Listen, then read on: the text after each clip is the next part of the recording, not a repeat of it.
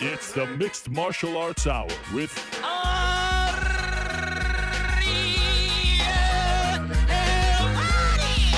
the Mixed Martial Arts Hour back in your life on this Monday, August 7th, 2017. Hello again, everyone.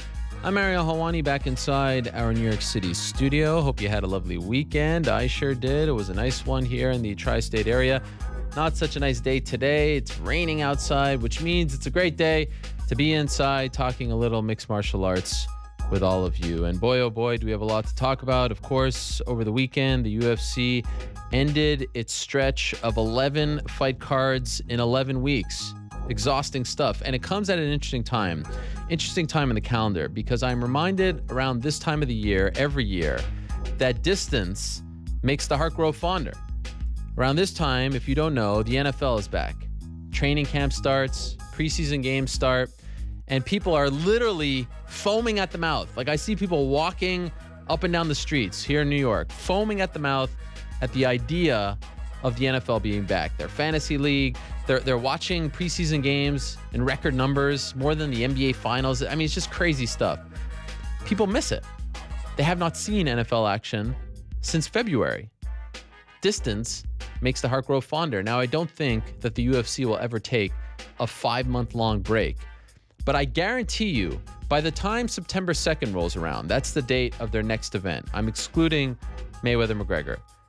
By the time September 2nd rolls around, and let's be honest, that event in Rotterdam is sort of on equal footing to the one that we just saw in Mexico City, quality-wise, depth-wise, talent-wise. I guarantee you, mark my words, I guarantee you that you will be a hell of a lot more excited to watch that card than you were this past Saturday. And that's no knock on Saturday's card. In fact, it was one of the most exciting cards of the year. The prelims in particular were incredibly entertaining. Quick finishes, great performances, main card, pretty much the same thing as well. But 11 fight cards in 11 weeks is just a lot. You need a break. And so now you get a month-long break, and I guarantee you by the time Rotterdam rolls along, when September 2nd, as I said, you will be a hell of a lot more excited, because distance makes the heart grow fonder. It's okay to miss the product. It's okay to have a break. It's okay to catch your breath, get excited about the fights. So I think this is perfect timing for the UFC to take a bit of a break. It's also perfect timing to really focus all their energy, promotional muscle, put it all behind Mayweather McGregor. Dana White wore the t-shirt. Biggest fight in combat sports history. It may end up being just that as far as numbers are concerned. Pay-per-view buys, ticket sales, gate, all that stuff and more. But I think this break is coming at a perfect time for them. Mexico City was a fun card, as I said. Main event, Sergio Pettis defeats Brandon Moreno. It was interesting. On Monday, Pettis said he wants a title shot next. He wins the fight, and he's less confident in fighting the champion. Now, the champion is Demetrius Johnson. He defends his title for a potential record-breaking 11th time on September 9th in Edmonton against Ray Borg. But I thought it was interesting to, after saying on Monday that he wants a title shot after a win over Moreno in Mexico City, to then fight the fight, win the fight, look very good in the fight, I thought. First main event of his career, and then not really ask for it. Now, I don't blame him. He just won a 5-round grueling fight, first time in his career, as far as the UFC is concerned, that he's been a part of something like that. Headlining act, fighting at altitude. You're tired. You know, you don't really want to talk about what's next. You kind of want to enjoy the moment. I get that. But I mean, there is no other choice right now at 125. He has the name. He's on a roll. He's looked very good as of late. I thought it was interesting to hear him say, you know what? I want to work on my striking. Not really going out there and saying, you know, give me that title shot. I'll be the guy to beat DJ. I'm gonna be the one to, you know, revolutionize this division. I thought that was very interesting. Alexa Grasso with a hard-fought win on Saturday. She gets back on track. She defeats Randa Marcos. And, of course, one of the biggest stories of the night, Sam Alvey defeating Rashad Evans. Now Rashad Evans has lost 4 in a row. Just continues to not look like himself. It's not like he's getting knocked out by the Sam Alveys of the world, but for some reason, just not pulling the trigger, just looking like a shell of his former self. and it's hard to watch. And you hope that he is at peace with whatever decision he makes next, and that he makes the right choice for not only himself but his family. Forget about the legacy stuff. Just make the right choice for your health. Should you be fighting? Is this the right thing for you right now? Evans has been competing for a very long time, not just in MMA, but prior to that in amateur wrestling. It's hard to watch a champion fight like that, not get starched. These are close fights, but it's not against the competition that he made his name off of. It's just a completely different ballgame. So we will talk about Mexico City. Of course, we'll talk about the McGregor, Paulie Malignaggi drama that exploded last week. What a story that has turned into. I'll tell you this much. Malignaggi McGregor is going to kill it on pay-per-view come 2018. They would sell out Madison Square Garden in 10 seconds, and they would, I right now, at this point, I probably would set the line at like 1.5 million for a pay-per-view headline by those two boxing. It's all great for everyone involved. Showtime, Paulie, Conor, the UFC. There are no losers in this drama. Let me run down today's lineup, and then we'll get to our first guest of the day. I'm very excited to talk to this individual. At 5 o'clock, we'll have our usual MMA After Hours segment. That's exclusively on Twitter. So go to themmahour.twitter.com. Use the hashtag TheMMAHour. Hit us up all show long. Questions, comments. That's when it's just you, New York Rick, and I answering your questions via Twitter exclusively. It airs exclusively on Twitter. We'll replay tomorrow on YouTube. You know the drill by now. So that's at 5 o'clock. So hit us up. There is a chance at 4:45 we're going to be joined by Paulie Malignaggi himself. He has a very busy day, but he is trying his best to squeeze us in, so we'll keep you posted on that. Of course, we'd love to talk to him about everything that happened. 4:25 Rick's Picks. 4:05 Pat Barry. It has been over 3 years since we've had Pat Barry on this show as a guest. He has appeared when Rose Namajunas was on, his girlfriend, but he hasn't appeared as a guest, and he has a lot to say. So I'm looking forward to talking to him at 4:05. At 3:05, our streak of in-studio guests continues. We'll have Paul Felder in studio, coming off that win over Stevie Ray. Broadcast work, Dana White's Tuesday Night Contender Series. Very excited to have the Irish Dragon, Paul Felder, in studio. Great story. Volkan Oezdemir will stop by. No time. Coming off his big win over Jimi Manuwa. A lot of you wanted to hear from him on the show. First time he comes on, that's 2:45. 2:25, Gilbert Melendez will join us. Talk about his move down to 145. Working on a potential guest for 205, so I'll leave it at that. Stay tuned. 145, Andre Berto will stop by, the last man to fight Floyd Mayweather. Curious to get his thoughts on the fight. Did anyone cross the line last week? How do you fight Floyd Mayweather? All that stuff and more. 125 will be joined by Luke Rockhold, talk about his main event fight against David Branch, September 16th in Pittsburgh, Pennsylvania, UFN Pittsburgh. But first, let us start off with a man who knows a thing or two about the flyweight division. They were in focus this past weekend. Also, really want to talk to him about his career. I've been trying to get him on the show for quite some time. The time is now, my friends. We are joined via the magic of Skype by the one and only Uncle Creepy, Ian McCall. There he is, the bearded one. Hello, Ian. How are you? Yeah. Don't want to talk about that. Don't want to talk about what? How I'm doing. What's wrong? Just a bunch of stuff. It's none of your fucking business. No one's business. It's just a bunch of shit going on. It's not good. I'm doing brain treatment down in San Diego that's helping. But yeah, it's just Jeff Nowitzki set me up with called transcranial magnetic stimulation. It really does help my brain. So that's a plus. I saw a lot of bad signs. Still seeing a lot of bad signs as far as, just the CTE type stuff, TBI stuff. So it scared me. I went down there and I'm trying to fix it. The depression and all the stuff that comes with it. And we'll see. I've got another month left. So did you just get some bad news or something that has you down, feeling blue? Did something just happen this morning? Yeah, I'm just not. I'm in a shitty mood. It's this whole thing that I'm doing. It's yeah. Anyways, don't worry about it. It's just, all right. Well, I care. I do. I got I got a new job. What's your new job? I help run the marketing and advertising for a cannabis brand called Habit. Okay. CA Natural. We're the company that wins all the awards. I mean, if you look it up, Habit Crafted is our THC line, and Habit CBD is our CBD line. I'm pushing our CBD line over social media through a bunch of fighters and athletes and singers and stuff like that I know, and just trying to get word out, send out some these little ornate boxes of stuff. We're doing some. I'm actually doing a contest on my. I'm doing 2 contests on my Twitter.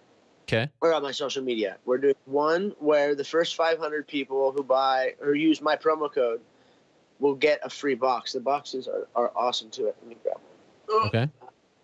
I've seen you tweet about this. They are.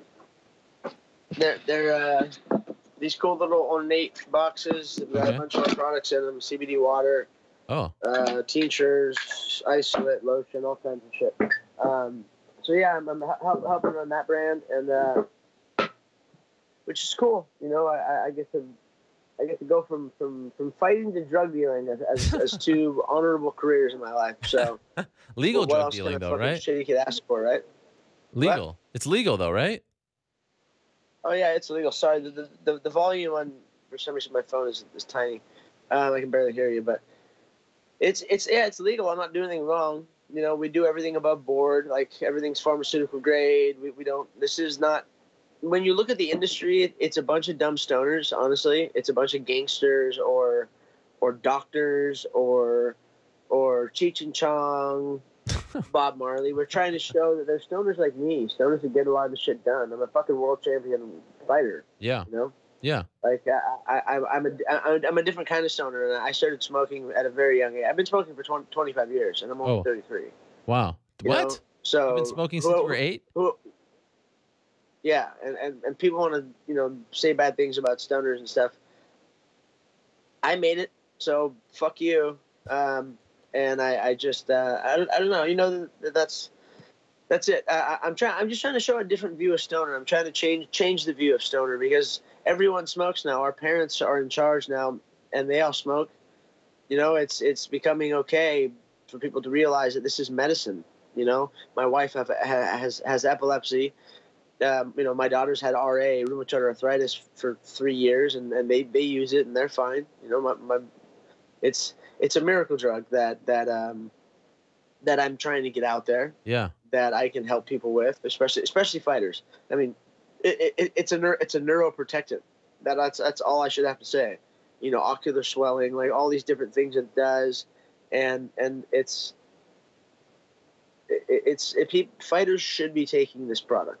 I mean, whether it's our products, which would be nice if they all bought just that, but Sure. There's a million good products out there. It's not like some are shit. If you see CBD water, that is clear. Okay, everyone is big on this clear CBD water. It's bullshit. Okay, CBD water, from a scientific standpoint, has to be, or biological standpoint, however it be. Sorry, it's early here. It has to look like this. Okay. This is what it has to look like. It can't be clear. That's fake. Nanotechnology is bullshit. Like people that I see a lot of people being sold on this, and it's silly because it's not real. We tested ourselves. We tested our own product 3 times, but it's a really strange industry now that I'm getting into it, and I'm really passionate about it. I've got that, and then which actually makes me money, and then I still of course have my podcast, which I stopped doing for a while because of just some personal issues, and then now I'm going to start doing it again. Okay, so wait, there's a lot to unpack there. First things first, are you done fighting now that you got this job? I don't know. There's just a couple things out there that need to change. I need more money. They still want me to fight for 16 and 16. Like that's my contract from years ago, and I'm sorry, but that's never going to happen again. I tried over the last year to fight and get past this contract just so I could do it. I tried 4 or 5 times, and they all fell through, and I ended up in the hospital twice. I could have died. I'm not fighting for 30 to could be 16 grand. You're gonna wave a $50,000 bonus in front of me. That doesn't work with me anymore. So I heard that Russia, the Chechen dictator guy, all hail Chechen dictator guy. It's blood money, but from what I understand, he offered me $100,000 flat. I mean, then again, I heard my agent told me later that wasn't true, so my agent fucking lied to me. I don't know what's true anymore. To do what? To fight? The fighting game is not working for me. The fighting game isn't what it used to be for me, at least, and I would love to fight. That's all I want to do, but I can't make money fighting, so I'm going to take some time off, make money, doing other things, and if I can come back, then I will. It's nothing against the UFC. They're running the business. They don't want to pay everybody a bunch of money. They want to make money. They just bought it for $4.2 billion. But I'm sorry, I will never fight for $16,000 again, ever. And to think that maybe unless my agent really wasn't lying to me, which that's the first lie I ever heard him tell, then fuck it, I'm done. I don't know. I'm in a weird place. My body's ruined, and my brain is starting to go, and I don't. This isn't fun. I just want to be. I just want to get out there to all the younger fighters. You be careful. It's otherwise you can end up like me, and it's not cool. Well, I'm genuinely sorry to hear that. Obviously, you've had some bad luck over the last 2.5 years. I'm assuming that has contributed to your stance, right? I mean, you've had an incredible... I've had bad luck for 5 years. Okay. 5 years. You got to think this. When did my life spiral out of control? The moment I lost my fight to DJ. How many people can say they saw the moment when their life took a shit on them and spiraled out of control for good? And sorry, my daughter is in here. Hi, baby. Come to Hey, can you give me a kiss? say that. Love you, baby. I'll be right out. Sorry. I'll read it. I'm just busy. So, what was he talking about? You said when you fought DJ, I believe the second time you lost to him, you said you remember that's the moment that things got out of control. No. The very first time I lost. Oh, it's no one else's fault but my own. But you see our hands raised and you see me run off. How many people have they have the exact moment in time where they watch their life fall apart? Since then, my life has systematically fallen apart, and it's only gotten worse and worse and worse and worse. Daddy. Baby, I'm on the phone, please. Pinky swear. Pinky swear I'll be off. Do it right now. I'll be off right now. Stop bugging me. Wow. You're bugging me, Cook. Beat it. No, sorry. At least I know I'm still a good dad. That's man. One thing I know I'm good at. So. Are you still with your parents? Out. I'm on the baby. I'm doing something. You gotta. I know how it is. What were you saying? Are you still with your parents? Last time you were on a few months back, you said that it was easier for you to take care of your daughter. No, I bought a house. Okay. So it's you and your daughter? Yeah, I was able to buy. What was that? So it's you and your daughter living at this house? Yeah, myself, my daughter, my wife Alicia. Okay. And, when did you get married? And then her sons. We never had a real wedding, but Okay. we're not going to have one. Sure. I don't need to spend a bunch of money on a bunch of people I don't like praising me for how cool I am. Sure. It's so weddings are so good. We wear rings. She said I could call her my wife, so I'm married now. Perfect. That's good, and you save a lot of money. So have you expressed this to the UFC, saying, "Look, I'm not coming back," or this is not. No, they talk to my agent. Okay. And the only time I get a call from UFC, they usually send Reed Harris because me and Reed have a very personal relationship, and I love Reed. But I don't want to say anything bad about the UFC. The UFC has taken care of me since day one. They've never wronged me. They've never done anything bad. Yeah. This is my own fault. This is my own doing. How so? Picking the sport as a profession. putting myself in the coma snowboarding when I was a kid, going too big, thought I was going to be a pro, overdosing on drugs when I was down and out. There's a lot wrong with my brain.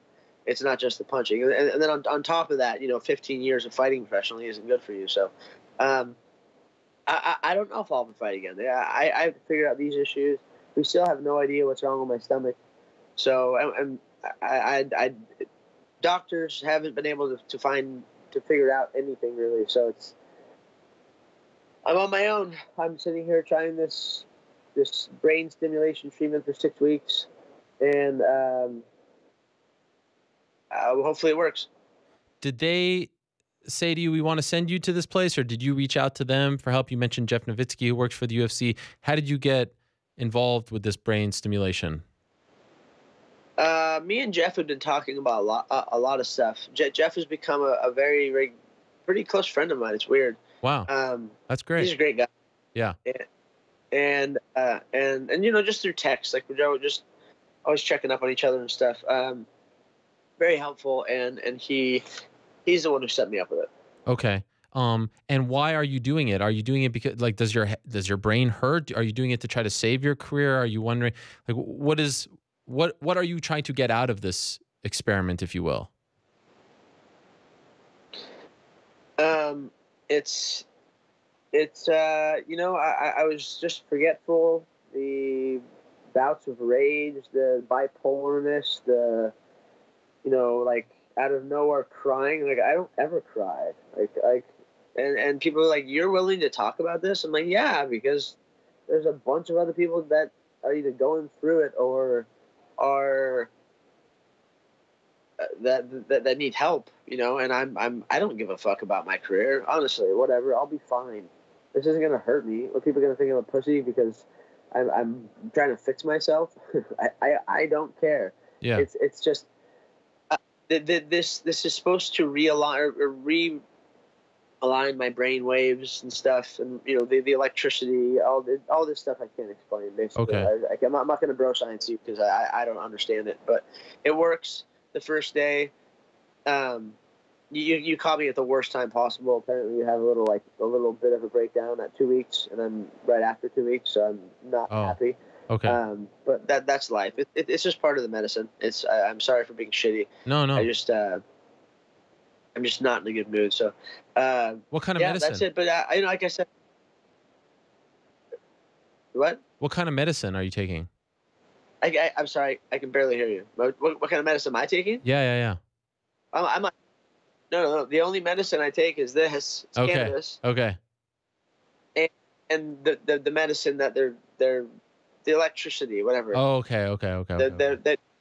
If you look at my Instagram feed, it's always on there. They just put this metal or this magnet on my head. And it shocks me at some frequency, and that I guess is medicine. I don't know, and I'm not gonna get on a bunch of other medicines. It's like doctors want to put you on all kinds of stuff, and no, there's no way I'm gonna do that. That's disgusting. Like, those drugs are so bad for you. I'm just incredibly healthy. I don't work out anymore, which sucks. I'm going fucking crazy because I haven't been able to work out. It's cool, and thank God the UFC gave me this opportunity to do this. Are you in pain all the time? Is that why you can't work out? No, I don't have time. Okay. I have to drive an hour from my house. I have to drive 40 minutes to my office, and then another half an hour to the facility, and then drive back to my office, and then drive back to the facility, and then drive back to my office, and then drive home. Okay. I don't have time for that. I have kids. I've got stuff to do. I would love to train. Maybe I'll find someday where I can train. I can train in the mornings, but it'll come around. I would give anything to be able to fight again, but it might not be in the cards. I don't know. What's interesting is if someone was just listening to this interview and hasn't really caught up with what you've been doing as of late, or at least, followed you on social media, they think, oh, Ian may feel bitter towards the sport of MMA, but if you follow you on Twitter, like you're tweeting always about the fights and you're saying UFC is the best and MMA is the best and these fights are the best. So despite everything that's happened, because I feel like you just said like you regret almost getting into the sport to begin with, you don't hold any bitterness toward the sport. Is that accurate? No, it's very accurate. I did this myself. I didn't have to do this. You know, I'm not some kid from the ghetto or from the favelas. You know, or I grew up on the beach in a nice, very nice house. Like, I've been spoiled my whole life. There's just something inherently wrong with me where I like to fist fight. You know, I like to fight, and I'm good at it. And all these fucking people who, oh, blah, blah, blah, you're spoiled, you're this, you're that, you know, I grew up in the ghetto in a hard life. Guess what? I'm still better than you. You can fucking be as tough as you want, and grow up as shitty as you want. And guess what? I grew up in the lap of luxury with the best trainers in the world, with everything, living on the beach. So I'm still better than you. It's called hard work. That's all it is. I'm a wrestler. It's about hard work, and that's what I did to be the best in the world at one point. And then, granted, injuries have kept me out a lot. You know, I've had seven surgeries and 2 bad infections since being in the UFC. You know, a torn hip and groin, popped my knee. Like, and I've only been in not that long, so it's. I don't hold any bitterness towards the UFC or the sport. It's a sport that I kind of helped build at some certain level, I guess. Well, certainly that division. It's a sport that gave me everything I have. You know, I am the black sheep. Yeah, sure.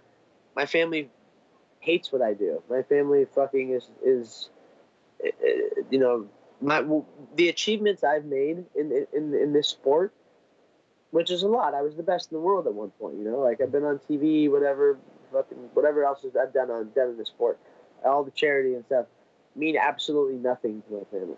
They don't care about this sport at all. They don't care about what I've done. I didn't follow the family business, so you got to think how that makes me feel. You know what I mean? Right. Like this is something I wanted to do, so I have to take the repercussions of what I've done, and they're finally here. They're finally happening. It is what it is. I really can't complain. You know, it's just I've got brain damage probably. I'm a fighter. At least I'm not a boxer. Boxers are so much worse. You know, and boxers are all fucking uneducated usually. You know, they come from the hood. Like it's a hood sport. It's a poor person sport. It sucks because you see someone like Floyd Mayweather who is a phenom, a prodigy at boxing. The guy's incredible. He's obviously intelligent, but he can't read and write. He can't do any of that. So that part of you makes you want to call him a moron or an idiot or anything along those lines. And I'm just talking about that, nothing else that he's done that's obnoxious.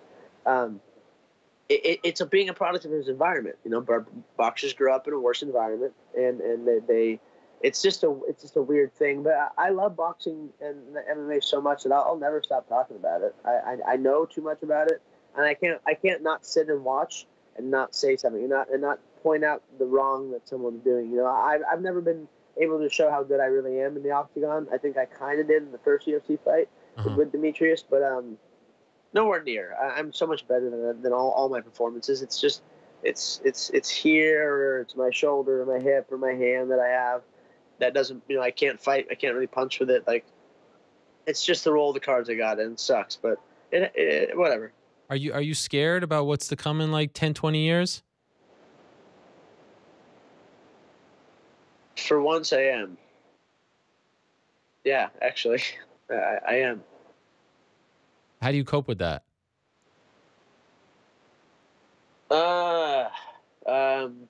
Working out, hanging out with my kid, hanging out with my family, my wife. You know, my watching my son play sports. Just stuff. Just trying to be normal. A lot of cannabis. Mm-hmm. You know, like everyone knows I'm a stoner. Everyone has always known that, and it helps me. It's my medicine. I'm not going to take Xanax or painkillers or anything like that. I'm going to use cannabis. I'm sorry. I'm not, I can smoke and function throughout the day. I'm just one of those people. It's just, it's not just smoking anymore. You have tinctures and all this other stuff with essential oils, and there's a lot more to it now. There's a lot more science to it that we're learning. But hopefully science will make a breakthrough soon, and they can try and fix our brains. You okay? I'll let you get that drink. It's my Dr. Rhonda Patrick micronutrient shake. Okay. I'm really, really, I eat really healthy. I Keto Fridge sends me meals. Life is still good. I just picked up in the process of picking up a fashion sponsor for my whole family, like a lifestyle sponsor for my podcast and for all the other stuff I do. What's the name? What's the name of the podcast, and where can people get it? Storytime with Uncle Creepy. It's all the normal places you can get. Okay, iTunes and stuff. A podcast. Google stuff. Yeah, iTunes. It's cool. And lately we've only been talking about sports, which I promised I would never ever talk about MMA in my podcast. But like I said, I stopped doing it for a while, and now that I'm back, I'm trying to figure out this mobile unit. But I'm so bad with technology. I'll have it figured out soon. I'll have guys like Matt Shadows, the singer for Avenged. I was with him last night they played with Metallica, and he'll be on the show soon. The guy that did his security for 10 years, it will be on. My buddy who toured with the Stones, who's a chef, or athletes, and probably more playmates and porn stars and comedians and fighters and all kinds of people. Okay. Last thing before I let you go, just curious, and I really appreciate the candor, and I'm sorry to hear. I didn't know that you were kind of going through this at the moment. If you don't fight again, will you be okay with that? Will you be okay, like, looking back with your career? Or do you feel like in 10, 20 years you'll have a lot of regrets about DJ, about not being UFC champion, whatever else? Do you think you'll be at peace with the way things ended, or do you think it will bother you? My whole career is a regret. Okay. So yeah, I won't be happy with it. I love the sport so much. That's why I'm still here. Otherwise, I would run off, and you guys would never see my face again. Let's say I make a lot of money through whatever business, you probably won't see me again, because I don't know. I don't hold any ill will toward the sport. It's just, I don't know. It's a weird place that people at the end of their career kind of go over, and no one talks about it. Mm-hmm. People fight it. I'm not going to fight it. Like people make Chris Benoit out to be I always thought he was a fucking monster growing up for what he did, honestly. And then being with Alicia and being around wrestlers and the stories you hear about Chris and how good of a person he was, how amazing of a father he was, all this stuff, and it's the TBI or drugs, or I'm not saying he was on drugs, but or steroids or whatever. Like, that stuff drives people crazy. And for me to think that through hurting my brain I can hurt someone else, like the people I love, sorry, not going to happen. I'm not going to ever let that happen. So I'm at least going to hop on it now and try and fix it before it gets worse. And if I can fight again, then cool. If I don't fight again, yeah, sure. My whole career is a regret, but whatever. I had a lot of fun. Well, I appreciate the time. I hope for your sake we don't see you again, because that means that you became a multimillionaire off this this new job, and that you're in a good place, happy, secure. But I always love talking. I've always got other business stuff going, so it's just not just that. But we'll see. I would love to ride off into the sunset and delete all my social media and just be with my family, but it's a business now. I turned it into a business, so I don't know. We'll see. I wish you the best, Ian. Let's keep in touch. Good luck to you. I hope you start to feel better, and the best to your family as well. Thank you.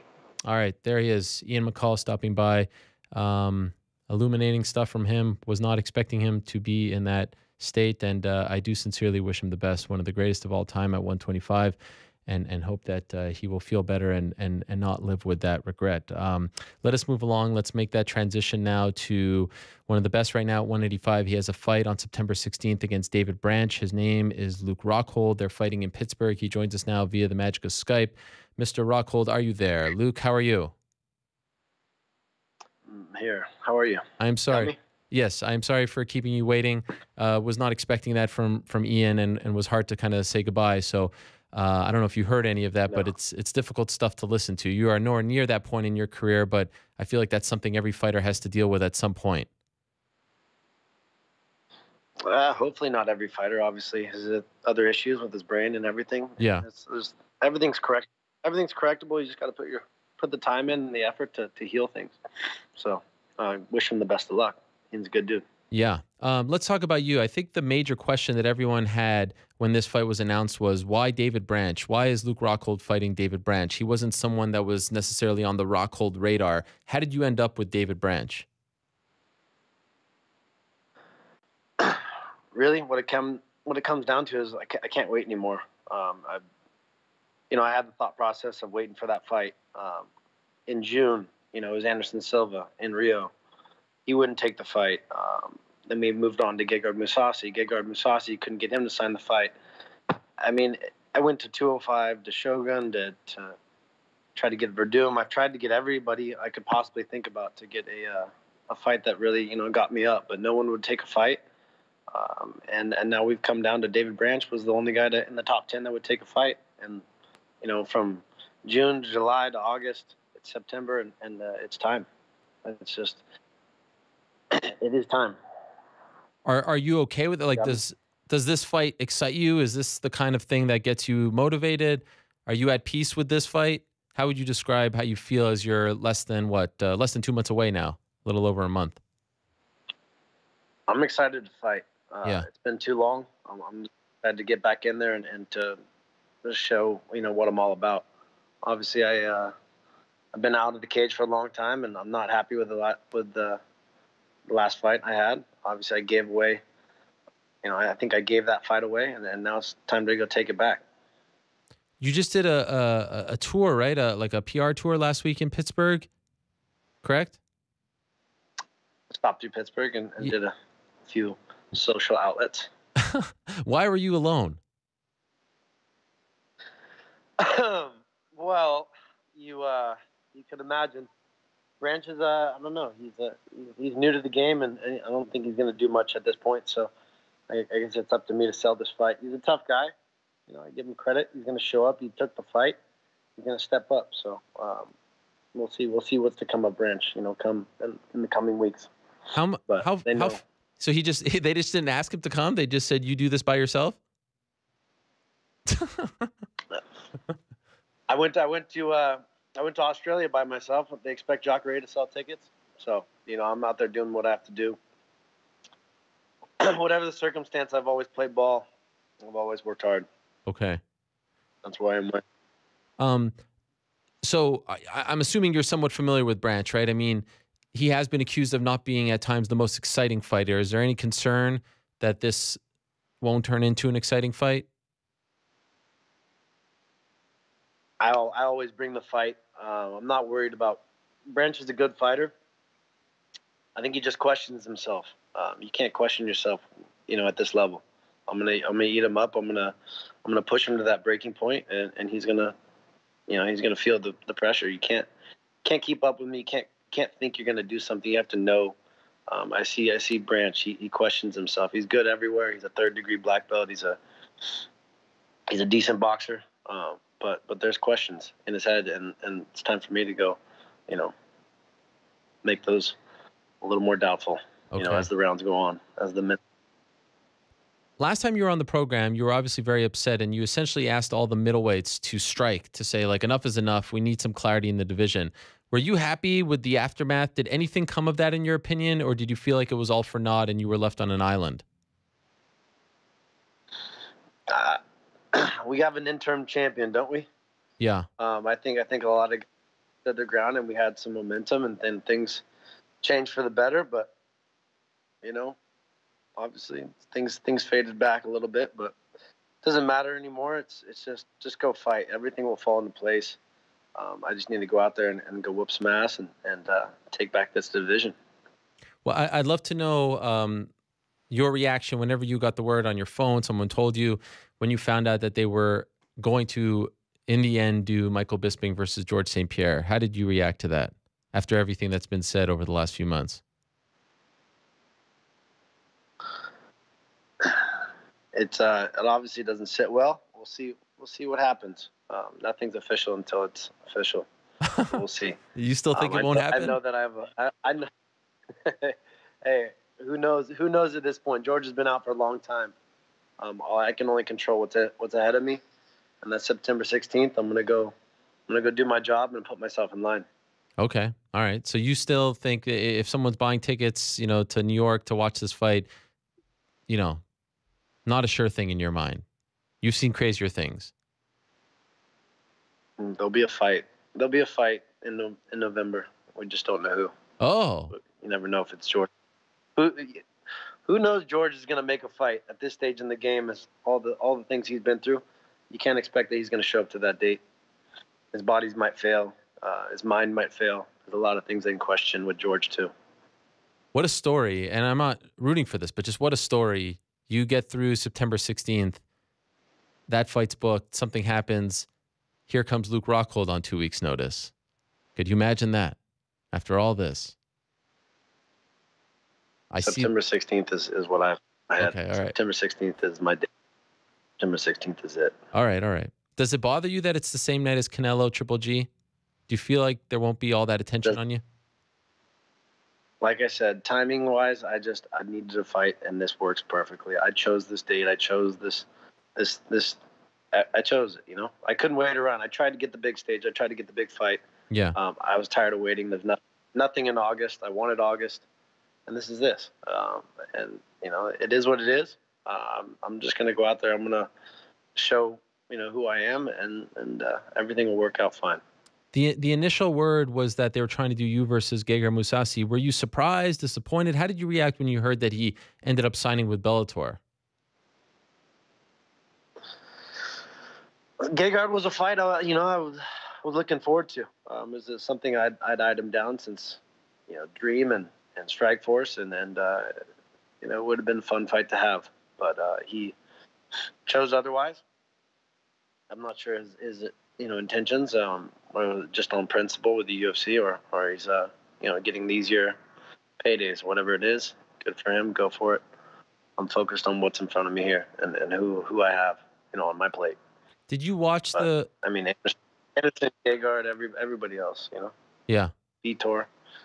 I tried to get everything that made any bit of sense, and no one would step up and fight. Yoel wanted to delay and get a 3-round fight as much as he could. We all know his issues with fighting a real fight. Last week, Yoel Romero's manager, Malky Kawa, was on the program, and he mentioned the Romero-Rockhold fight. It's a very quick clip. I just want to play it and have you react to it, if that's okay. Here's the clip. Luke Rockhold taking the other fight again instead of Yoel kind of messed things up. So that was in the works. Yeah, they offered us Luke. We said absolutely, and Luke wanted it September, whatever it was, and Yoel had had a deep ankle sprain. He said no, let's just do it in October, but apparently he wanted Yoel for a 5-round fight, as fast as possible, and he wasn't 100% able to do it. We told him we'd take the fight, and we just asked him to wait a couple of weeks, and Luke said no. He wanted David Branch from the get-go. He didn't want to fight Yoel. Is that accurate? I wanted to fight. And like I said, from the delays, I was ready to go. Yoel wanted to delay into a 3-round fight. Mm-hmm. Let's call it what it is. I was more than happy to fight Yoel. I would have loved the opportunity to end all the talk and shut his mouth. It's a fight I'll find here shortly, I'm sure. In other words, you think that if the September 16th date was a 3-round fight, he would have taken it? Do you believe that?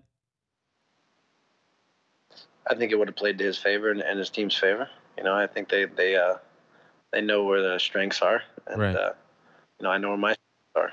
And a 5-round fight, there's a reason why title fights are 5 rounds. It's a real man's fight.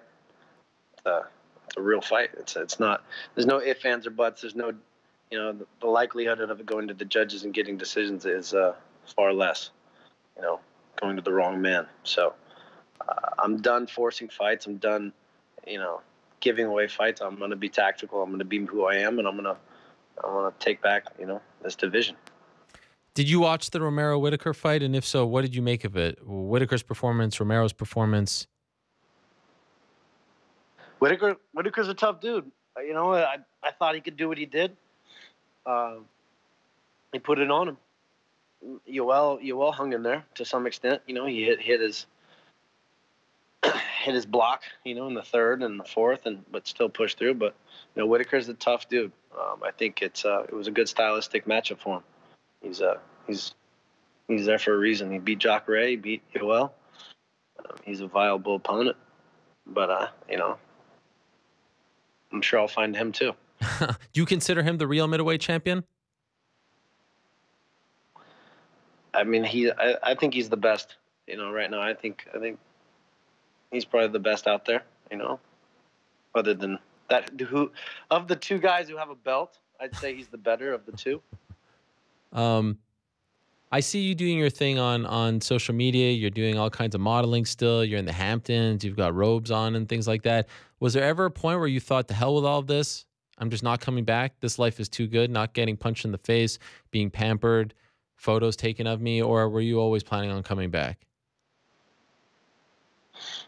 I'm a fighter. That's what I am. That's who I am. That's what I do. That's what I do. I'm not gonna stray too far from that, but you know, it's setting myself up outside the cage is crucial in this game, and you know, getting pushed around by the heads in the UFC is not fun, and any leverage you can to combat that plays to your favor. So I encourage more people to do what they do. I'm not relying upon anything, you know, the UFC has. I'm a made man at this point, and the fighting is, you know, it's easy now. It's fun, and I don't have to rely on it, and I can fight, you know, when I want, how I want, and who I want. So, but it is what it is. How would you characterize your relationship with them now? With the brass? I'm good. Everything is fine right now, but you know, we'll see. We will see what they do, you know, at each stage in the game. Right now, I've got to fight. I'm happy. I'm getting back in the cage. I'm going to do what I do, and we'll see what's to come next. Have you been told that if you win this fight? It's always one battle. Well, say that again? I haven't been told anything. Oh. But I haven't been told anything. I'm fighting. I'm going to go out. I'm going to let my performance speak for itself, and so we'll see. I know you were cage side, or relatively close to cage side, when Chris Weidman beat Kelvin Gastelum. Were you impressed with his performance? Do you think at some point you guys will meet again? For his sake, I hope not. Weidman looked better than I've seen him in a long time. He definitely got something back together, and we'll see. I mean, he did fight Kelvin Gastelum. He did fight a 70-pounder, so yeah, we'll see. Okay, we'll see what's to come of him. He's got a long ways to go. He's a bit delusional at times with the. He just lost 3 in a row, so for him to think he's the champion is pretty far from. But he looked decent. Okay, you weren't overly impressed. I said he looked good. He looked good. Okay. So we'll see how he bounces back in fight today. There's an intensity about you right now that is a little bit frightening, I must admit. Like, I feel like you can't go through that screen and strangle me, but if you could, you would. I'm just ready to fight. You're like a caged animal. I spent my leisure. I'm hungry, thirsty. I'm ready to get in there and put it on this dude. You're in Florida now, right? I'm starting things out here. Okay. Just, you know, I think it's nice to get a change and to mix things up. Always keep growing and keep learning. Things are a little stale back home. I have some family things, and it's nice to get away from and just clear your head for a bit. So I'm gonna start my camp out here, and then maybe I'll bounce back to finish off. Okay, but that's not. There's a chance you may spend the whole camp there. Things are going well right now, and I'm checking back in with my people, with Bob and Javier and everybody back at AKA. But we'll see. I mean, who's around? A lot of guys are injured right now. Kane's still injured, and DC is obviously taking some time off, and some other guys are astray, I'd say. So my relationship here with Henry Hooft and the team is good. Everybody knows I've been training out here for quite some time. Yeah. And there's a lot of good guys my size, so I got to do what's best for me right now. And Javier and Bob Cook and Cormier, they're always going to be in my corner. And so it is what it is right now. I'm training my ass off. I'm trying to be the best I can be. Last thing for you, there's obviously a great amount of concern about your friend and training partner, Daniel Cormier. Have you talked to him since the fight? And is there anything you could say about just how he's feeling and, handling the loss? He's sulking a bit, but his spirits are coming back, and I think he's got his family, he's got everything going for him. So he's got a lot of bright future with anything he wants to do. Cormier is a sharp guy with a lot of things going on. So we'll see where it all falls, but I think he's like anything. That was a big stage, it was a big moment, and it was a big fall. So give him some time. The guy's got a big heart, and he's got a lot of things going for him. So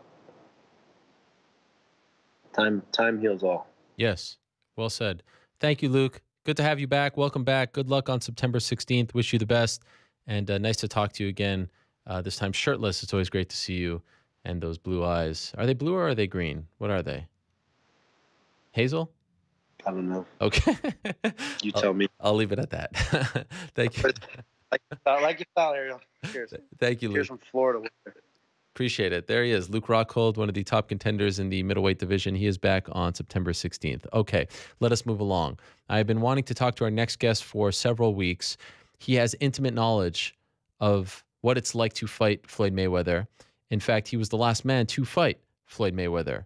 And I actually saw him on the LA stop of the World Tour, the first stop, and have admired his boxing skills from afar for a very long time. So it is an honor to have one of the best in the game, Andre Berto, on the program right now. Andre, are you there? Yeah, I'm here. What's going on? Oh, and not much, my man. Thank you very much for the time. I really appreciate it.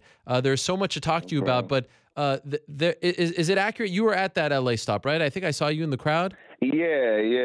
I was there. Just going to support the event. I've known Conor for a while as well. So just going to support the event, and just see all the craziness.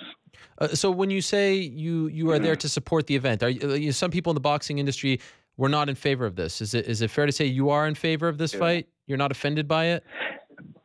No, I'm not offended by it. I mean, I understand it. I understand when it comes to the boxing purists.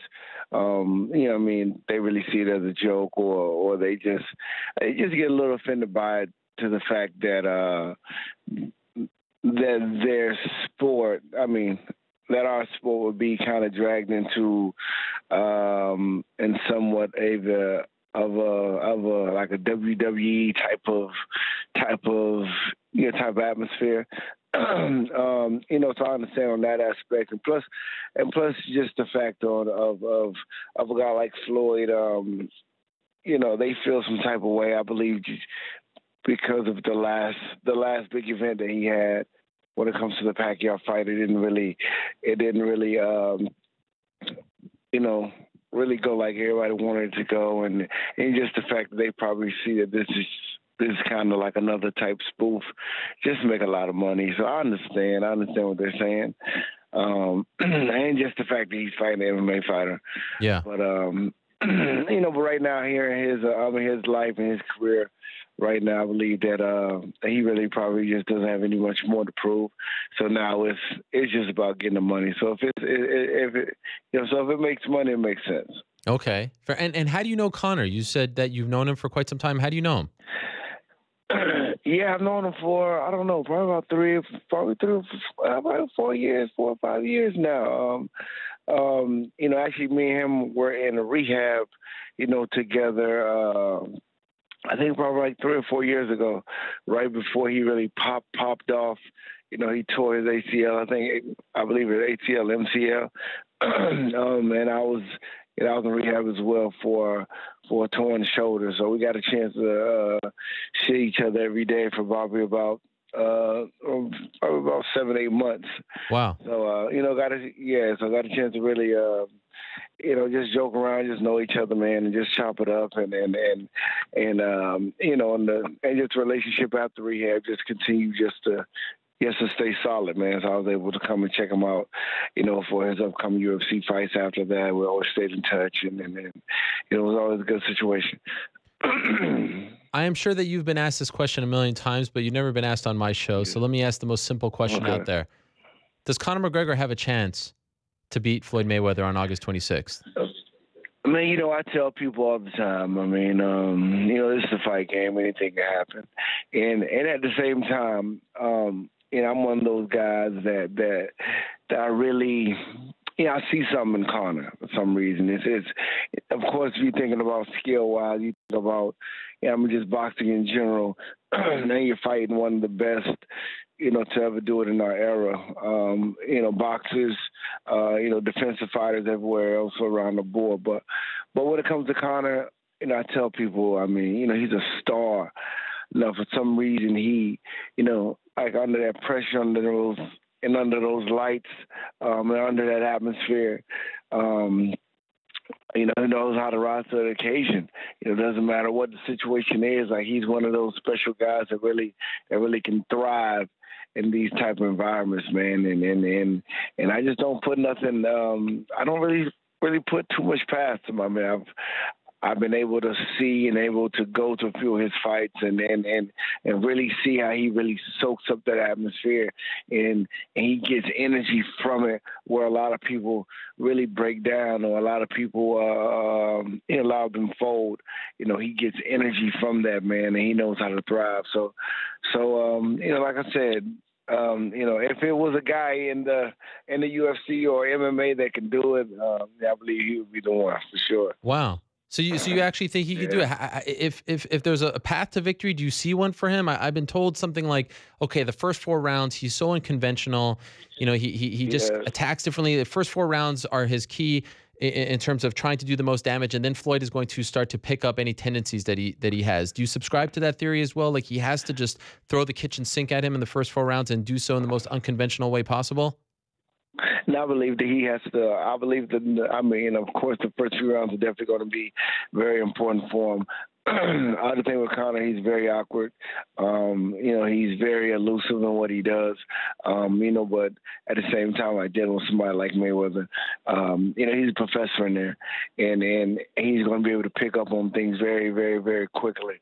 And he's going to be able to adapt very, very, very quickly.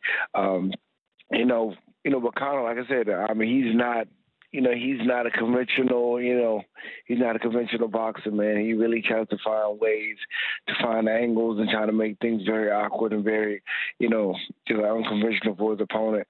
But just like you guys say, I believe he's going to have to work that. He's going to have to work that early and put it into effect early, or Floyd will pick up on it, and it probably will, turn into a bad night for him. There's also a theory out there that Floyd has a lot of trouble with southpaws. Of course, he's 49-0. I mean, we're talking about a few moments here. But do you think that the southpaw has the best chance, and if so, why? I believe in the past. That was the case. Because he has shown, like trouble with southpaws in the past, with Demetrius Chow Corley and a few other fighters in the past. But it really seems like, he's definitely, worked on a lot of things really dialed in, when it comes to southpaws in general, man. I mean, like, he looked very, very, very sharp, against Robert Guerrero. He looked very, very sharp against Pacquiao. And Victor Ortiz, of course, he knocked Victor Ortiz out. I mean, I believe at the beginning, he had a lot of difficulties when it comes to southpaws. Sean Bay Mitchell as well. But within the last couple of years, man, I believe he's definitely dialed in, and he was able to really work that southpaw stance and really start picking that situation apart. So I don't think it's going to be as troublesome as everybody believes so. We have the tremendous right hand, and that's always a key weapon when dealing with a southpaw. Lead right hand, left hook, and like I said, like he's shown that in Raul Guerrero fight, the Victor Ortiz fight, and the Pacquiao fight. He has the laser precision on that right hand, left hook, and being able to get out of the way. If someone asked you, what is it like fighting arguably the greatest of all time, arguably the greatest defensive boxer of all time? Like, what makes him so special? Like the frustration involved with fighting him, the uniqueness. What is it like actually being in the ring with Floyd Mayweather? With Floyd, I believe the wrong way that a lot of people go, or just fighters in general. I mean, my camp I have with him, it was ridiculously intense, like ridiculously intense, to a point that I was just ready for anything, and just so such an intense fight. But dealing with Floyd, that's not what you're going to get. You're going to get somebody that's very, very patient, that really knows how to slow the pace down, and is very aware. That's one thing that I really, really, really noticed being in that fight with him, that he was very, very, very aware of everything that was going on. Like, I mean, almost like obsessively. I mean, from knowing every position of that ring, movement-wise, to looking at the referee, to looking up at the clock 3 or 4, times around, just know how much time he has, to be able to look at the position of my hands, to sitting in between the rounds to the corners, just looking over his dad's shoulder, looking at me to see if I'm breathing hard, to throwing one punch and grabbing me, clenching and taking deep breaths, inside the clenches.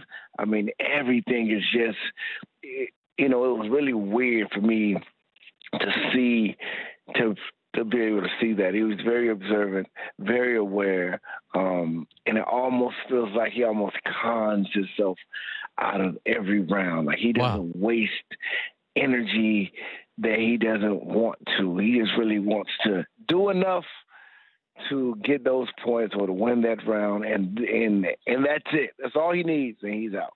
He does it he does it every round. It frustrates you because you're so because you want an intense fight. You want to hit this guy. You want to make it feel like a fight, but he just calculates himself through every round, and it's weird. It's very weird to really be in there with a guy like that, and at the same time throwing punches at him. He's very slick. He knows how to make himself very small, with his side angles and the shoulder rolls, and with these punches that you're missing, you get to a point that you start feeling vulnerable. Like, throwing all these punches and you're missing, and out of like your side peripheral vision, you see that he's looking at you while you're throwing these punches.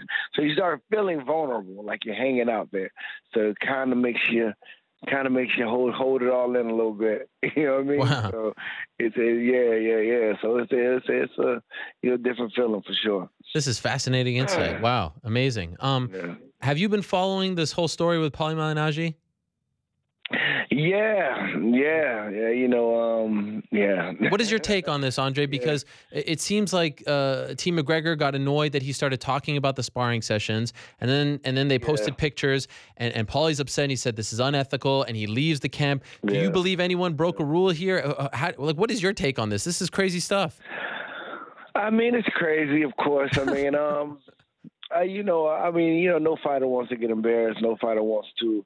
I mean, when it comes to rules, of boxing. I mean, we really don't try to speak too much on what's going on in in training camps. When it comes to the sparring, I mean, we pay these sparring partners to come out here and and spar.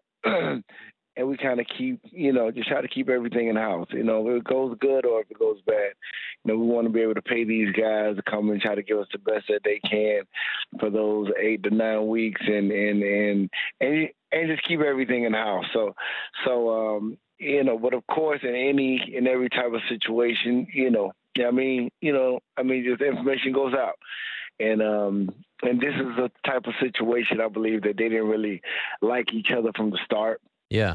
So I believe it was more of a fight than any type of sparring situation, try to help each other. But just like a lot of information came out, and there's a lot of, he say, she say. Of course, just Paulie felt that it went a different type of way. But of course, Conor has the upper hand because he has, he had his guys in there taking pictures, and, he didn't make it look good. It didn't look good on Paulie's part at all. So, but like I said, only the people in there really knows what happened. I know right now you're not. Are you retired? How would you characterize the state of your career right now? I'm kind of just hanging out right now. Okay. Everything's going great, man. I've been part of this less than 1% that have able to, accumulate, just millions of dollars in this game. From going to the Olympics to being 2 or 3 time world champion to fighting the best of our era. I mean, I've had a nice ride, so I believe right now at this point, and of course I'm on the back end of everything, even though I'm still, pretty good in age. I'm on the back end. And I really just want to try to make the most of everything now. If it's me getting back in the ring, me and performing, and trying to go after, one more title before I hang it up, or if I decide to just leave it where it is, I believe, just either way, just everything will be good. But like I said, we're just keeping the options open. Okay. And just see what's what. Did anyone from, since you have the knowledge of fighting Mayweather, anyone from Conor's team reach out to you to gain any insight? Of course, like I said, we've been friends for a long time. So of course, I got calls in that aspect, but, I kind of wanted to kind of play the back seat. I kind of wanted to play the back seat on it. Of course, when I talked to Conor, I gave him all my support, when it comes down to it. But this whole situation, this is kind of situation that I kind of wanted to stay away from, somewhat, because, it's always been a rival between, boxing and the whole MMA world, and who's better, and we have more fans here, we have more fans there, so I believe like this boxing game in general, it's a fraternity.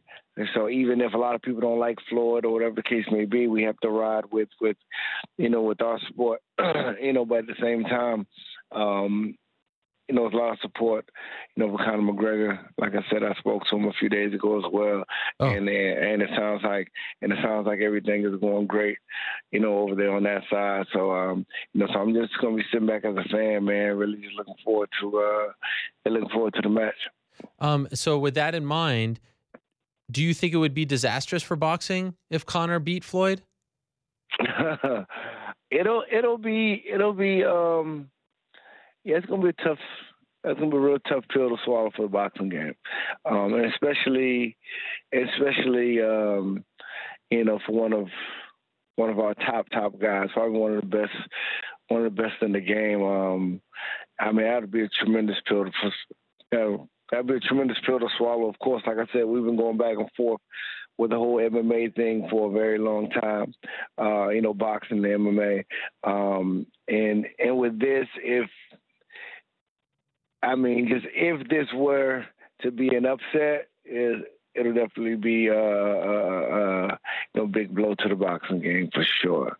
Wow. For sure. Definitely. I mean, it's gonna be a big blow to like the Floyd's, legacy as well. I mean, just being undefeated, and being able to, let some guy, upset you, and he's an MMA fighter, and he talks probably a little bit more shit than you talk. It's gonna be tough for him to swallow if that were to happen, but it'll definitely be a blow to the boxing game in general. I mean, I love both. I grew up with both, of course. I always grew up boxing, but my family's always been heavy into the MMA. Yeah. My brothers, sisters, my father.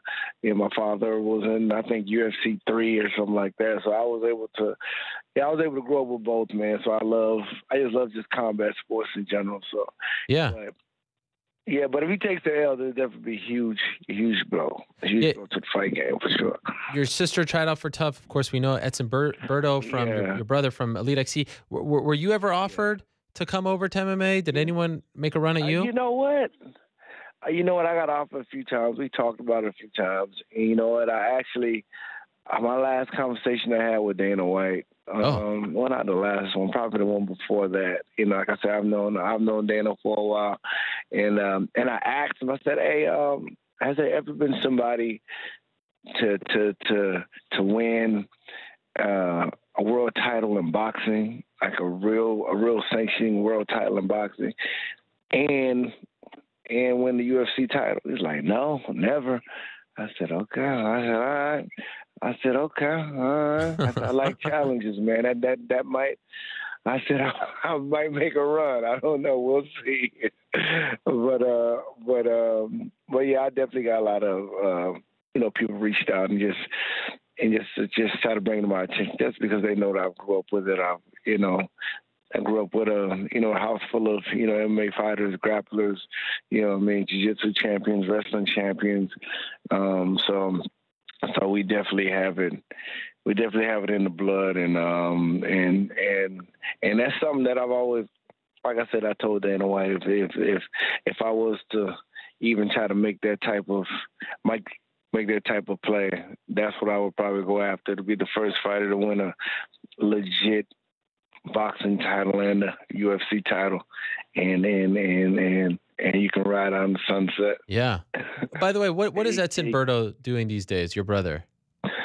Edson, he is actually, my dad has a huge, MMA school on the Central Florida. It's called Tiger's World, martial arts. So he's just pretty much running that. I mean, he kind of fell back a little bit because he had some kids. He had some twins.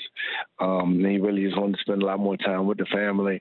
And he's really just managing, my dad's gym, right now, and then just training fighters and going through that whole spiel. Okay. You mentioned that you've made, a lot of money in the game, millions of dollars, things like that. Does it blow your mind how much more money a top boxer can make as opposed to a top MMA fighter? I mean, obviously Conor is on a different level, but generally I feel like the boxers are making still much more the upper echelon, For sure. I mean, just to hear about it is it sounds kind of ridiculous, but like I said, that's their structure that they have over in the UFC. But us, in this fight game, if you're part of the top echelon, of course the money, difference from boxing to the UFC is just such a tremendous leap, But I think, with this aspect, with Conor, what Conor's doing, he's really opening up doors, man. He's really just trying to transcend the game when it comes to, just making this type of money in the UFC. I mean, it's unheard of. I mean, he's already been breaking records left and right. Before this fight even went down, he's already been making, a good amount of money. But to be able to really, really take it to this level, I don't think you're going to see anything like this, just probably in a very, very long time, especially in the UFC, aspect. I guess they have different rules on how they pay their fighters or whatever the case may be. And plus, like UFC that's the UFC. It's really no other. There's really no other type of competition, out there. So they really can kind of do whatever they want to do. You know, so they're giving these guys a huge platform, you know, in the MMA world, you know, so they can kind of structure the pay however they want to structure it. Right. Are you going to the fight? Yeah, I think so. Yeah, I think I'm going. I think I gotta go and check it on out, man. I gotta see the craziness. I gotta see the circus, man. I mean, it's definitely gonna be a circus. It's gonna be a great event. I believe. Of course, for the boxing purists, they may not be trying to, you know, tune in or come, but you know, this situation is an event. You know, this situation is an event. It's going to be the boxing world, UFC world, just come together and collide, and they're going to be able to, you know, I mean, just root for their guys in different sports. They're going to have a lot of people coming from Ireland, from all over the world, and you see how this right here plays out. I mean, you know, I'm just see how it plays out, man. Like I said, anything can happen, you know, but it's going to be more of it's a huge event.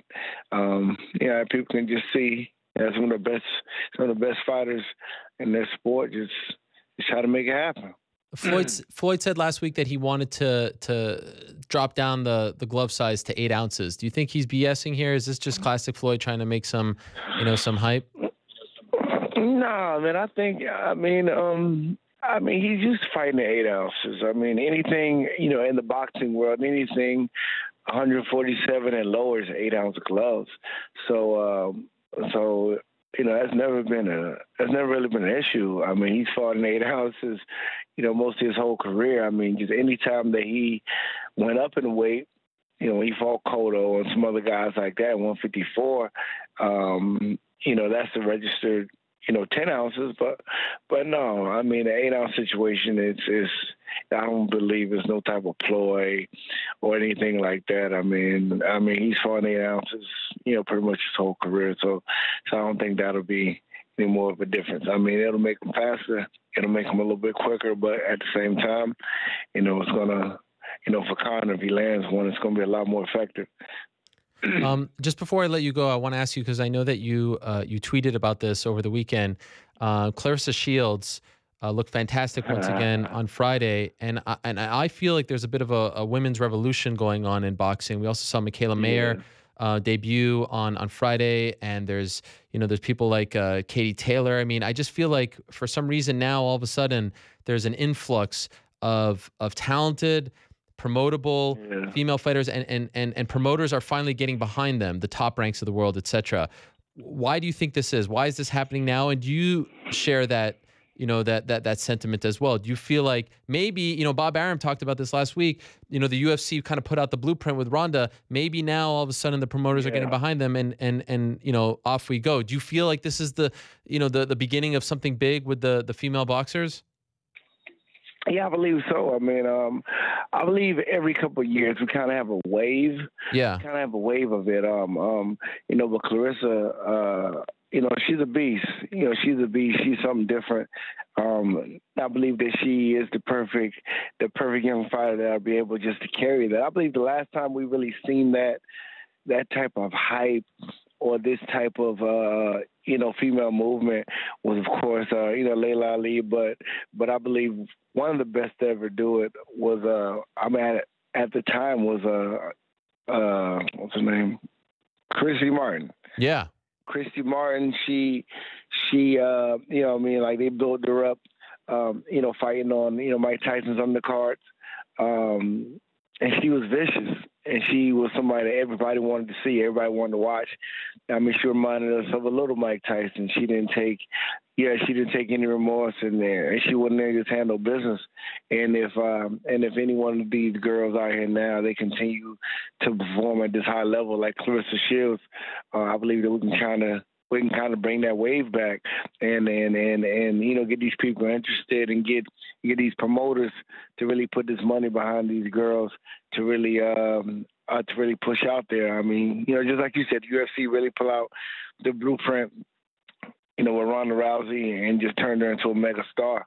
And she continued to perform. And I believe just like boxing game right now has the same capability.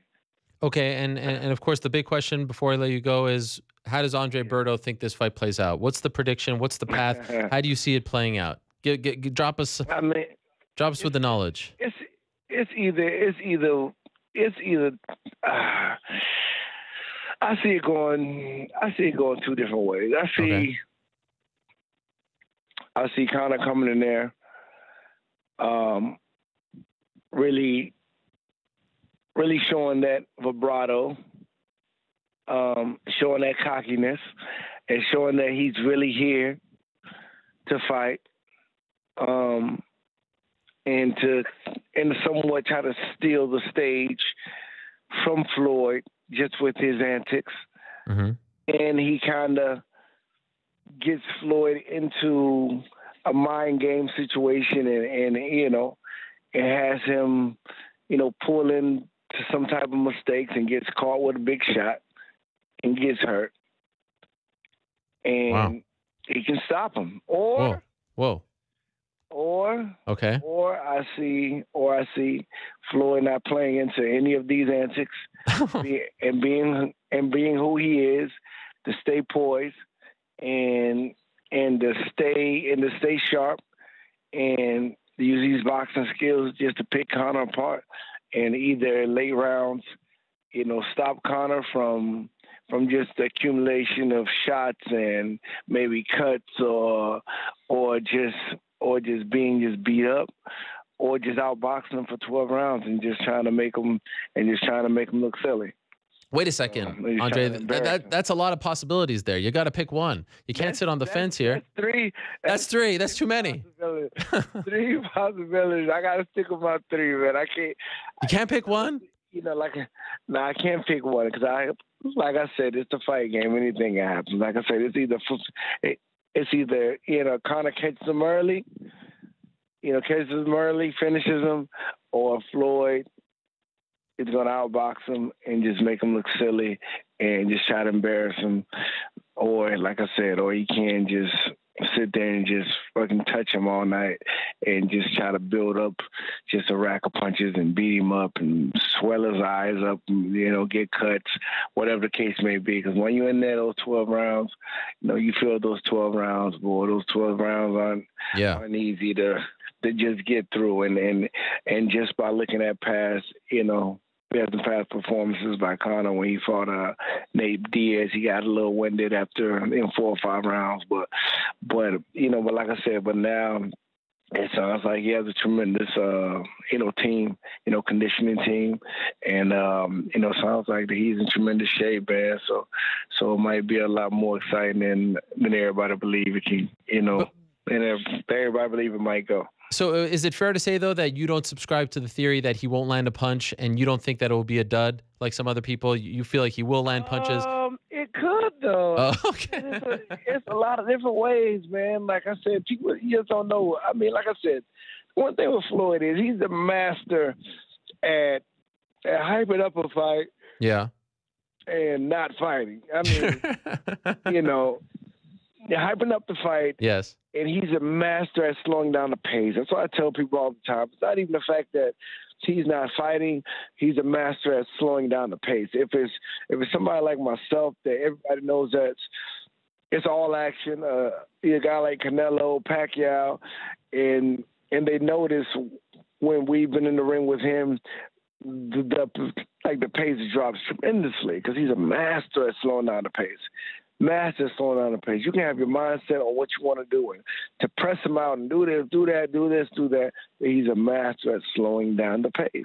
You know what I mean? So when it comes to everybody else, of course, everybody will be bored just to see him move around and just look at you and just try to throw these little shots. But that's always his strategy. He doesn't care about anything else. Just coming out with a win. That's it. Even if he lands 1 to 2 punches per round, he's going to want to slow down that pace. And he's going to want to frustrate you and get out of each round winning that round. That's it.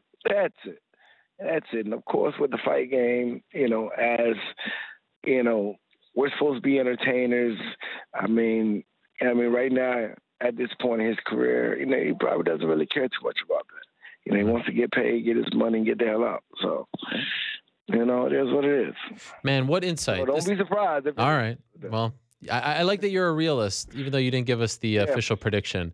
I appreciate this insight very much, Andre. What a pleasure to have you on and to pick your brain for a little bit. It was really cool seeing you at the at the World Tour stop in LA. I wish you the best. Thank you for the time today, and enjoy the fight on August 26th. No problem, man. Thank you. Appreciate it. All right, there he is, Andre Berto. How about that? The last man to fight Floyd Mayweather. What knowledge, what insight. Great stuff. I didn't know he had that connection with Conor McGregor. By the way, thus far, there have been 2 episodes of All Access. They've aired on Showtime. They also are online. I was disappointed with the first episode. I thought the first episode was just a rehash of the World Tour. And by the time it aired, it kind of felt like, all right, I'm over the World Tour. I don't want to relive this anymore. And the thing about All Access and 24/7 specifically in the past has been like, we're picking up when the show airs. So like the week before the first episode. And this felt like a little too much of a rehash. So first episode, I kind of just was like, I've seen this. Second episode was a lot more current, in the moment, new stuff. And I suggest checking it out. It ends with Paulie Malignaggi coming to the gym. So a lot of suspense leading up to episode number 3 on Friday. By the way, I am going to Las Vegas Thursday morning to cover the media workouts on Thursday and Friday. Thursday is Floyd, Friday is Conor, so that should be interesting. We'll have plenty of coverage for you over on MMAfighting.com. For now, let's move along. Very excited to talk to our next guest. It has been a while since we've had him on. News came out just a couple of weeks ago that he'll be making his featherweight debut on September 9th in beautiful Edmonton, Alberta, Canada.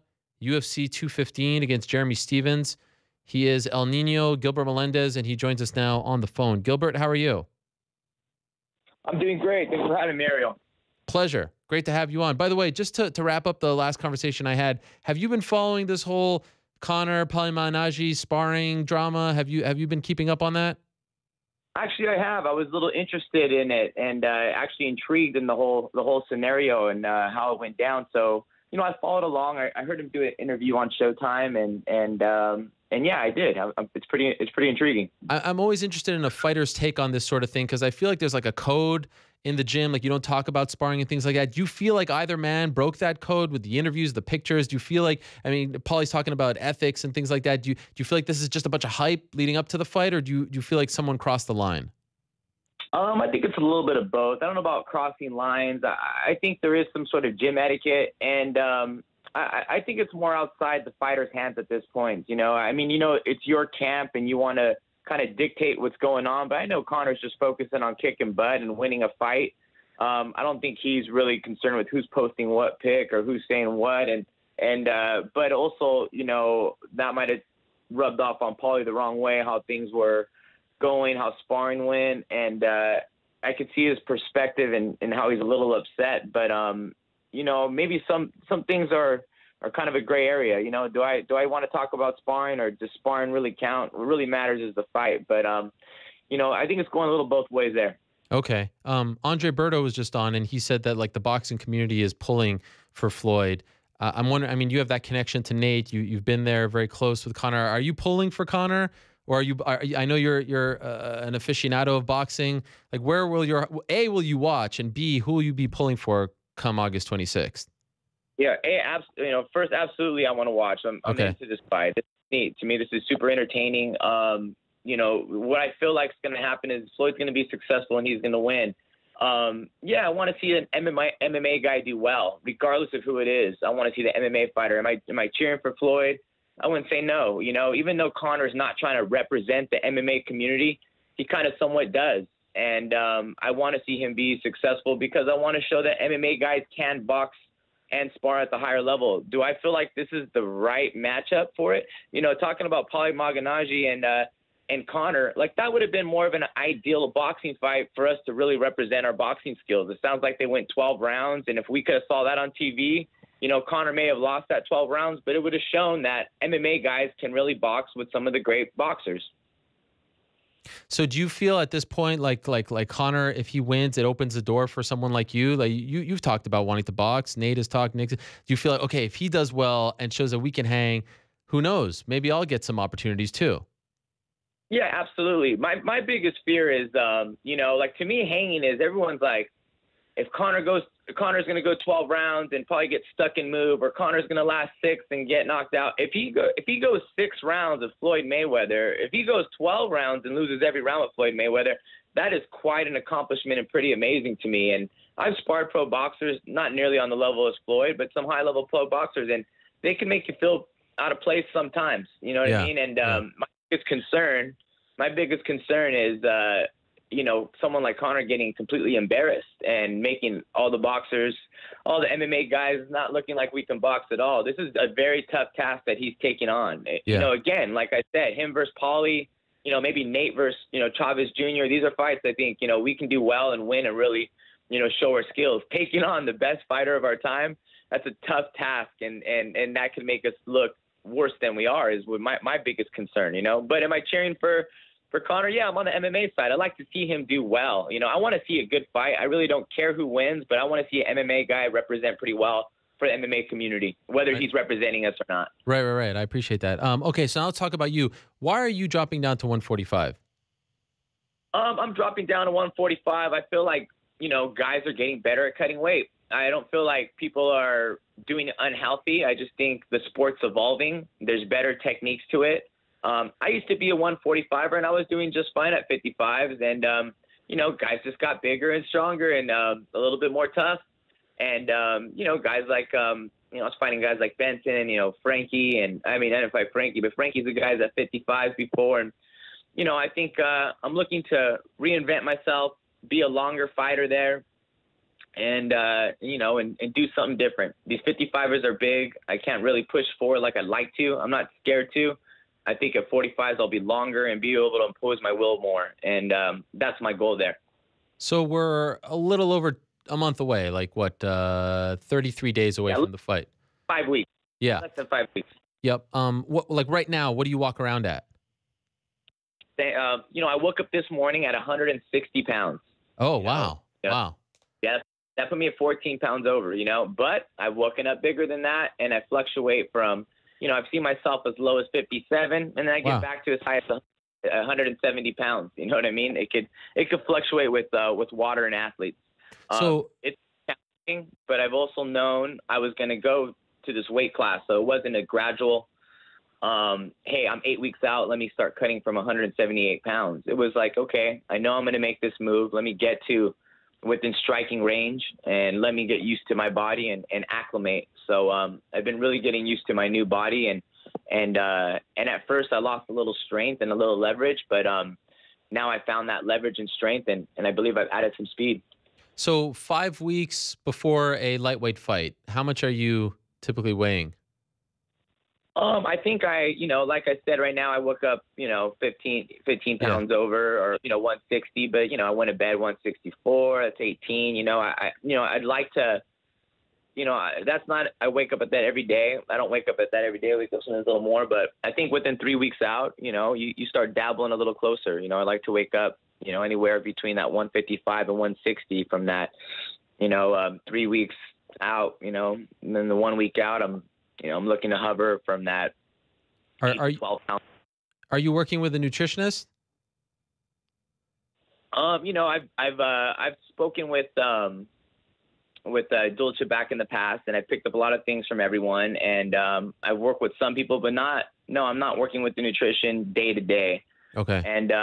And I feel like nutritionists are great. Like, I do my research. But the best nutritionist to me is someone who's there every day in, day out, making you your 6 small meals a day perfectly and right on time. And to me, it's been about, the amount you put in your body and the timing of it, and just organization. And I feel like that's what I've done instead of just not eating or the old school ways, Thus far, I know we're still not quite at the point where you have to make the serious cut, but like, do you feel like your life has drastically changed having to cut those 10 extra pounds, or you're not really feeling it just yet? It's definitely a challenge going into it. But like I said, I've been prepping for this, not for 8 weeks, but for, 5, 6 months. It's been on my head, so I've been changing my lifestyle. I've been changing my diet. And I like the fact that I have to go down, because sometimes you can do a short, intense workout and call it a day. But now I'm doing short, intense workouts. And then you do an extra hour on the bike or some extra hour of conditioning to burn those extra calories to put more in your body. So, I'm an optimistic guy. I feel like this weight cut has been a challenge, but has built mental toughness and has forced me to do more work. And that's better output for me. It'll translate better in my fight. You haven't fought. Last time was July of 2016, so a little over a year ago. Why were you out for so long? Well, I had an injury. And I had to go through a surgery and all that stuff and recover. I wanted to bounce back in. I felt pretty good. It was good to get my feet wet after the Barboza fight. It didn't go out the way I wanted to, but I had a good time being in there, and I definitely know I can compete with the best. So I wanted to jump in, but unfortunately I was injured and I don't have much time left. So I want to make sure I'm 100% healthy. So I did the necessary steps to get better. So recovering from an injury is why I was out for so long. Do you mind saying what was wrong? I'd rather just keep it out, but yeah, I put it out there. I hurt my knee and okay. I had to get it, and that was it. Okay. So now you're coming back after a year. The Barboza fight was after a year. Did you feel like ring rust? We've heard from some guys, Dominic Cruz says it doesn't exist. Other fighters say it does exist. Did you feel like it affected you in the Barboza fight? And are you worried at all that it will affect you again in this fight because it will be another year since you've been out? Right. I've been in this game for a long time. I've been fighting since 2003. I've fought many fights. It's part of my journey. It's like, hey, injuries happen, BS happens, things happen. It's hard to look at that ring rust, because I've been fighting for so many years. But I must say, in my Barboza fight, there was a couple moments there where I feel like I made some poor decisions.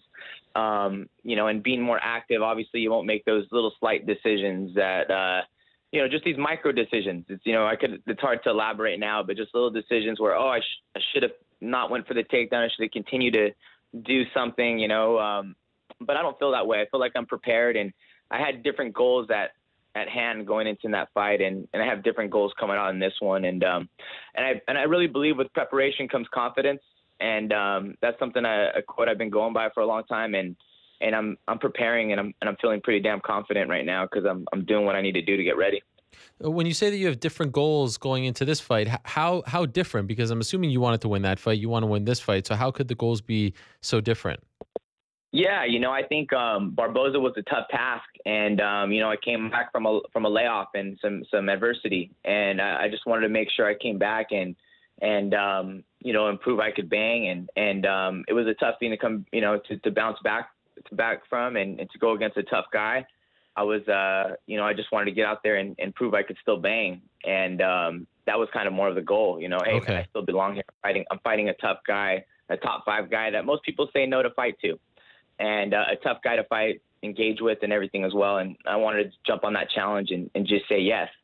And that was that. But now, I'm reevaluating, and it's deeper than that. It's more than performing. It's winning, and it's going out in great fashion and really just putting it all out there. So yeah, the goal is always to win, Ariel. But sometimes, your mindset can just be a little different in different camps. I appreciate that honesty. That's really interesting. And the Stevens fight, do you like that fight? Were you happy when you were offered him? Hey man, I do love that fight. I feel like, I've had some tough fights, and I'm 1-4 in the UFC, but I feel like I beat Benson Henderson. I feel like I beat Eddie Alvarez, and I may have lost those fights on scorecards, but I feel like I own the center of the octagon. I stand there and bang, and guys who have beat me have usually outpointed me, not really beat my butt. They stick and move or change their game plan. And, and Jeremy Stevens isn't one of those guys. He's a guy who pushes forward, and someone I've been asking for, someone who's not a runner, someone who's a banger, someone who's actually going to fight. And I got someone who's that guy. And he's someone I respect. I like his style, and I think it's a good recipe for mixed martial arts. And he's also a guy I believe would be more successful in a smaller cage, as so would I. So I'm guessing this is not going to be a smaller cage, though, right? Because this is a big arena. No, I'm just saying our fighting style. Okay.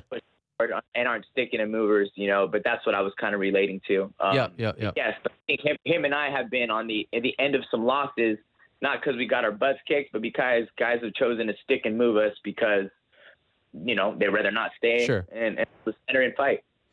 Do you think about that Benson fight a lot? I agree with you, by the way. I do think you won that fight in San Jose for the belt. Feels like it was so long ago now, but do you think about, like, do you feel like it nags at you that you were so close to being that, two organization world champion? Does it nag me? I wouldn't say it nags me, but do I have a couple times where, you just say like, shit, if that just went my way, Yeah. it would have been great. Life could have been a little different. Life would have been whatever. But, I'm a blessed man, Ariel. I'm optimistic, and I got to roll with the punches. And, yes, things would have been great if I got that win. I feel like I win it, but it doesn't nag me, it doesn't nag me. But I still am not scared to bring it up and say I truly believe I won that fight. You also mentioned that you know that you don't have a ton of time left. Do you know how much time you have left in this game? I'm rolling with the punches. Like my heart is in it and my mind's in it at times. My biggest thing, I'll be real with it, is my body. I wear my scars. I wear my scars. I've been, separated shoulder, busted knees, broken hands, broken collarbones, intercostal muscles torn, broken nose, scars on my face, bashed in my head. I mean, these are things that add up after a while. And as much as you want to push, I'm a pusher, Ariel. I like to work hard. Like your body tells you, like, slow down, slow down. And that's one thing I've been doing, is trying to listen to my body. So, I can still compete. The hard thing for me is, to get ready for a fight is to really push myself sometimes and bang my body up. And I know I'm trying to alter that a little bit to be ready and not bang my body up. But, back to the question is, as long as my body lets me and as long as my mind is in it, but I don't enjoy losing, and I've lost a few fights and I really want to get back on track, Yeah. And I'm not getting knocked out though either. I'm not just getting demolished and I'm not beetling up in a corner. I'm fighting, I'm banging. And I'm not feeling like I'm getting dominated in the sport. And still, some of these matches I lose on the scorecards, I don't really go home feeling like a big loser. Earlier in the show, and just a couple of minutes left with Gilbert, really appreciate the time. It's always great to talk to you, Gilbert. We had Ian McCall on, and I have to admit, I mean, it was a pretty depressing conversation about his body and the state of his career and his brain and how he's feeling. And I'm just wanting you mentioned wearing your scars and things like that. Do you worry about that sort of thing? You're a father, you're a husband. Now that we know a lot more about brain damage and CTE. You're a very smart guy. You're doing the media stuff. Do you think about that a lot? Do you get worried about that? The lasting effects of being in this game since 2003? I'm quite aware of them. I don't have really time to worry about them, or I don't have. I can't put that in my head at this moment. Have I heard of it? Have I seen it? When there's something down my Facebook feed or Twitter feed about it, I whiff right past it. I don't got time to think about that at this moment right now. I fight for my family. I fight for my team, and, I fight for my future. And, that's one thing that it crosses my mind, Ariel, but it's something I have to put under right now. I can't put that kind of weakness in my head at this moment right now. Right now, I'm going out there and I'm banging and I'm doing it because that's what I do. And, but I will assess it all afterwards. And of course, if I start slurring my words, you'll let me know. And, I believe I'll step out when it's the right time. How is your wife doing? And does she have any fight plans? I know she was supposed to fight not too long ago and that got scrapped. Is she planning on fighting again soon? Yeah, she is. And I'm so proud of my wife, man. She was on fire. But like the fight game is, she hurt her ACL, and we had to have an ACL surgery on her and put her out for a little. So, it's a big curveball because that was my retirement plan right there, Ariel. And but I'm just kidding. But I feel really bad for her because she was on fire right there, and I really believe my wife is talented and getting her better in an MMA game. But as a striker, I believe she could bang with the best of them in that department. So I was really excited for her. But it's all right. I think she still has more time, and we'll come back across to this, when she's healthy. Okay. And the ESPN stuff, that's going well. You enjoy doing that? I don't know, for like a fighter sometimes, and you're in the midst of this sort of lull in your career, I don't know if it bothers you to do it. I'm sure you enjoy getting paid and being on TV, but is it a part of you that's like, I just want to get in there and get back on track and win? How do you wrestle with the fighter and the analyst? Yeah, no, real simple. You know, you put your goals on paper. And my number one goal is to take care of my family, you know, and to take care of my wife and my daughter and my team and provide for everyone out here. So, you got to assess it all. And I have to have plan B. Obviously, I make good money in fighting, but is it financial freedom? Heck no. So I got to plant my seeds for the future. I enjoy doing ESPN. I love doing it. I love kicking it with Chael, my boss Glenn out there, my boys Nick, everybody out there. It's fun working with them and just BSing about fighting, and it's good to cut away and do it. You know, but as it gets close to my fight, yeah, you know, I do wrestle sometimes with working and training, and I've got that all in order. But I was out there for the Daniel Cormier one. That was 6 weeks out of my fight, but I worked that into my training schedule. And I planned for it. But I love talking about fighting. I love being in the game. You know, do I like the drama? Do I like talking about other things? No. But do I really like analyzing fights and talking about game plans and how to beat someone? And, I really loved how Teddy Atlas used to do it for boxing and still does it for boxing. And, I'd love to be ambassador for the sport because I think every guy who steps in the octagon or any cage is a warrior and putting it all on the line. And, so I really do enjoy doing that TV stuff. It's great. And you are great at it. Can I ask you 2 true or false questions before I let you go? I don't know. Can you? Let's see. True or false? Nick Diaz will fight again. True. True. Interesting. Do you know a little? I don't know. I don't know if he'll be in the cage. I don't know if he'll be where, but that guy will fight somewhere one day. Okay. And you're not referring to the streets. I'm talking about like a sanctioned fight, a prize fight. I don't know then. Okay. I'm not too sure. Nate Diaz will fight again. True. Okay. True. I believe it. I believe we're all fighters in us, and it's a long journey. You know what I mean? We look at guys like Mark Hunt, Dan Henderson, and sometimes I say MMA is like like one of those girlfriends you break up with. And I'm sorry, baby, come back to me. I'm sorry I left you, and come back. And you wrestle with it all the time. It's definitely it's tough on the mental. You lose sleep over it fighting, and you're done with it, and then you miss it, and you want it, and you want it, not the fame, not whatever, just the challenge and just the glory. You seen John Bones Jones when he walked in there, just walking away in, just he just talked about the energy and just the just being around it all. Sometimes you crave it, and I know people crave it less and less, but we're young men. It's a long journey. You can never say never. Last one, true or false? Gilbert Melendez will be a champion again. True, baby. True. Yeah, I believe it. You paused there for a second. I got worried. That was the easiest one. True, baby. True. All right. I love it. Great to catch up, Gilbert. Welcome back. Really looking forward to this fight, and I believe it's your first time fighting in the great country of Canada. So all Canadians are very excited about that, right? That is your first time, right? That will be your first time. It is. Yeah, it is. I've been to the great country of Canada plenty of times. I've seen Jake there fight there a few times. I've been to Vancouver, Toronto. I've been to Edmonton before, and I love the people out there. It's great. I'm looking forward to it. We're looking forward to watching you compete again. Really appreciate the insight, Gil. Keep it up. Good luck in training the last 5 months, and of course with the cut. And looking forward to seeing you out there in Edmonton. Excellent. Thanks for having me. All right, there he is, Gilbert Melendez. Unbelievable stuff. Wow. Remind me at the end of this show to tell you something about this show and how I feel about this particular show. The term keeping it real comes to mind, but I have a lot more to say about this particular show and the experience of putting together this show. Remind me, someone out there, to tell you about it. But for now, let us move along to our next guest.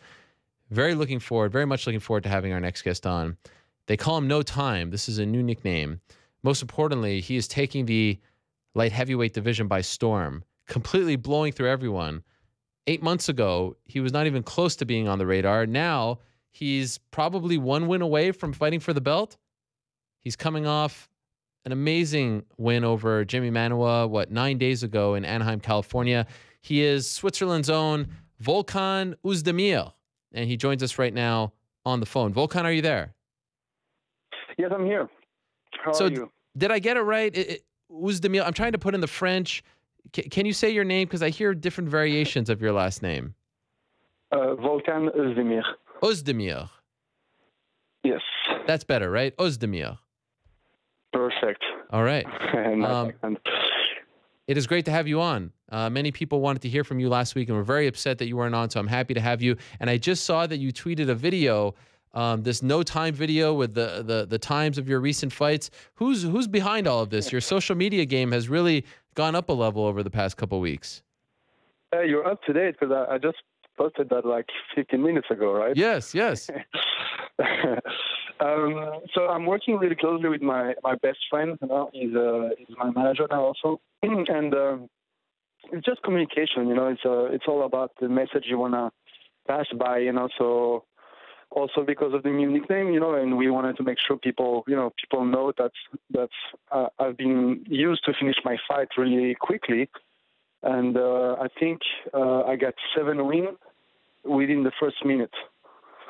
It's unbelievable. Yeah, it's crazy when you look at that. And so, and I think you may have talked about this after the fight. How did the new nickname is No Time. The old nickname used to be Cousin, right? Mm-hmm. Why Cousin, by the way? Such a strange name.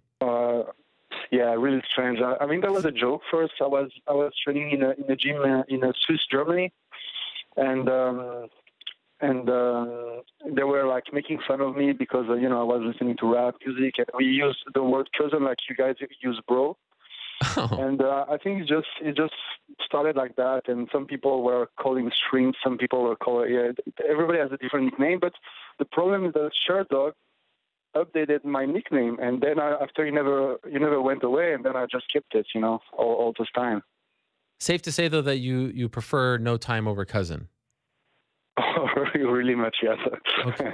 And how did tell us the genesis of that nickname, because I love how it ties into where you're from, which is Switzerland. Yeah, I mean, first of all, my friend were starting using that after my tournament in Denmark. It was like a 3 fights in one night, and all these fights were like within 1 minute. And that's how I got the nickname first. And after we just decided we need to change it because I got the 20 seconds wins on Misha, and they were all talking to me, hey, you need to change that nickname, and it suits me well because also from Switzerland we are a country of watches, right? And we're supposed to be on time, which I'm trying to make an effort about it, but I'm mostly all the time on time. So yeah. Do you have any watch sponsors hitting you up now? I feel like this is a perfect thing for you.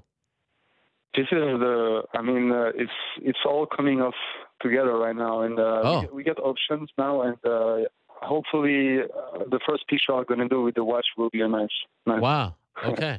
Well, is it fair to say that 2017 thus far, Volkan, has been the greatest year of your life? Yes, absolutely, yes. I mean, it's just unbelievable. Look, I follow the sport very closely. I will admit, this time last year, I did not know who you were. And now you're, like I said, 1 win maybe away from fighting for the belt. Have you taken a chance to step back and say, wow, I can't believe how much has happened to me this year and how quickly everything has happened? Not really, because, I'm just trying to move forward all the time.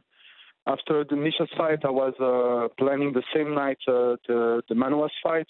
Mm-hmm. So we were already negotiating, and now after that last fight, I'm trying to get or Jones or Gustafsson. So I'm trying to be proactive now, and I'm up to my new objective. Okay, so you don't take any moment to sit back and smell the roses. No, it's I don't want to get comfortable actually. Okay, is that is that something that you used to do in the past, or is there a reason why you won't allow yourself to at least kind of enjoy what's going on around you? No, I think that the problem is that in the past I wasn't fighting enough. I had too much break in between fights, and plus also there was always consolation and problem, injury, and stuff like that. So I think now it's time for me to do something about my life. So I want to create something big, something great, and I think I should just go away. I want to fight one more time before the end of the year, and I want to make a great fight again. And so right after the fight, I think it was last Monday, you put out something on Instagram saying, hey, Alex, let's do it for Europe. Let's have this fight. I've tried to reach out to Alex and his management team, have heard absolutely nothing. What are you hearing? Is this possible? Is there a chance that you might fight him? I think that's the best match to do. I'm pretty sure he's not going to answer that because him answering this will be, acknowledging me and kind of accept the fight halfway. Because if you start talking about it, then he's like almost on. He's going to be, it's going to be on soon. But I think you want to focus on Jones because I'm a dangerous fight.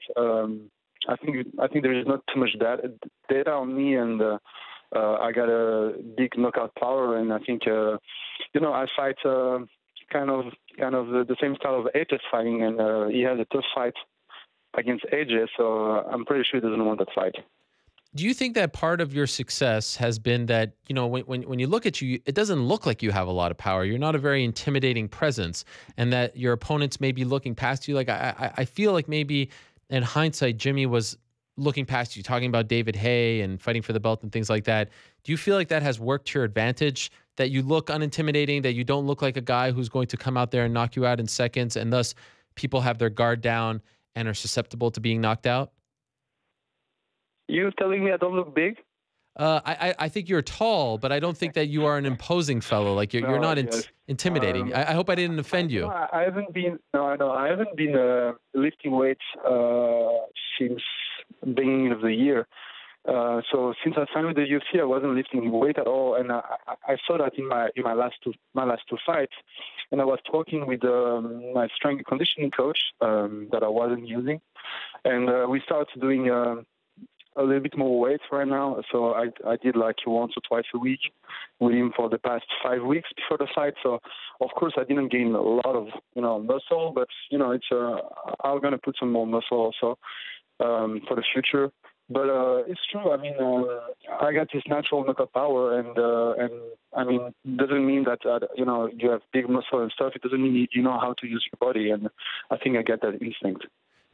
Is it something about teaming up with the guys in Florida? Something about just learning how to use your power the right way that has made everything come together for you? Or in the past, were you not doing that? I mean, you've only lost once, but these knockouts against the creme de la creme at 205. This is on a whole other level. Do you feel like now you understand how to use your power? I think, no, I don't think so. I think it's natural in people's body also. They know how to use it. And but training here, with under Henry Hooft is a great, it's something.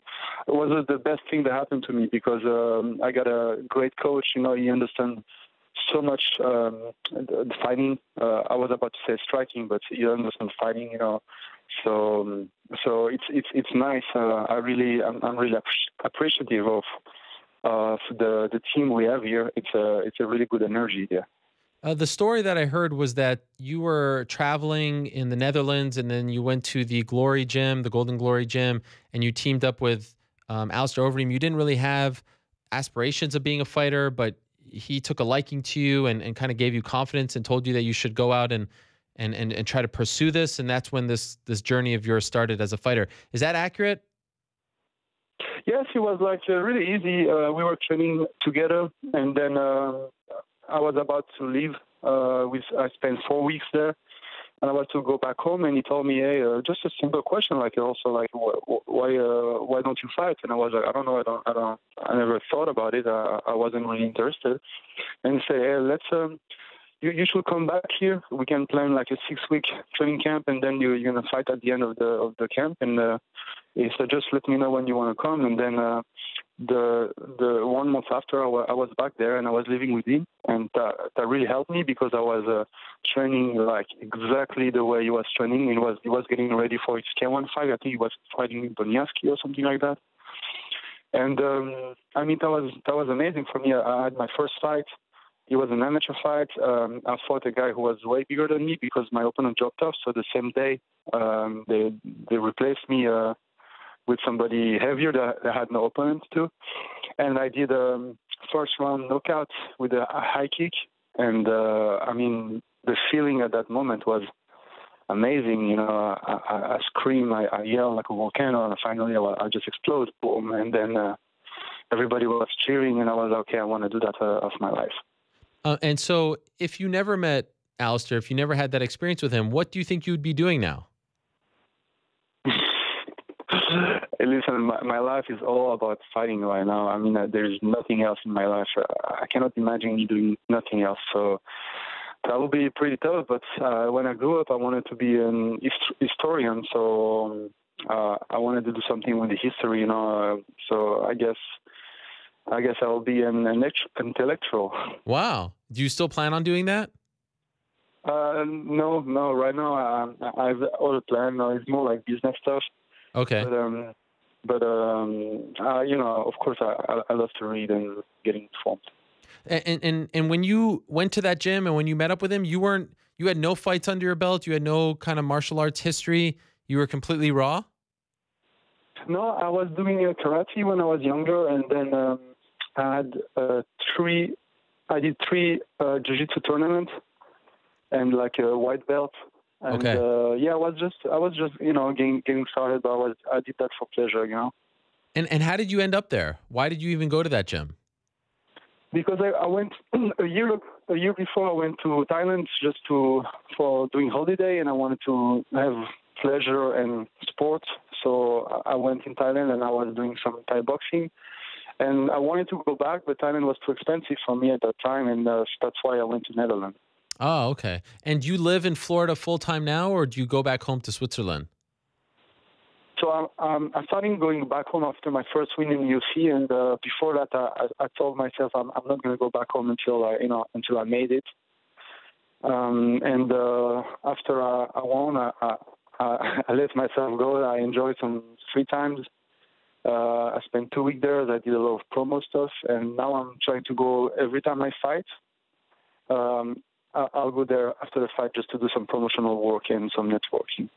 And so have you been back since you beat Jimi Manuwa?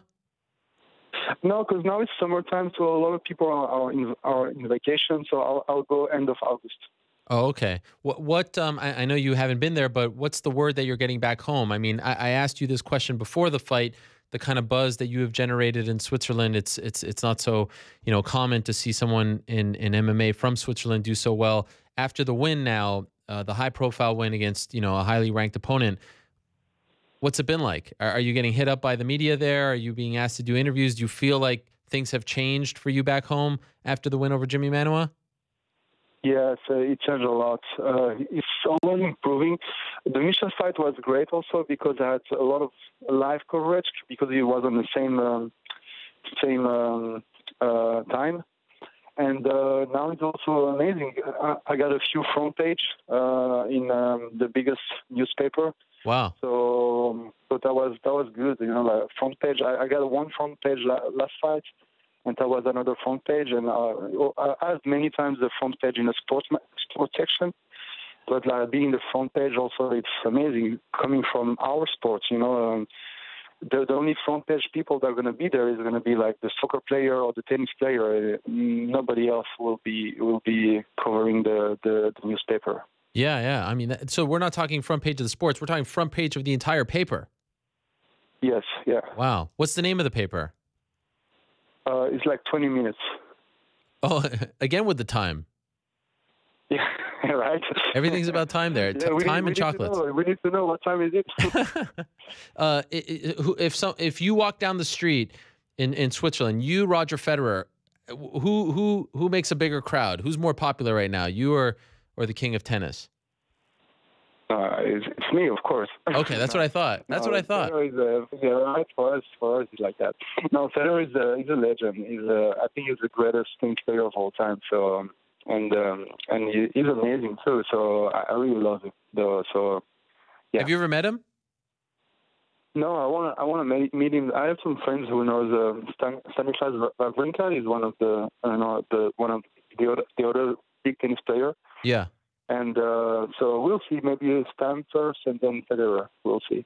Would you say that Roger Federer is the most famous athlete to ever come out of Switzerland, or am I missing someone? Yeah, definitely. Yeah. He's huge. Is that a dream of yours to become more famous, more successful than him? Do you think that is attainable? I don't need to be more famous, but I definitely want to be successful. Okay. More than him. More championships. More victories. Exactly. By the way, last week on the program, I had Anthony Johnson on, a man you know well. You've trained with him. Do you think he's going to come back, by the way? I don't know. He was really clear that he was done with it. But during UFC 214, he said like he will be interested in a money fight. So I didn't really talk about it with him, but we'll see. I mean, money can change your mind. So I asked him about you fighting John Jones, and this is what he said, and I appreciated his honesty. He said, John is still at another level. John, man, for sure.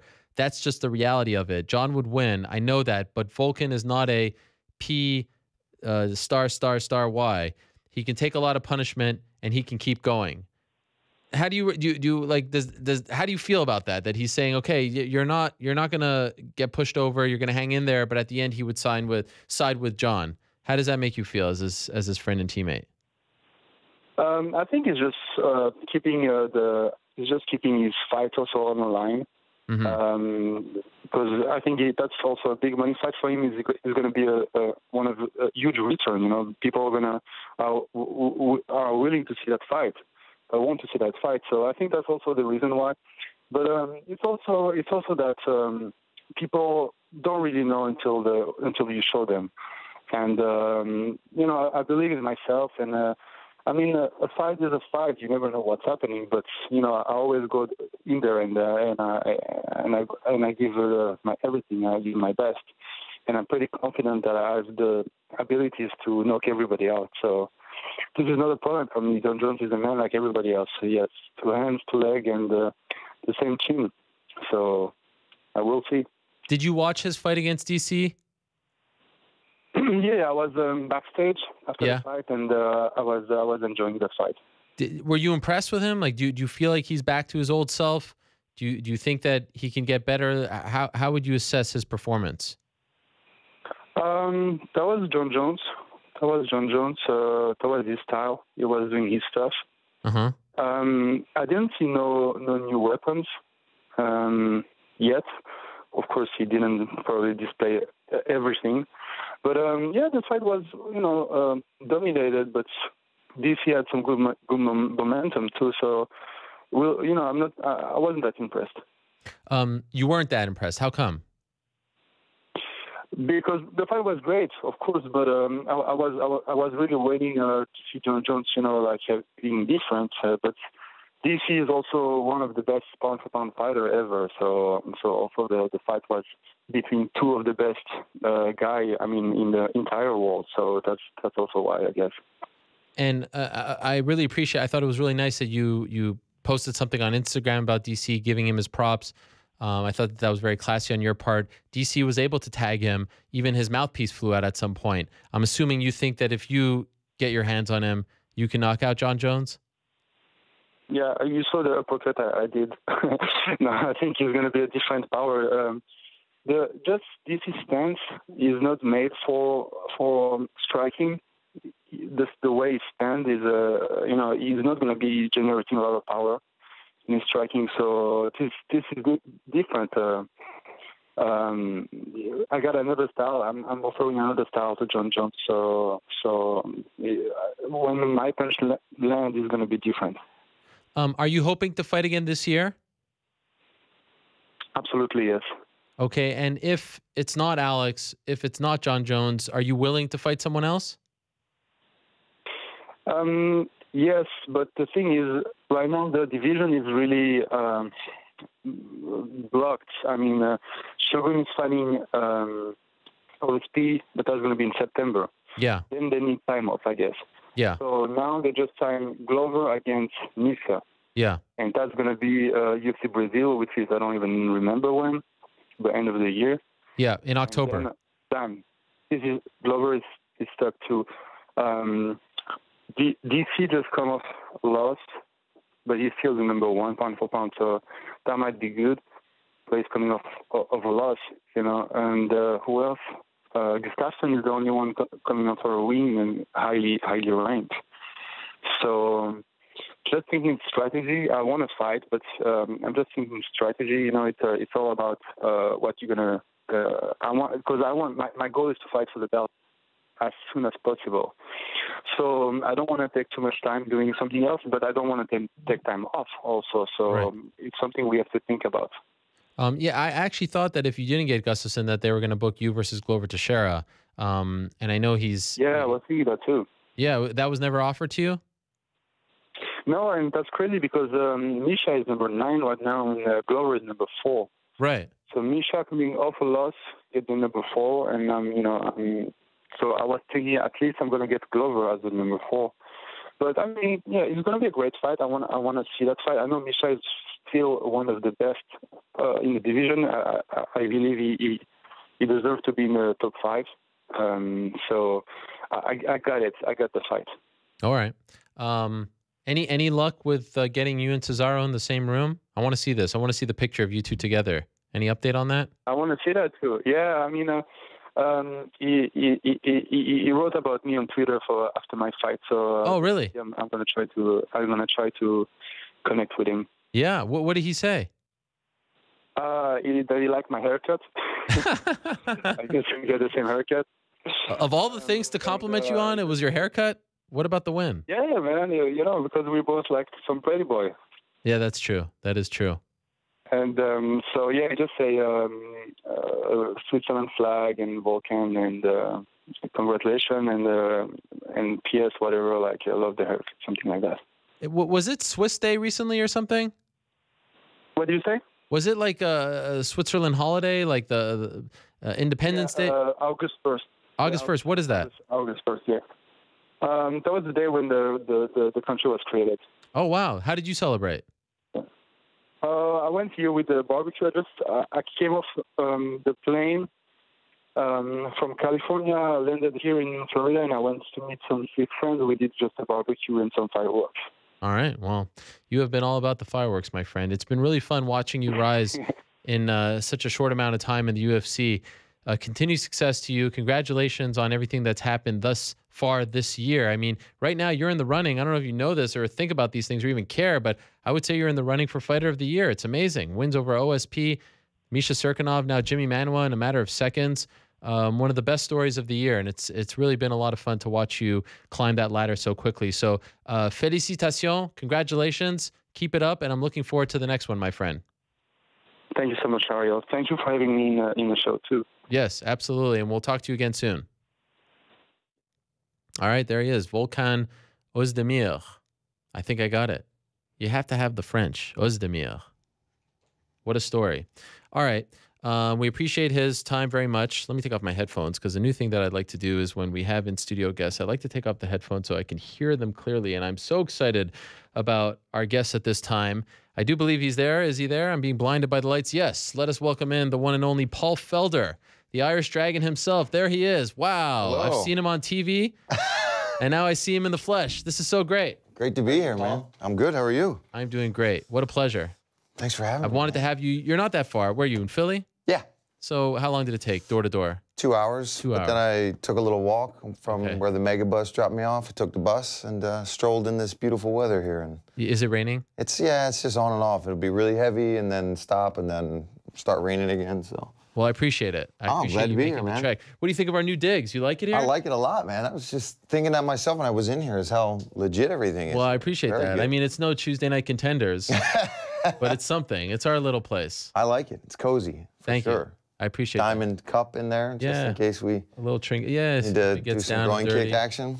Okay, we have so much to talk about. First things first, how did you get this gig with the Tuesday Night Contender series? Well, I made it pretty clear early on that it was something I'd be interested in, that I've always wanted to kind of do something between the acting world and the fighting world, and commentating and working for the UFC was right there. And they flew me out to LA. I had to audition. I had to actually call the Singapore fights in studio in LA live. So it was like 7 in the morning for us. If not earlier. If not earlier, yeah. It was horrible. But I knew I had to do it, and there was like 10 of us that were up for it, and I got the job. Wait, 10 of you were doing it at the same time? No, well, they were doing them like every week or every couple weeks for different fights, and we would call them as if we were actually doing the commentary, and did like a stand-up in front of a green screen, and it was a pretty full-fledged audition, and I flew out there, stayed one night, filmed it, flew back and finished camp. It was right in the middle of my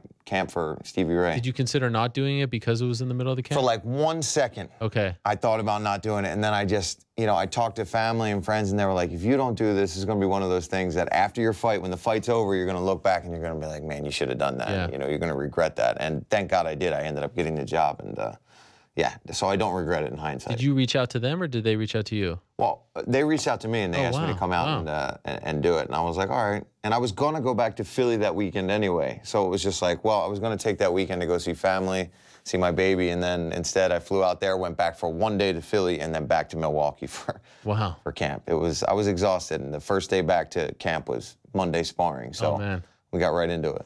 And who did you do the test call with? Like, who was your play-by-play guy?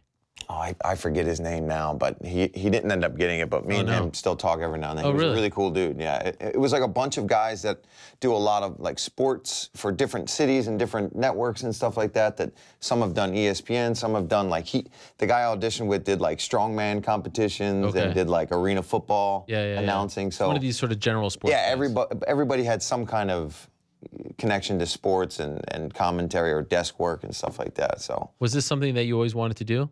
Be a color analyst? I mean, I wouldn't say it was something I've always wanted to do before I got more into fighting. And then I was like, well, you know, I have a degree in acting. Yeah. And I like to be in front of the camera. I like, you know, performing. And now I have a bit of knowledge about the sport of MMA. So it kind of just all came together, really.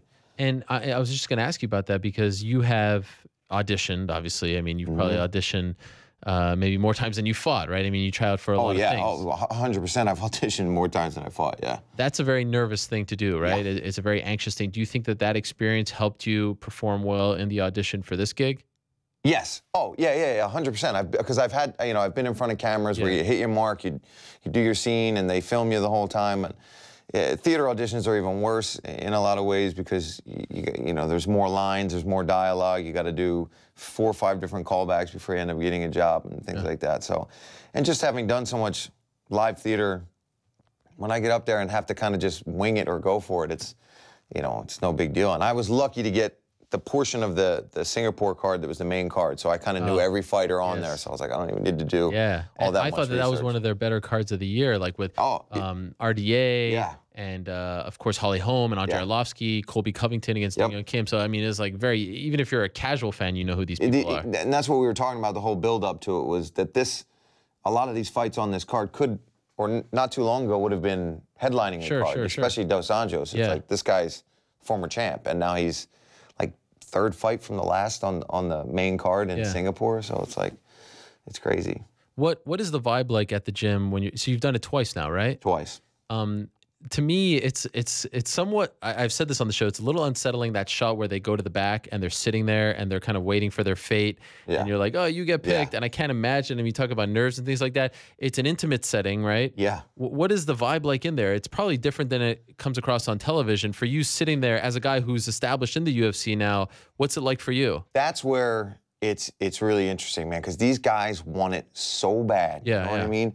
And you forget that. Once you've been in for a little while, you try to always remind yourself of how, you know, happy you are or you know, how much you want to try to get to the top of the UFC. But when you see these kids that are, I mean, beating the crap out of each other, some of these fights are really living up to what Dana White wants this show to be. They're going at it. So you can feel the tension when these guys show up into the locker rooms, man.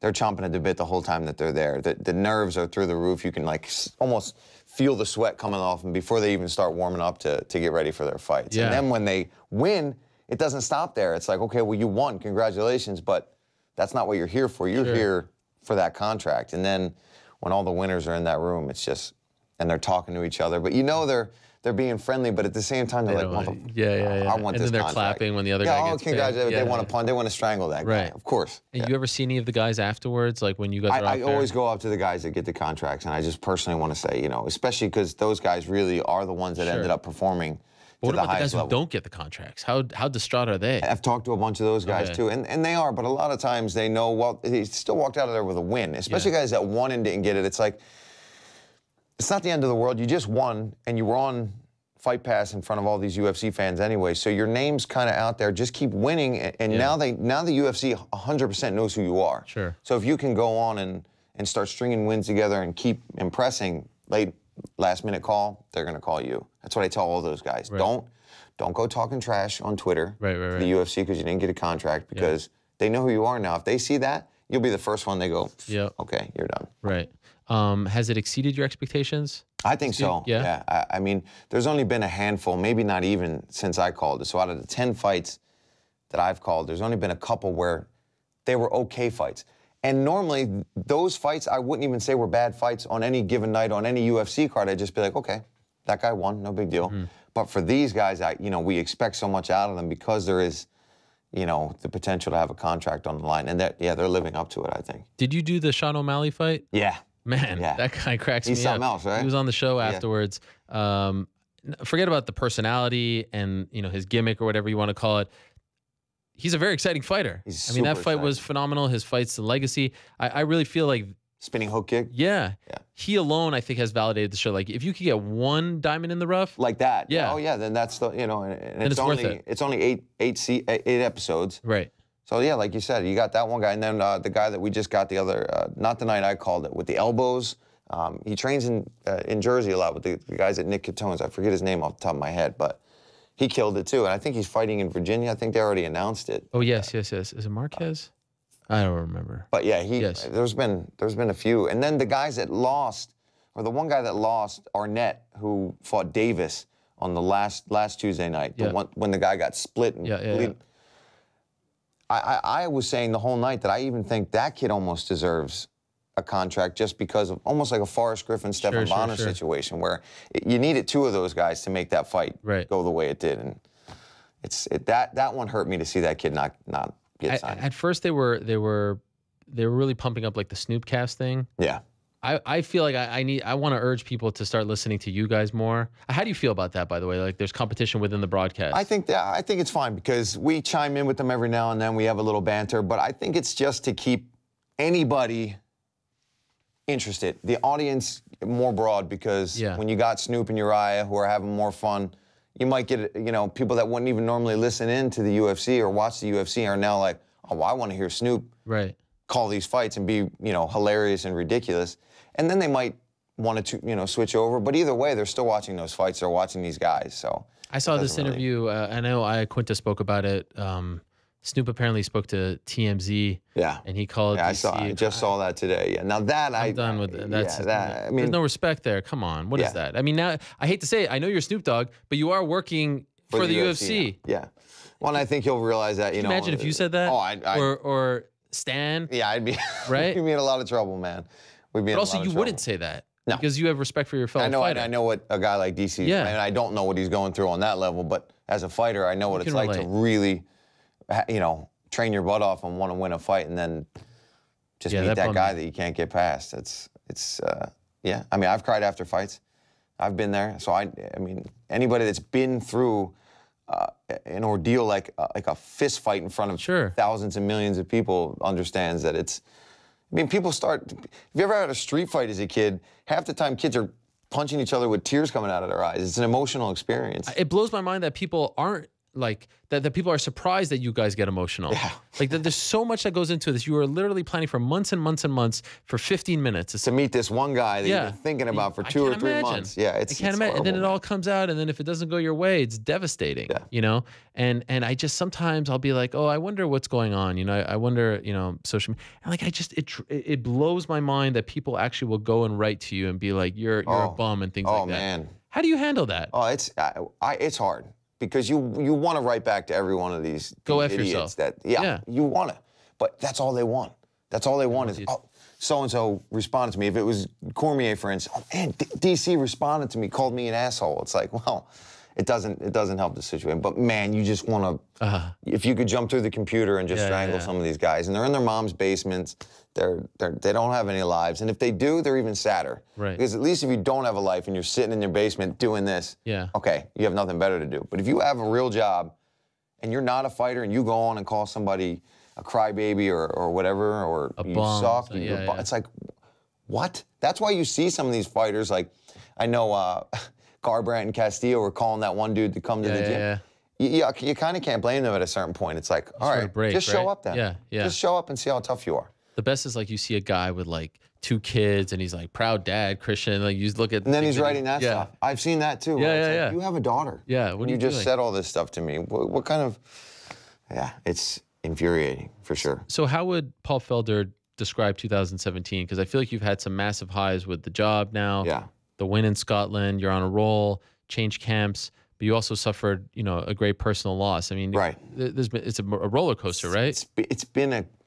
It's been a crazy year because I mean everything with my dad, but at the same time I had just had one of my biggest wins in Canada when I had that up elbow knockout. But then he's sick, and not soon after that he passed away. So it was crazy. And right when he passed away, I had just signed the contract to fight Stevie. So it was like, for a little bit there, I almost wanted to be like, maybe Glasgow's not going to happen. Maybe we should.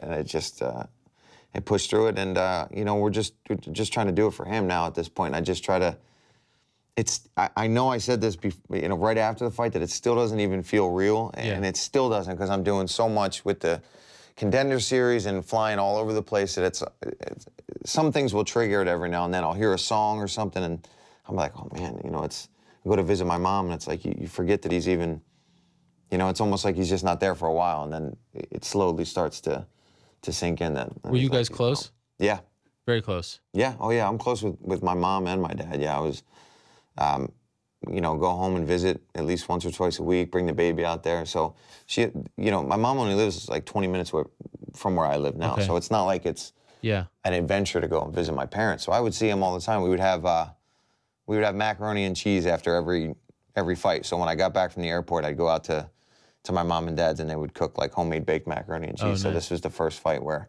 my mom had to try to make the macaroni and cheese. How'd that go? She did a good job. Usually your dad was the one making. Yeah, he was the cook. He was the cook. He's the one that got me in the Food Network, which is why I torture myself and watch cooking shows nonstop when I'm cutting weight and do all that stuff. Bobby Never Flay. understood that. And so many guys do it, right? Yeah. Dustin Poirier famously did in that documentary about it. He's sitting there watching. I do the same exact thing. Really? Yeah. Why?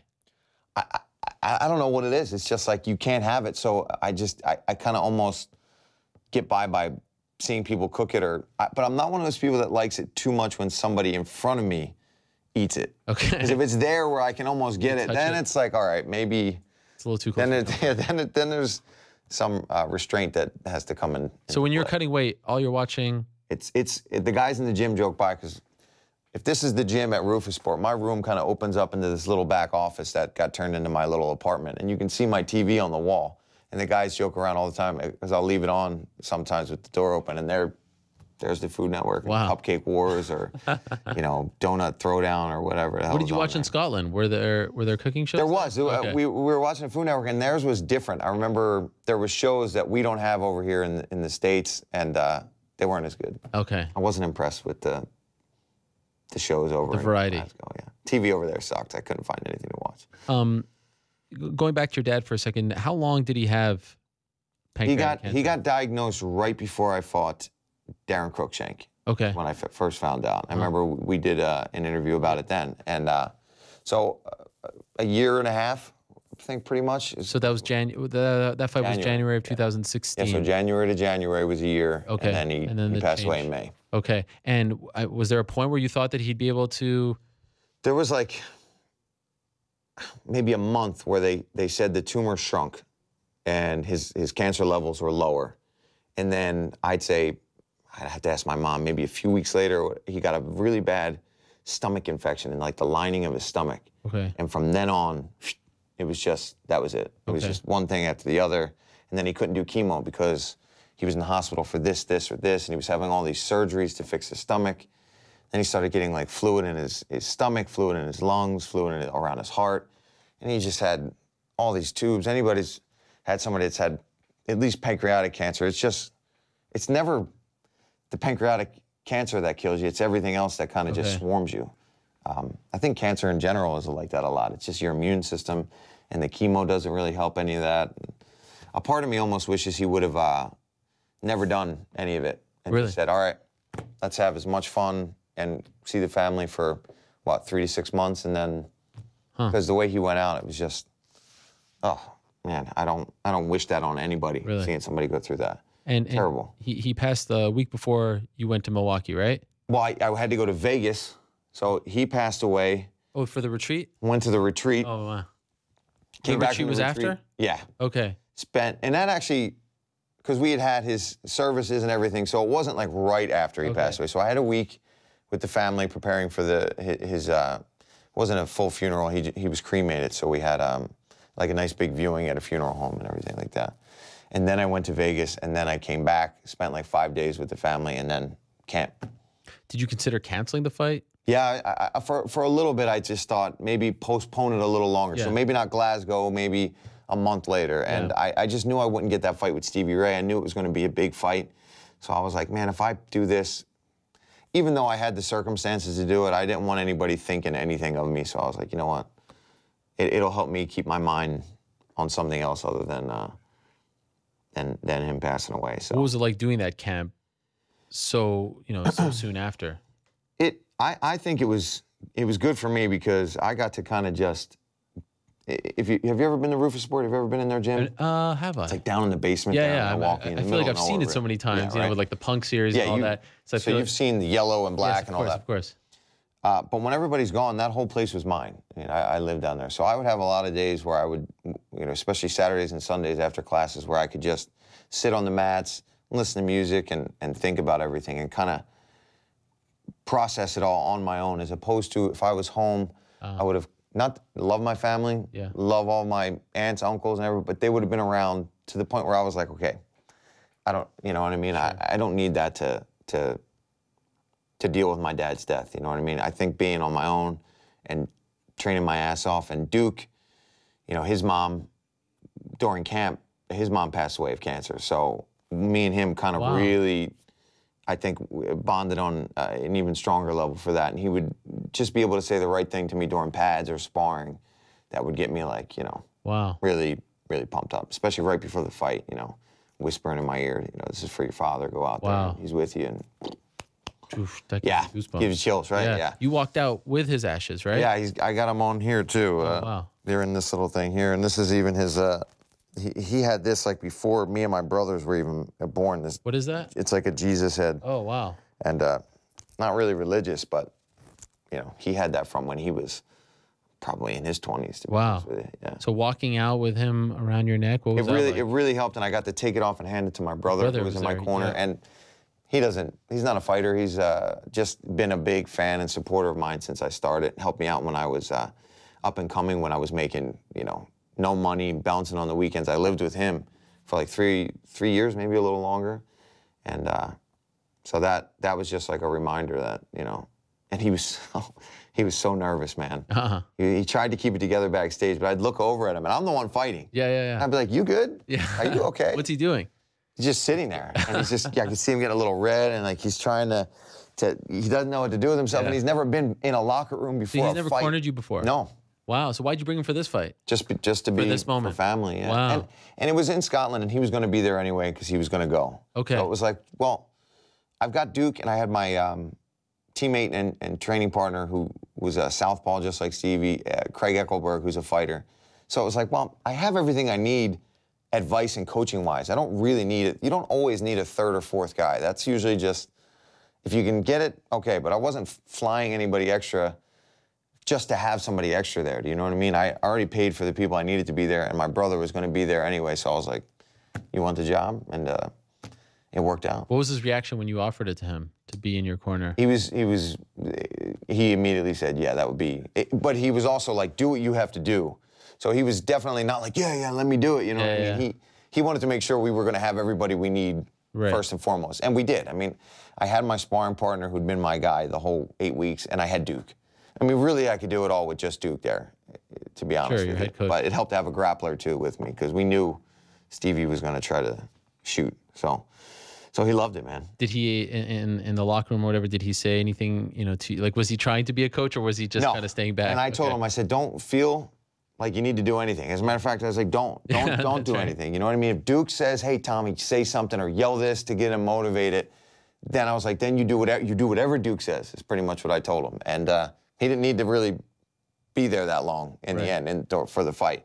But backstage, I just, I kept checking in on him, and he kept he kept out of the way and watched. And I think it was a really cool experience because he's seen me fight every single fight, and then to finally see what goes on, what goes into the warm-ups and just the nerves and guys going out, coming back, beat up, and guys coming back off a win. Like when some of the guys came back losing, you could tell it starts to freak them out. Like, oh, maybe this whole locker room's going to lose tonight. And it's just, you know, you learn that stuff's got to just let everything kind of ride off you a little bit. So now that you did so well with him in your corner, is he going to be a fixture? That's what we were talking about. He's like, I'd love to do another one. I'm like, well, we'll see. You know what I mean? We'll see. Maybe you're a good luck charm. You tweeted, I don't remember off the top of my head, but you said something like, I'm going out there into enemy territory for you, Dad. When did you tweet that? Were you in the locker room or were you back in the hotel? I think that was in the hotel. Okay. Or, yeah, it might have been on the bus ride or right before we left for the arena. And it was, man, you know, everybody that whole week was really nice. Okay. And coming up to me and getting pictures and getting autographs. And I'm like, man, this isn't that bad. And my teammate Craig was like, yo, he's like, don't let any of that get to your head. He's like, when we make that walk on Sunday night, those people are going to boo you and they're going to scream for. Yeah. And I was like, all right, yeah, you're right. And man, unless you were in that arena, watching it on TV does it no justice. Sure. It was loud. I mean, Brazil with Trinaldo, nowhere near as intense as it was in Scotland. Yeah, those Scottish fans are incredible. Man. And then, you know, I won them over when I gave the speech and I, you know, gave respect to Scotland and they were great in the hotel afterwards and nobody was like violent or aggressive towards me. Everybody was like, you earned our respect. You know, you came in, you beat our guy, and you weren't an ass about it, you know what I mean? And what a performance. Holy smokes. Would you say that was your best performance in the UFC? Yeah, I think so. I think that or Did you do anything wrong? Did you do anything that you didn't like? I mean, it was the finish. I did get punched in the face. I don't even think people realize it when you watch it again. I ate a left hand early, but it didn't catch me where it really rocked me or anything like that. But that would be pretty much it. Yeah, I mean, we D'd him up on the fence, which is something we knew we were going to have to do. We trained for that. And we did what I like to do, which is when we're in close, we land elbows, we land knees, and then he let me control his head for just 1 second, and I felt it. And that's when I threw it. It was literally 1 second that I felt him kind of just accept the position. And as soon as you accept that clinch position, it can be lights out, and it worked out. Yeah, man, those elbows, holy smokes. I felt them watching the. And that was one of those things. I didn't realize how hard they were until I saw the replay. Oh, really? My whole body is like going into it. And they were like tight in on them. Yeah. The camera. Yeah, it was right. You could hear his head and hitting off the canvas and everything like that. So that was a big fight for him too. I mean, it's a big fight for all of you, but he rolled the dice. That was a big risk, and everybody kept asking me about it leading up to it, and I didn't want to talk about it because I didn't want to think, because it's pressure for him, but then that transfers over to me too, because I know that he's extra motivated to get a new contract and get a better deal. So I'm thinking, like, I can't think about that kind of stuff. And I'm sure they'll make him an offer. I don't know what they'll offer him now coming off a loss. But I've been there. When I lost to Trinaldo, that was it wasn't my final fight. It was the fight before my last one, when you can usually renegotiate. And I did. I took what they offered. I want to stay with them. I didn't want to test the free agency because I knew it could be worse. I was like, well, let me just string together a few wins, and here we are. So it's definitely following the plan that we wanted to for this. How many left? Contract. Technically 2. So hopefully just one more, and then talk to the guys, and hopefully we can get another big win and talk that money. Yeah. You know? So you used to be a mainstay in this sort of region, the New Jersey. Phil, you were traveling a lot with Mark Henry and those guys, Catone, Frank Yeager, Eddie Alvarez, and things like that. When did you leave? After Trinaldo fight, I was still training with those guys here and there, and my management was like, look, I really want you to focus somewhere where you have a head coach that can focus on you full time. Yeah. Nick was my head coach at that time, and Nick is the man. I love Nick, but I was traveling to him, and he's got his gym, so it wasn't like he could meet me and work with me here and there. So I was only really seeing Nick 2 or 3 times a week, and then hitting pads this day, wrestling at this spot this day. I was getting all good work, but it was here, go here, go here, go here, and my manager Butler was like, all right, let's go out there for a week and see what you think. If you want to go back and do your training camp back home, okay. Go to Rufus. Yeah, so I bought a one-way ticket, and I was like, okay, if I don't like it, I'll buy a ticket back. If I like it, I'll stay. So I brought all my stuff as if I was going to stay, but I was still like, I had a long conversation with Duke. I liked his attitude. I liked him as a person and a martial artist, but I was like, wow, what if I don't gel with the guys? What if they're like, who's this guy coming in? And, you know, there's already Anthony there, there's Eric Koch there, guys in my weight class. So, but it was the exact opposite, man. They were happy that they had another guy at their weight. They took me in, and after a week, I was like, all right, I'm staying for the whole 7 weeks. And I did the whole camp there. And we were supposed to fight in Brooklyn. Yeah. And then I had an extra week because we moved back a week to Canada. So. Yeah. So yeah, that's kind of how it went down. And then. So this was your second. Second full camp with those. And why'd you pick them? Well, we had talked about a few options. One was going out to Hawaii and trying to train with Max. And I was like, man, that's really far. Yeah. I love Max. His team's amazing. Those guys are great. But that's far. Hawaii? Yeah. And he was like, you know what? Yeah. And he was like, I'm pretty tight with Duke. Let me talk to him. And Duke was like, I'd love it. We were just starting to think about putting an apartment in the back of the gym. Okay. And I was like, perfect. Well, I talked to him for an hour, and then that was that. And there was one other spot in Chicago, Curran's gym, they wanted me to check out too. So, but I went to Duke's first, and I never left. And so the story is, as you said, you live in the gym. In the gym. Why? Well, for the first one, it was just all so sudden. I mean, I got asked to go there a week before I started training camp. I was going to do my camp right in Jersey and Philly and normal thing. And stick to the same stuff. And he's like, just please trust me, go here, check it out. And I was like, all right, where am I going to stay? Like, what am I going to do? I'm going to rent an apartment for 8 weeks, and I'm going to do that on, what, a week's notice? It's going to be tough to even find something for that long of a period of time. He's like, no, he's got an apartment right there. And they kind of lied to me. When I got there, Duke's like, all right, hang out, just put your stuff right here. They didn't even have a futon in the room yet. Oh, my God. So when I got there on Monday, the futon guy came in, delivered the futon. So for the first week, it was just a futon. There was no TV. There was no refrigerator. I had a hot plate, a frying pan. I went and bought groceries. The kitchen, there's a kitchen in the gym, thank God. So there was like a place to keep food and stuff. Yeah. But man, that first week was as bare bones as you can get for living situation. Did you consider leaving? Like, No, I was like, well, I can deal with. For me, it does. I'm crazy, man. If you ask like Cowboy and them when I trained with those guys, he thought I was a maniac because I wanted to train. Cowboy thought you were a maniac? Yeah, because I want to train too much. Oh, okay. Whereas he wants to be on the lake, drinking Budweisers and doing his thing. So, yeah, I mean, it worked out for me. I like to, when I'm in camp, I'm focused. I don't drink. I don't do anything. So, for me, being the mental case that I am, and I like a routine when I'm in training camp. I like the schedule at Duke's. It's this, and this, 2-3 times a day, every day, except for Sunday. And I know what my schedule is. I know who my coaches are, and I know who the guys in class are going to be. So it's like the consistency was just brilliant. I loved it. So you went from traveling all over the place to literally walking out. It would be as if this was the door. Yeah. I'd walk out, there'd be a desk. I'd walk around the desk, and I'm on the mats. Wow. Yeah. What a luxury. It's great, man. But, I mean, just you didn't want that mental separation? You didn't want to be like, almost like working at home? Get away. Yeah. Go into a place and for me, that was, I'd go for a walk. There's a bunch of cafes down the street, and I'd go sit in a cafe for a few hours and, FaceTime back home and stuff like that. And that's, yeah. So but I don't live there full year round, so you know what I mean? So if I lived in Milwaukee, I could not live in the gym. Of course. Because then it would be way overwhelming. But since I get to come and go for camp, I think it helps to kind of be like, all right, now you're ready for war. This is what we do when we're getting ready for battle. You know what I mean? You live here.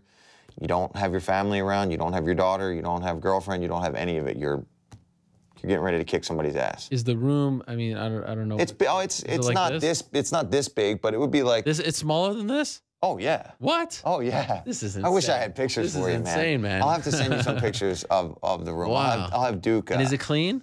Yeah, I mean, well, I make it a mess. Sure. But I mean, they clean it. Well, it's a gym. It kind of has a smell, right? I mean, the best gyms. I stink too. Oh, okay. When I'm in camp, there's dirty laundry everywhere, and man, people back home can tell you I'm not exactly the neatest. I'm not dirty, but I'm definitely not neat. I'm a slob, which all brilliant people are. Right. Okay. Is there a washing machine? Yeah, there is. There's a washing machine in the back.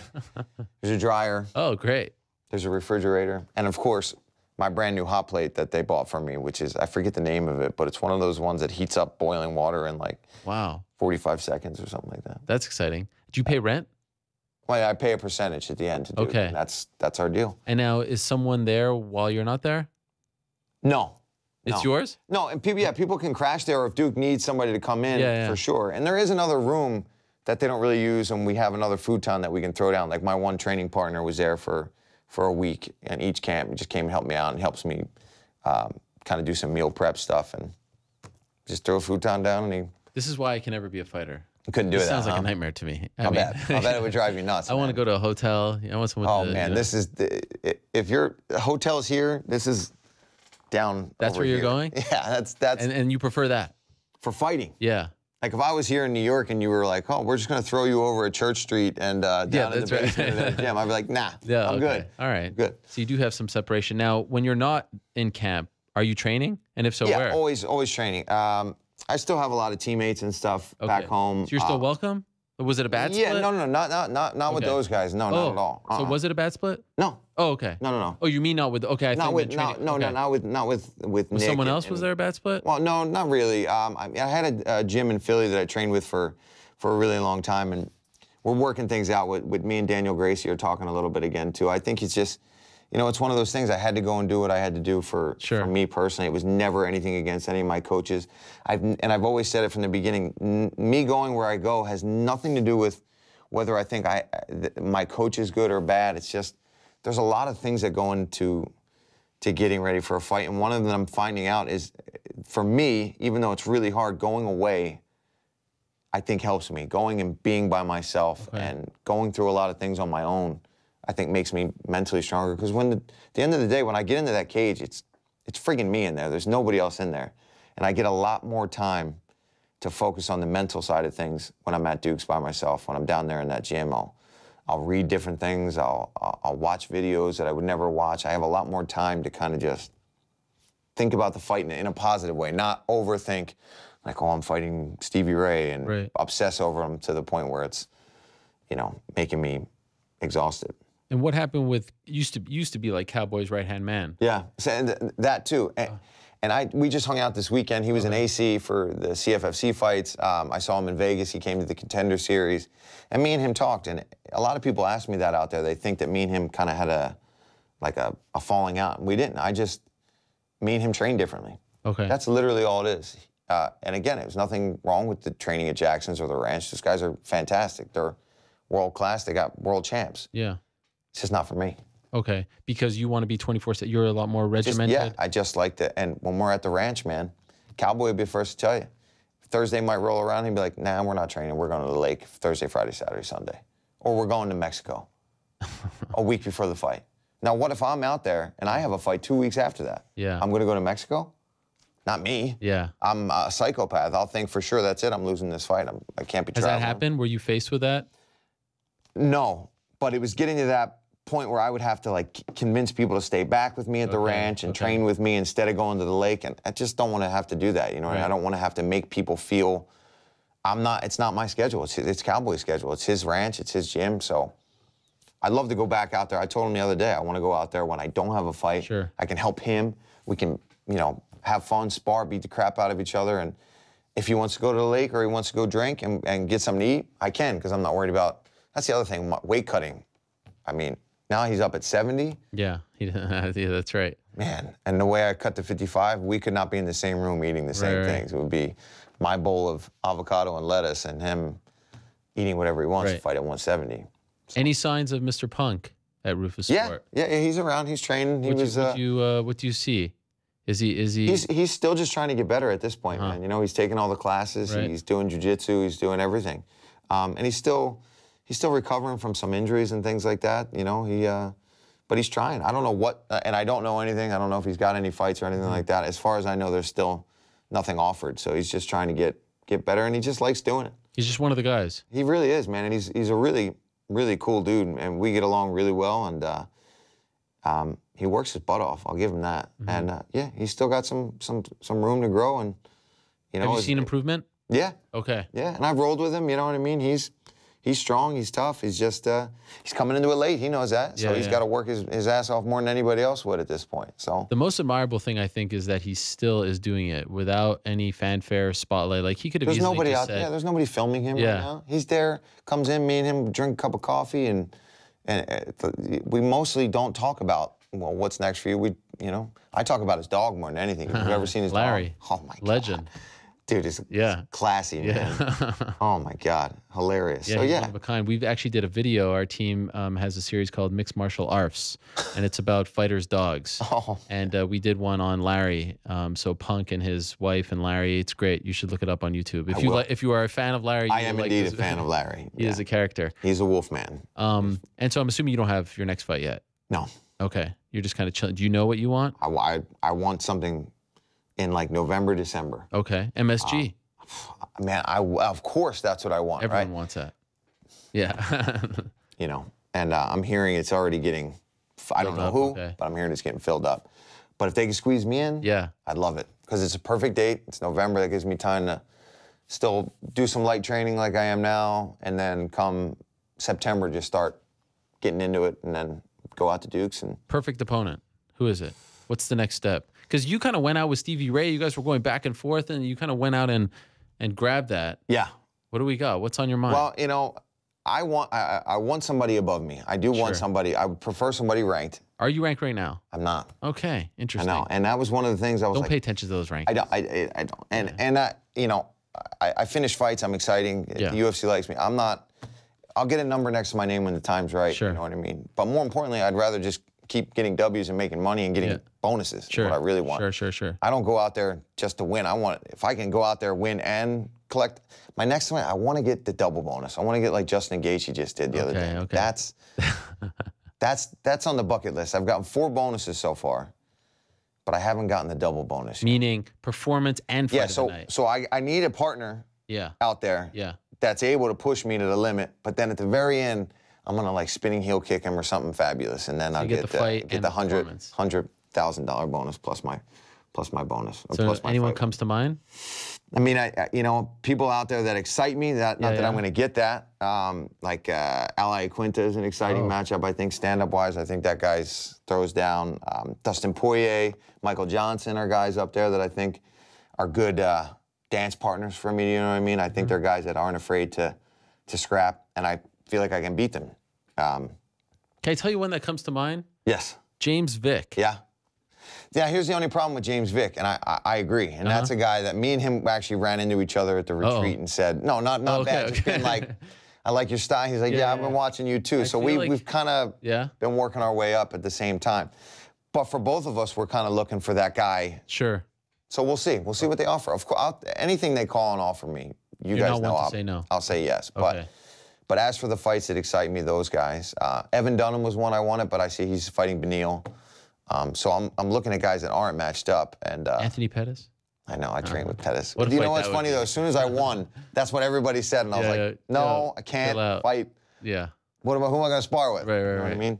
How about his brother? Did you watch on Saturday, Sergio? Yeah, I did. That was a great performance. Yeah, man. He fought through some adversity early on in that fight. Absolutely. Had me really nervous there for a second. I'm like, oh my God, not what I want. So yeah, we're killing it as a team with Rufus Sport. We've had our downs, we've had our losses this year, but I think we're like 10-2 as a team in the UFC. 2017? Yeah.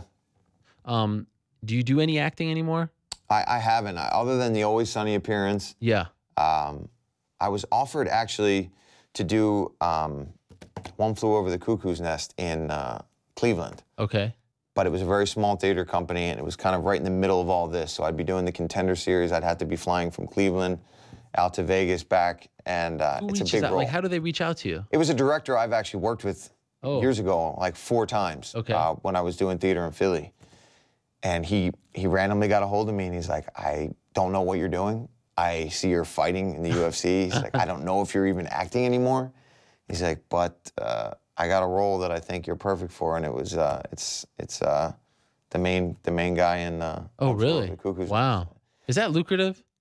No. You just do it for the love of that would be because, and he even said that. That was the first thing he said. He's like, look, I don't know how much we could even pay you. I mean, it would be equity. It would be a union job, but it wouldn't. It's still like a couple 100-seat theater. Okay. Really small. And how long would that be? That would probably be for about 3 weeks. Oh, really? But you rehearse for 4 weeks. Did you consider it? Yeah. You did? When's the last time you acted, like when you had a gig like that? I did a play in Philly. It was in between a couple pro fights, and it was my last show. It was, oh my God, Hurly Burly. Hurly Burly, yes. And I played... what was this, like 3-4 years ago? Yeah, probably about 4 years ago. Okay. And so maybe 4.5 years ago, yeah. Was there a point where you're like, okay, I can't do this anymore? That was it, because the whole time I was doing it, and I was invested in it, you know, and I worked my butt off in it. But the whole time I was like, I want to start training again. Okay. When's my next fight? Who am I fighting next? And yeah, so I literally fought my 4th pro fight for that one, knocked the guy out. My director was in the audience to make sure that I was still going to be able to go to rehearsal. Oh, really? Monday. Yeah. Wow. Do you feel like you will go back, like when you're done fighting? Absolutely. Is that the fallback? Yeah, and working hopefully with, you know, a network or the UFC or something like that. Yeah. So that's the dream. Yeah, oh yeah, 100%. That's always been the plan. And then fighting really took over. I mean, I never really expected it to, you know, it's like you don't expect to get in the NFL. You don't, Sure. You want it, you work for it, but you're not 100% sure if it's going to happen.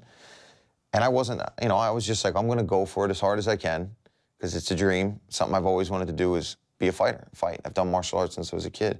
And then when it happened, I was like, okay, I got to go full on for this because I can always go back to acting. I can be 70 years old and decide, oh, I'm going to go back to acting. I can't be 40, 50 years old and be like, I really want to be a pro MMA fighter in the UFC. You know, I had to make a choice. And I gave up a lot of stuff. I gave up a lot of auditions that, you know, it was in Philly mostly, so it wasn't like super high paying, but you know, it was work. And I was like, no, I gotta fight. And, is there a part of you that's one theme that has come up today is, you know, just the trauma that you guys take ahead. I mean, you have to memorize a lot that goes on in there. It's something that worries me. I do, yeah. And you know, my style is not exactly safe. Yeah, conservative. I'm not like a grappler. I'm not a wrestler per se. So I do get hit, and it's the same in sparring. So I'm sparring 2-3 times a week and taking those shots. I've been checked out a couple times. So far, everything's obviously I'm healthy. But yeah, I can't even remember sometimes what I have for breakfast. You know what I mean? And I don't know if that's me getting older and just genetics, or if it's something to do with how much we get hit in the head as well. But yeah, like when they offered me. When the director Bill offered me the One Flew Over the Cuckoo's Nest, I was like, shit, and I don't even know, like that role to come back. You know what I mean? That would make me nervous. Opening night, I'd be really nervous that I'd just blank and then it would never come back to me. And that was something that never happened to me. So I doubt it would. But have you tested your brain? Have you tried to memorize things and see if you could do it at the same? Because that's a skill, right? It is a skill. Yeah. And I haven't in a long time. I haven't, not to that extent. Okay. You know what I mean, I've done shows where there's this play, This Is Our Youth. It's really good. Kenneth Lonergan is the playwright. Okay. You should look that play. A bunch of really famous actors have done it in London and in New York years ago. But there's a monologue that the character Dennis has that I had in that's probably about 4 pages long. Oh my gosh. And it's just a rant because one of his friends that he was getting drugs from just OD'd on the drugs that they had just bought, and he didn't take any yet. Oh my. So yeah, it's like, you know what I mean? Like a guy that just comes in and doesn't even know how to deal with it, so he just is running his mouth for 4 or 5 pages. And I memorized it, and I probably memorized it in 4 days. It's just like, and I haven't done something like that. I mean, if they gave me that monologue now, I'd be like, oh my God, I don't know what I'm gonna do. So when you said that, like, you didn't really think that this would happen, right? Not to this, you know, not to be, you know, doing stuff like this and being on your show and working the Contender Series. Amazing. It's crazy, man. Did you think that you would just be an actor? I did, and that is something I think about sometimes. I'm like, well, yeah, I'm doing well in the UFC. I'm getting a lot of attention. I'm loving it. But what if I really committed to acting? Where would I be? Where could I have been if I just went to New York or I went to LA and I just tried to get into film? I'm curious about where I could have been in that venue, but that's the next step. What was the dream as far as acting? I always wanted to live in New York. I always wanted to be here. Okay. And originally it was theater, but obviously anybody that's an actor out there knows that we do that for passion, we do that for fun, but really you want to either get into commercial work or you want to get into film. Okay. You want to make any kind of, any real money. Yeah. So that was really the, come here. So not TV. Live. Commercial or film? TV, television, anything. Yeah, anything. If I can go out to LA and, you know, get a pilot doing something like that, yeah.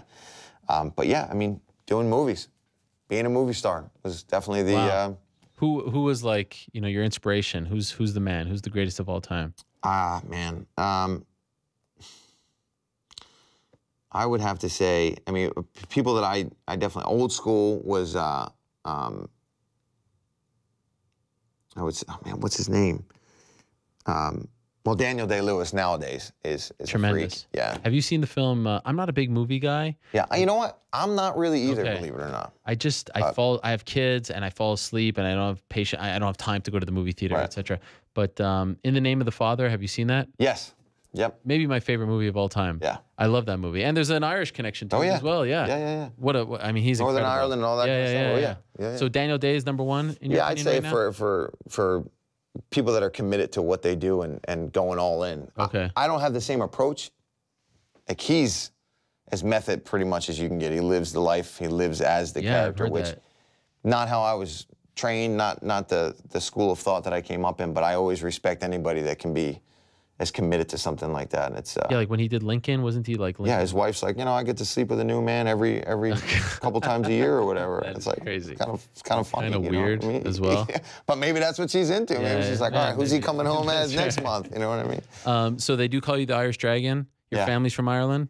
Well, down through Ancestors. the years, yeah, of course. So are we pro Conor? How do we feel about Conor? Hey man, you know, I really, really liked him early on. Okay. And then it got a little over the top for me, to be honest. Okay. But I've always respected him as a fighter, and I've always been one of the guys that's like, that this guy's better than people are giving him the credit for ahead of the time. Okay. And I don't know, man. I'm curious to see what's going to go down. Will you watch? Oh, yeah. Yeah? Oh, yeah. Are you pulling for him because he's the MMA guy? I think so, yeah. Okay. Yeah. I feel like come fight night, everyone's going to be doing that. Either you're the MMA guy or the boxing guy. Yeah, and even guys that maybe aren't Conor fans, I think they're going to find themselves, if he starts landing some left hands, you're going to be like, oh my God, is he going to do this right now? Yeah. Because if he does, holy crap. I know. What the world will explode. What happens to boxing? Yeah. If he knocks out Floyd Mayweather, what happens to boxing? What kind of chance you give him? I don't know, man. Maybe 20% out of 100. Okay, that's not bad. It's better than zero. Oh yeah, I don't give him zero chance. I was hoping we'd talk to Paulie. Oh yes, I'm hoping to as well. The show's not over. I know. I'm hoping you get to talk because I want to know. I want to be able to. How do you feel about that? I agree with him on that. There should be nothing that's going to make one person look one way or the other, especially a guy that's established as him in the boxing world, and he's coming in, even if you guys had bad blood going into it, he's still coming in as a sparring partner. He's not one of your old teammates or something that you're cool with. He's a guy literally brought in to give you work. Yeah. You know, and then you post a picture of him on the mat. I do think it was probably a push down. Okay, yeah. Because the way the ref is coming in and... There's a lot of space between them, right? It's true. So that's why I feel like it is... A push. But who the hell knows? Who knows? Yeah. And Paulie, of course, is saying released a video. Yeah. That would be great if we could get some of that. Yeah. I kind of feel like at this point, the Paulie Malignaggi Conor McGregor fight would sell over 1 million. Like there's so much. Just that alone. Yeah. Like I feel like they're kind of. I don't know if they're doing. You could probably take that footage and sell tickets to it at movie theaters, and people go and watch that. But do you feel like a line was crossed? I do. I do. I think, yeah, man. If somebody was posting pictures of me getting hit with an uppercut and you post it online, of course it's going to look like you kicked my ass because it's that one photo. Sure. And that's not, you know, there's of course no photos of Paulie landing body shots like he talked about or any of his work. So it's like, yeah, they could have posted them, you know, sparring and going at it, or somebody in mid-punch, but that one uppercut and then the one on the floor. You know, I do think it's like, all right. So they're saying like he went out and talked about the sparring and kind of broke the NDA rules and things like that. But he's saying that was because they posted the picture. That's right. So who's right? Honestly, I think for Showtime, for Conor, for Floyd, it's all good. This is all good. It's all good. Everyone was talking about this fight last week, 3 weeks out. Nothing bad has come of it. Yeah. Right? Yeah. It's brought up some interesting things about like sparring ethics and, you know, what stays in the gym. And, you know, he's the Showtime guy coming in. Like the whole thing is kind of like this reality show. Yeah. That has been fascinating. I don't subscribe. I admit I think it couldn't come soon enough. You know what I mean? Like when it comes, it'll be great. And then we'll all enjoy it and then we'll move on. But I don't subscribe to the theory that this is bad for any sport or that, you know, this is, I mean, sure, they've gone low a couple times and it was uncomfortable in Brooklyn and things like that. But the circus is fun sometimes, right? Yeah, it's a show. At the end of the day, we're making money. This is to make money, and they're doing all the advertising and all the hype that you could possibly do for it.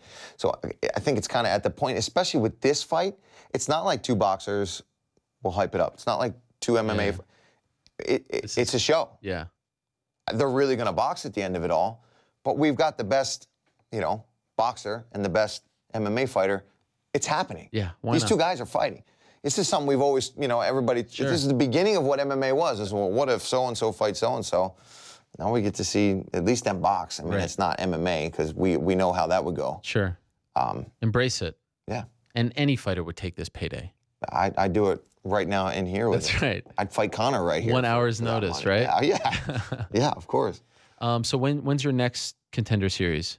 Next Tuesday. So not tomorrow night, the following week. And do you like that you get a break in between? I do. Okay. I mean, obviously I would love to be doing them all, but it would be a lot of travel. If I lived on the West Coast, it might be a lot easier. Yeah. But since I'm coming back and forth from Philly every time, it's And having a daughter, is it tough? Yeah. But I'm only there. I literally leave Monday, fly in, get Monday night, do the show Tuesday, get on the red eye, go home. Oh wow. Yeah. You leave after. Yeah. How old is your daughter? 2 and a couple months. Soon you might think, I mean, it's tougher when they get older. Yeah. You move the family to Milwaukee? Is that possible? We talked about it. Yeah, we're in a lease right now with our landlord where we're kind of we're still looking at places, so we're in at any moment, really, as long as I give them a couple months notice, we could be out of there. And so yeah, it's something that's been talked about. Okay. It's been talked about. Well, I wish you the best, man. I really appreciate you coming here. Really, I'm super excited that you brought me on. Long overdue. Yeah, it's long overdue great, to have you on the program, and it's great to have you in studio. It's always more fun when you have someone in studio and can open up. And I mean, what a year you have had, the highs and lows, and you've handled it all incredibly well. Congrats on all your success. Thank you. Congrats on that win. Thank you very much. Holy smokes! I was watching it again last night. You know, knowing that you were coming out, I was like, damn, those elbows. Holy smokes! Felt good. My elbow was sore still until a couple days ago. Yeah. Wow. So. Did you injure anything? No. Okay, good. Just the littlest baby cut. They gave me 1 stitch. Wow. They gave me one stitch. I said, can I put a Band-Aid on it? They're like, no, it wants to open up. Okay. So I hope you get that fight in MSG since you're so close, so local. You can have a ton of people there. Yeah. I appreciate you coming in. Thank you so much, man. So that is Paul Felder, Felder Paul, right, on Twitter? Yes, sir. And Instagram. And he is on Dana White's Tuesday Night Contender Series every second Tuesday, but you should probably watch it every week. Watch it every week. Yeah. I mean, the fights are still fantastic and even, and the guys are doing a great job too. All right. Joe will walk you out over here as we continue to roll, but thank you so much. I appreciate thank you guys. Making the trek. One of the very best at 155, doing his thing. He is on a roll these days and looking forward to watching him climb that ladder. Thank you, Paul. We'll talk to you soon. Paul Felder stopping by, the Irish Dragon himself. How about that? Always so fun to have people in studio doing their thing. As I take a swig of my drink and put back my headset, I enjoyed doing that interview without the headset. It's a whole different world. It's a lot more personal, you know what I'm saying? And so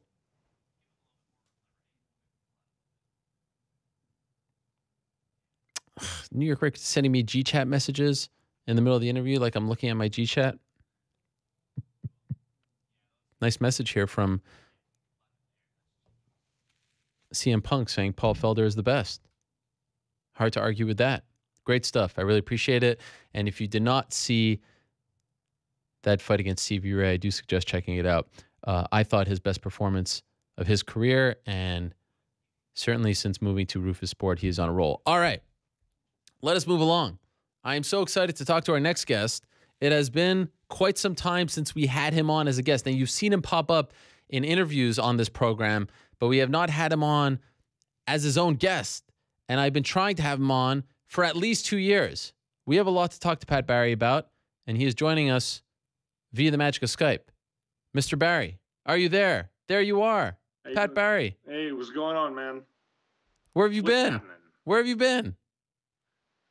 Over there. Yeah. I was over there for a bit. Holy smokes. I've been asking. What's happening, man? I've been asking you to come on the show a lot. You've been ducking me. You pop up when Rose is on, but you never want to come on by yourself. Why is that? It wasn't my time to come back out yet. It wasn't me. It was her interviews, man. Even though I would add my part here and there, but nah, that was for her, not my time.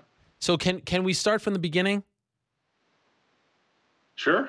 You were supposed to be on this show around 2 years ago, and I was bothering you to come on. There was a lot going on, and I'll never forget this. And I told you this on Friday. I have a list of people, like a running list of people I want to get on the show, and every so often I'll come back to those people and say, "Oh, you want to come on?" And I'll get a yes. You know, once in a while, most of the time a no. And you were on that list. And you were it's been so long since I've been trying to get you on the show that you were like at the very, very bottom of the list. Cause like over time I've been eliminating people. And so you were supposed to be on a couple years ago. And I woke up in the middle of the night on a Sunday night going into a Monday because of course I was, doing the show on a Monday. And you sent me a video via text of blood going down the toilet, being flushed down the toilet. And you were like, I'm not coming on the show and I'll explain later. And you never told me what that meant, what happened, why you sent that. And that was pretty much it. And so what the hell was that? I'm mysterious, man. You are. Well, I've never. Oh, hello, Rose. How are you? The tables have turned. Hey, what up? Yeah, she is now. How are you? Hey, guys. I like this. This is going back to the old days when Pat was the UFC fighter coming on and you were just in the background and we were getting to know you. Oh, yeah. Let me. Yeah. There you are. Yeah. Are you fighting Joanna? Right. We haven't gotten a call yet. Okay. Yeah. We It's haven't. just, Oh, can you grab the charger battery? Yeah, I got you. Oh, hey, hello? Yeah. Hello? We're right Yeah, here. sorry. Yeah. Yeah, no, we haven't gotten the call yet. We're pretty sure that that's going to be next. I mean, who else is it going to be? I mean, it's Rose's time to fight next, but we haven't gotten the call yet. I've gotten word that that's the fight that they want, but we don't know when yet. We haven't gotten told by no one's called me. Okay. All right. And you are her manager as well now, right? So you would know. Yeah. Fight or no fight, practice carries on. Yep. Fight or no fight, we're at practice, man. We're getting big muscles. Yeah. Regardless. So when the call comes, that we'll be ready just because we're always ready.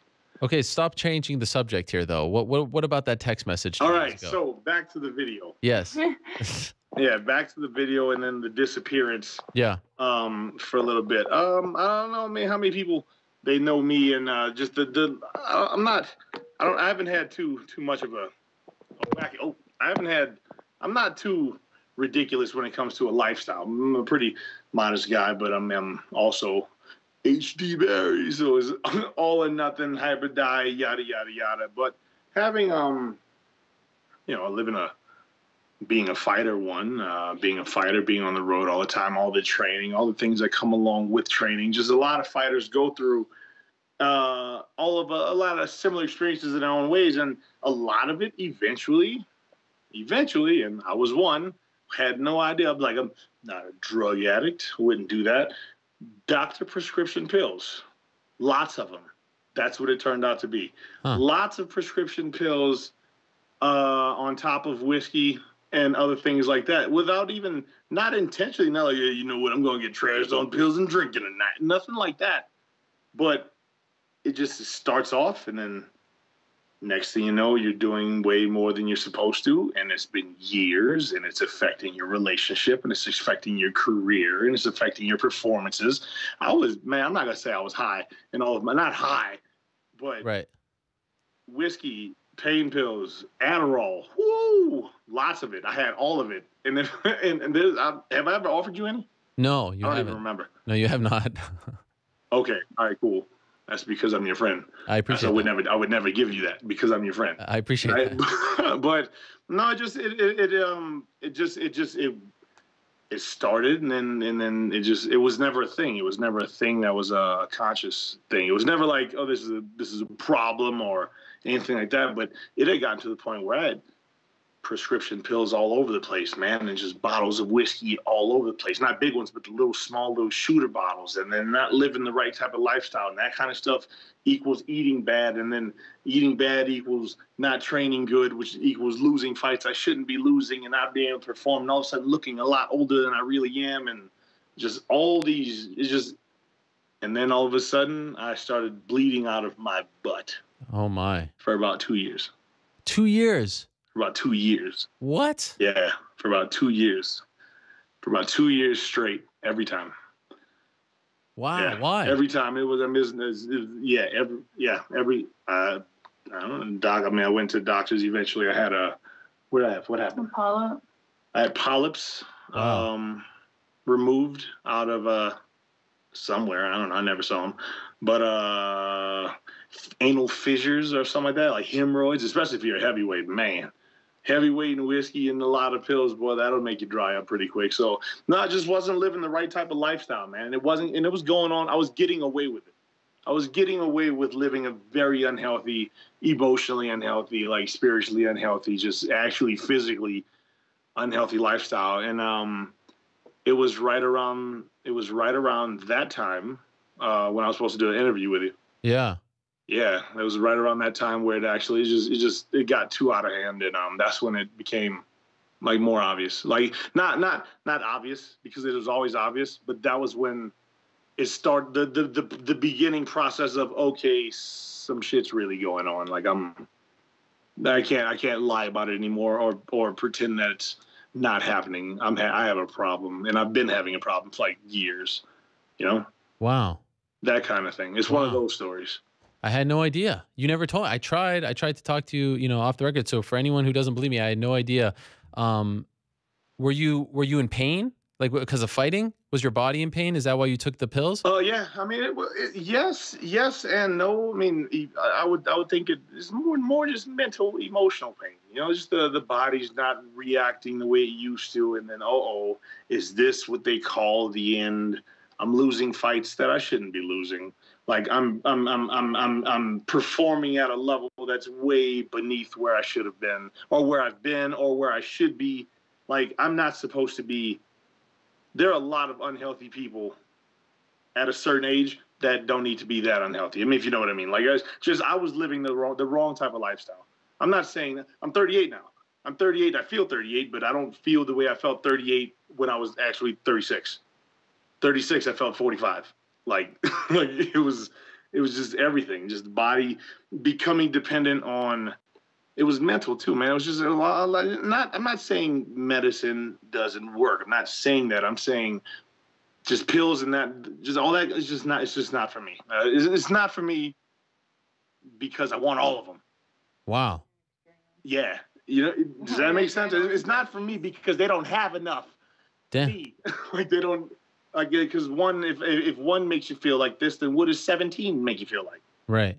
You know, that kind of thing. Fighting kind of ruins things. Like, it ruins it, like any type of other experience that you might like, because it's like the highest of the highest, like of just crazy things that you could possibly do. I mean, there's other crazy things like skydiving and stuff like that, but those type of activities. Not even skydiving. There's nothing in the world that can compare to getting in the ring and fighting another person in front of everybody. You just can't do it. And then when you're not in the ring fighting, or then when you do get in the ring and you fight and you're not performing to the way that you know you can. I'm not saying, hey man, I know, yeah, shit happens. You get older and you slow down a little bit, but not that. It's just I'm performing at a level that is way beneath me. Like I'm better than this. And I know that the only reason why I'm like this right now is because of me, and it's all my fucking fault. And it's me. So what I'm going to do is I'm going to get out of here for a little while. I'm going to go away. Not because I want to clean myself up for fighting or anything like that. It's I need to get the fuck out of here so I can save me, my marriage, my relationship with my dog, my relationship with my family, with just my relationships with strangers. Just people in general. I was living the wrong type of life and didn't know it. I was never intentionally trying to be that type of guy, but you really can get lost in it, man. You can get lost in it. You can. Ask Court McGee. Court McGee's been a guy I've talked to a lot over years. Haven't spoken to him in a bit, but we talked a lot. Everybody knows Court and his story. We've talked a lot, and he's seen a lot of similarities in myself, and we've talked a lot. And I give him a lot of high fives, man, because he opened up a lot of thoughts and ideas in my head. And more than anything else, he said, "Yeah, you are." Whenever I said, "No, man, I'm cool. Nothing's good. I mean, everything's fine. I'm not. I got this." "Nah, you are. You're just like me, Pat. Get off that shit. Get off it, bro." Wow. And that's what I did. I got off it. It's like when Rose, like the whole thing with her cutting my hair, cutting the shit. That's what I've been doing for the last 2 years. I've been cutting the shit out of my life. Cutting my hair off because it was shitty. I was cutting out all that. How long has it been now? I'm a little over a year sober. So, wow. No drink, no pills. Wow. Congrats. A little bit over a year sober. Yeah, man. And not only is that, not only a little bit over a year sober, I'm getting abs again. Uh-oh. Whoa.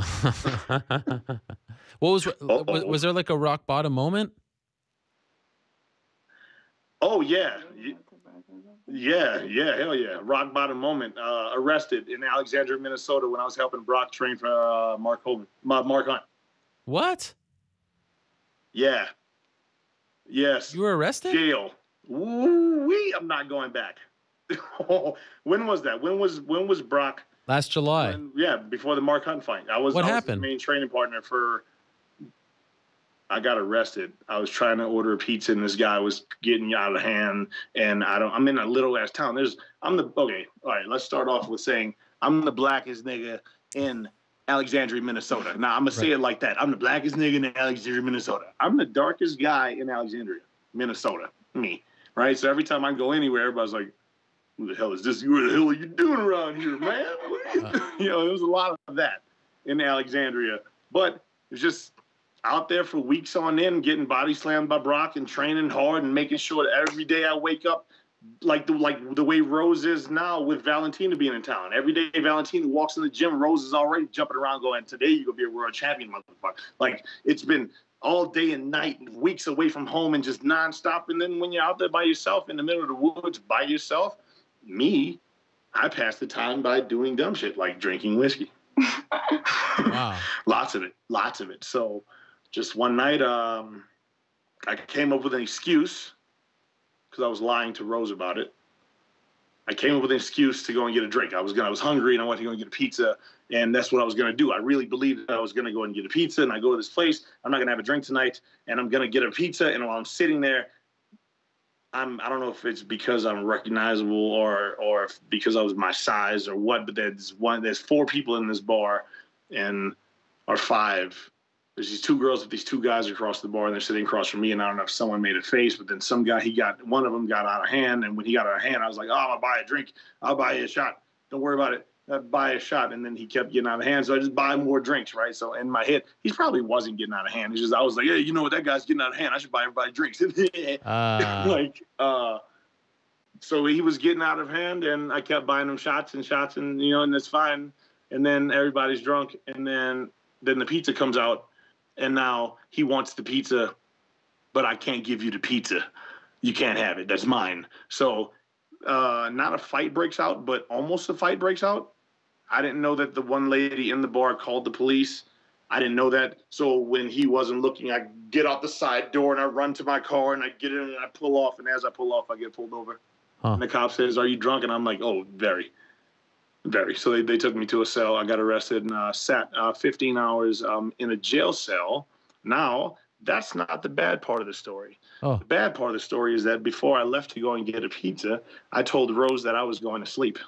That was it. Good night. Good night. We get off the phone. I'm supposed to be sleeping. 30 minutes later, I'm at a bar getting drunk, ordering a pizza. And Rose... And I knew it, too, the whole time. I knew something was wrong. I knew it. Wait, hold on. This is my interview. I knew it. I know when this bitch is lying to me. Hey, so... I know it. Hey, she had a feeling. She had a feeling something was wrong. I called Marty Morgan. Intuition. So she called my phone and it didn't answer. And it didn't answer. And I always answer when Rose calls and it didn't answer. And then she called Marty Morgan and he didn't know what was wrong or anything like that. And... I wasn't able. They didn't give me my phone back until 12 o'clock the next day. Oh my. Rose has been calling all night. She's in another state. She doesn't know what's wrong. She's terror. She's like she knows something's wrong but doesn't know what. And yeah, they let me out. Wow. And then and after they let me out, Brock Lesnar told me, "Go home." Wow. He did me a favor and said, "Get the fuck out of here." Wow.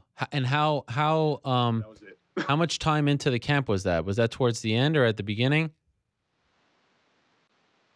It was the last 10 days. Wow. Right, like the last 10 days. And is that why you weren't with him in Vegas? Yes. Wow. And how did this never got out there, right? I mean, this was never in the news. No, nobody knows anything. Wow. I that was the moment. That was the okay. That was the moment. That was it. That was I realized that I can't get out of this cell if they don't let me out. I can't get out. I can't physically. I can't fit. I'm finally me, Gorilla Pat. I can't physically break out. I can't talk my way out. I can't sweet talk my way out. The one person I called hung the phone up and didn't answer. Who's that? Rose is just disappointed. I mean, like how that's, I don't need to figure out. This doesn't need to go any further. Okay. Shit needs to change. Shit needs to change. It needs to change now. And how did you change it? Yeah. That's where I've been for the last 2 years, or however long it's been. A year and change. Yeah. How did you change it? How did you pull the plug on this and just, did you go cold turkey? I said, stop, cold turkey. Wow. That was it. No more nothing. Wow. No more nothing. And I know that I'm not saying that that's the way to do it, but that's the way I do it. That's the way I do it. I'm not going back. No more nothing. They cut it. It's all over. Everybody get the fuck out. Don't nobody come around. Don't talk to me. Don't eat this. Don't go here. And it was a bunch of habits. And if anyone out there, if this sounds familiar to anybody, it was never, man, drinking's a problem. It wasn't that. It was my reasoning behind drinking. Why the fuck? Why am I doing it again? And what led to this? Going to McDonald's, not a problem. No problem. But not going to McDonald's 3 days in a row. We go to McDonald's 3 days in a row. Now I feel kind of shitty, and now it's going to lead to this. And next thing you know, we're drinking on Saturday, and just no more of that. It's all over with. Done. I never win, but not turning back. This isn't one of those, all right, it's going to be a hard, strong, and it was, and it's been, but it's a constant, but it's not, it's no longer this thing that I've got to struggle with. It instantly was like, okay, so this is just how life is going to be from now on. Pat don't drink no more, no matter what happens. No, I don't even eat rum cake if it doesn't even have rum in it, just because it's called rum cake. I don't fuck with that. I don't drink nothing no more. Energy drinks, get off it. Just get off it. You just that's, and that was all I've been doing forever. Pain pills, don't do it. Don't do it. Why? Because nope, don't do it. Don't do anything that requires needing that. If I have to, if I can avoid it at all costs, just stay off of it. Stay away from the things that lead to it. There's a bunch of habits out there in the world. There's a bunch of patterns. Like I said, if we eat pizza 3 days in a row, man. You watch Facebook. If I get on, we've been both of us have been off social media for about 7 weeks now, strong. Wow. This is the beginning of week 7. No Facebook, no Instagram, no nothing, no, just get off of it. Why? Because if you sit on Facebook long enough, eventually I'm not going to want to do shit for the rest of the day. And you want to just order a pizza. And if we order a pizza, we can just continue just sitting around and not really doing. Do you want to walk today? I don't want to walk. We just sit here. You know what I mean? And it's just that type of it was just a bunch of sad shit. Every time I pull up, you know what the last thing I saw on Facebook? I saw a close-up of a Pomeranian puppy, and it was so cute. And all of a sudden, out of nowhere, a boa constrictor lashed onto his head, and that was the last thing I saw. And I was like, no more of this, no more of this, no more of this, no more of this. Wow. No more of this. No more. Shit's got to change. We got a house, man. We're homeowners now, right? Congrats. Look, check this out. We can't even. Where can I even turn? I don't even know how to do this anymore. No, don't sell our street. Like, oh yeah, this ain't our street. Look at that. I'm looking at. I'm gonna climb this tree. As soon as we get off the phone, I'm gonna climb this tree, man. I'm going to show you my tomato plant. Oh wait, we've got tomato plants. Oh wow. Like this. Yeah, and. Now that she's down here, man, yeah, I stopped because that's not a good example. That's not a good example for her. Right. She can't be a world champion. She won't be a world champion if I'm living the shitty lifestyle that I'm living. So you know what I'm going to do? I'm going to lead by example. I'm going to change up everything, whether she knows it or not. I'm going to stop my shit, and I'm going to get big with it, and I'm going to get strong on everything. And when I do that, she's got two choices. Either divorce me or keep up. And if she keeps up, she's going to be a monster. That girl's going to be a world champion. Wow. That girl's going to... Give me goosebumps. Look at that. Wait, hold on. What's this? What are we looking at? Look at that. Look at that. Full from seed. We grew it. Well done. Yeah. Bravo. More of these too. That's Kevin. That's oh my Lord. Can I ask about this? You know, you don't have to be you know, a detective to figure this out, but you talk about UFC 200, and of course 2 weeks later was Rose against Carolina, and you weren't there. Is that why you weren't there? Yeah. Yes, sir. Did she say to you, "You're not welcome"? Yes. Oh man. And I agreed. You're not welcome. You're right. Good call. I'm gonna get the fuck out of here. Where did you go? When I got back from Alexandria, man. Huh? Oh, okay, keep going. Yeah, when you got back. I got back from Alexandria, Minnesota, to an empty house. You know? Uh-huh. I knew that. There's nothing in the world. I'll tell it in my opinion. She left? In my opinion. Oh yeah, it was gone. Gone. The dog too. Everything. Gone. Wow. Gone. But not in a I'm gone, take it. Nope. I'm getting about it. I gotta get out of here. And it was understood. Yes, you're right. I came home and was like, I knew it. I wouldn't be around me either. Because I'm a fucking liar. I'm just a piece of shit. And I'm not living the right kind of life. And you know what's not fair? Is that she started becoming me. Go back. I go so far as to say this. Go back to any of Rose's performances that didn't seem quite right. My fault. Huh. It was me. It was me. I was the outside distraction. This guy. Any performance, I mean, I'm not talking about just fighting. I'm talking about any interview that seems off and weird.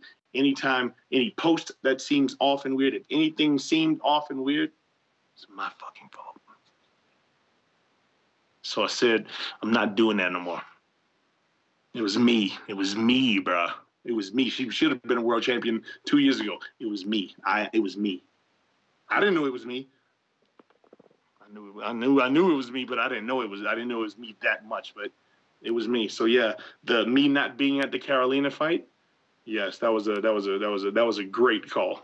And it was just at that moment in my life. No, I was only negative. I was only bad. I was no good. It just wasn't good, man. So I came home to an empty house, and if you're anything like I am, there's nothing worse than that. Nothing. There's nothing worse than that. You know what I mean? How bad do you want to get drunk? Bad enough to have Rose and Mishka going? Nah. No. Where did she go? No, and it's not even that. It's not even just that. That's not even it anymore. Okay. It's literally me. I'm not doing it for me, which is what's best for everybody else. It's not. I'm off it. Where I'm off it. It's an actual 180, kinda.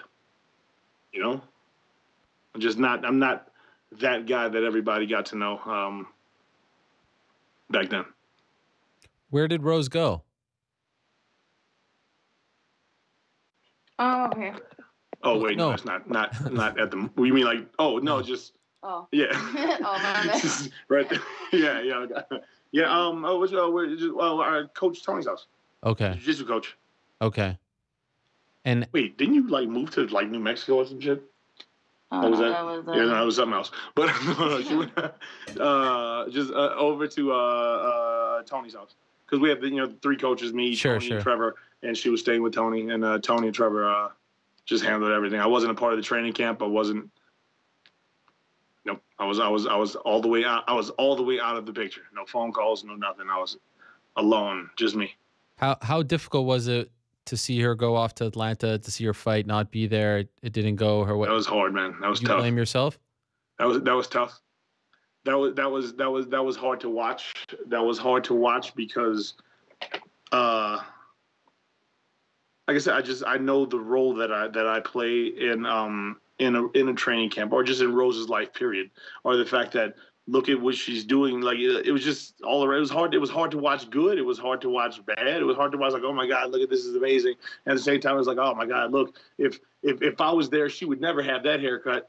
You know, like it was just even watching the fight. It was like, oh man, I think that the moments in the Carolina fight where Carolina was doing her thing, I felt like as if a lot of those moments were moments would not like those were the parts that I'm good for in those, like in the moments where Carolina was like, there were moments in the fight where Carolina was doing really well that were moments that if I was in the training camp wouldn't have happened because that's the part that I handle. You know what I mean? That kind of thing. Well, she also had a better reason for being in that bitch too. Yeah, but no. I'm not saying no. I'm saying she's the shit. Yeah, no, she's great. She's great. I'm not saying against her. I'm just saying that there were moments in Rose's performance where I felt like as if the part that I would have contributed to the training camp, it would have been a little bit stronger if I was there. So I feel bad about that. That I'm thinking, but then does she want me there? Does she not want me there? What did I do to put us in this situation? To put her in that situation? How big of a piece of shit am I to be, to be causing this in her life? She doesn't deserve that. She needs better than that. She's more valuable than that for me to be living a lifestyle like this. So that was it. No more. So you're alone in the house. She goes off and fights. How do you get her back? I don't even know. Well, because I knew the approach that I had I knew that Pat was the missing link. For that fight, and not to say that also my reasoning behind why I was fighting at that moment, it was just a distraction for me. It's just better than facing my own reality. But sorry. I don't know, I just love this guy, but I don't know, and I just realized that if I'm not doing it with, we've been bouncing around a lot, and I've never really had a place to call home. And I feel like I have a home now, not just with, an actual house, but, my coaches and this guy. And, if I can't do it with them, then I don't want to do it, because it's more about the journey and, just the experiences that we have with each other, and that makes it all, the best roller coaster ever, and I don't know, I love fighting, I love my coaches, and I love this place. So, I knew that, I know that Pat's a good person, and I know that, and I believe, in forgiveness, and just having a strong faith and getting back in touch with my spiritual roots helped me get through the situation and, help bring Pat be clean. I never thought back when he was doing all this stuff that I never thought I would see the day that he would be not taking pills or drinking that was, or even energy drinks for that matter of fact. It was not even in the realm of reality. And the fact to see him not seriously just not even want it, just disgusted by alcohol. It's like a miracle, and I just thank God. Well, how soon after that fight did you reconcile? Was it right away when you got back home, or was there a long break? I mean, we were even talking during, it's just because regardless of our, intimate relationship, I'm, I still love him as a person, as a friend. So I was still talking to him throughout the entire thing. But it was kind of hard coming back because he just wanted to talk to me, and I just needed a break just from everything.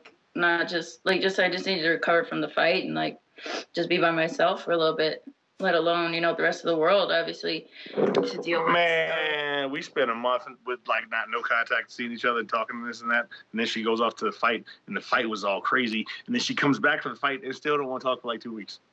Yeah. I was like, come on, man. Oh man. No, just right after. We went for a walk. Okay. Yeah. And you got her back. Good hand holder. And I'm assuming you apologized and said that you were going to be clean. And, yes. Yeah. You've kept your word. And it was the type of apology that it's not just I'm sorry, never do it again. I mean, there's no way of saying it that'll make it believable. Because I'm sorry, I'll never do it again. And even though that is completely impossible to believe right now, I'll show you. I'll prove it. Okay. Like having a fight again. I should never do that again because I don't train right. Because I train soft and I don't train right. And I come up with a bunch of excuses not to train. So what if I had 6 months to train for a fight and could prep for it? You know, what if I had 6 months for it? If I had 6 months, if I can't get ready for a fight in 6 months, then I can finally stop talking all this shit. I can finally just go, all right, I'm not going to say it anymore. I'll just continue coaching and I'm not going to talk about fighting anymore. If I can't get ready for a fight in 6 months, that's crazy. And guess what else? No one would believe me if I said I wanted to fight in 6 months. Because this is the same thing I've been saying for years. I'm going to go take a fight. And everybody's like, yeah, all right, cool, man, whatever. You're going to blow it off. You're going to come up with excuses not to train. You're going to drink the whole time. You're going to just do everything. You're going to talk all this shit. But you're not going to be ready for it. And you're going to get into the ring with that same I'm not ready look on your face. And you're not going to be ready for it. And something stupid's going to happen. And you know what's going to happen? After you get knocked out or you lose a fight, you know what's really going to happen? You're going to want to fucking drink something. So why would you get in the ring and fight again? You're just talking shit. There's no way you're going to prep for it. You wouldn't do it. There's no way. 3 people I've got to convince if I was to ever do that again. Trevor, Tony, and Rose. 4 people I've got to convince myself too, because in all actuality, I can't trust me. I know exactly what to do in order to fuck this up. You know, I'm talking about just metaphorically speaking. Just I know exactly what to do to make everything bad right now. I definitely know that. So we don't go that route. We stay away from that. But we have been doing different shit. We have been doing different shit, man. We growing tomatoes and food, man. It's been working. It's been working. Valentina is here for the 3rd time. Valentina never goes to the same training camp. She don't train the same place twice. She don't train with girls. She only trains with guys. And she's a nomad. Was that nomad? Is that the wrong? That's the wrong word. Yeah, that's right. Nomad? Or is it a Ronin? Okay, all right, one of those. She's one of them. One of those, man. She's walking the lands and training and everywhere, and she's back for the 3rd time. Not only is she back for the 3rd time, she brought her big sister too, because her big sister's got an MMA fight the week after. Why are they coming back? Why? Because Rose shows up every day ready to make that money. Rose shows up every day. That's what we've been doing different. We changed it up. We changed up some things, man. We changed up some things. We found a different lifestyle. We found a path that we like a lot better. Not only do we like it a lot better, I think everybody likes it a lot better. It's more fun. It's more healthy for everybody. It's not dark anymore. It's light now. I'm not saying it was just. I don't mean it to be that extreme, but it's just that route that the way that we were going, because we're still going forward, but we were going this way forward. Now we're going this way, and this route's a lot more fun. Tastes better. Wow. Things taste better. That's a perfect segue.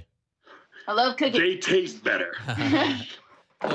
What you just said before about, 6 months and proving to yourself that you can do this and taking a fight and going through with it, all that stuff, that is the perfect segue, right? That's the perfect segue.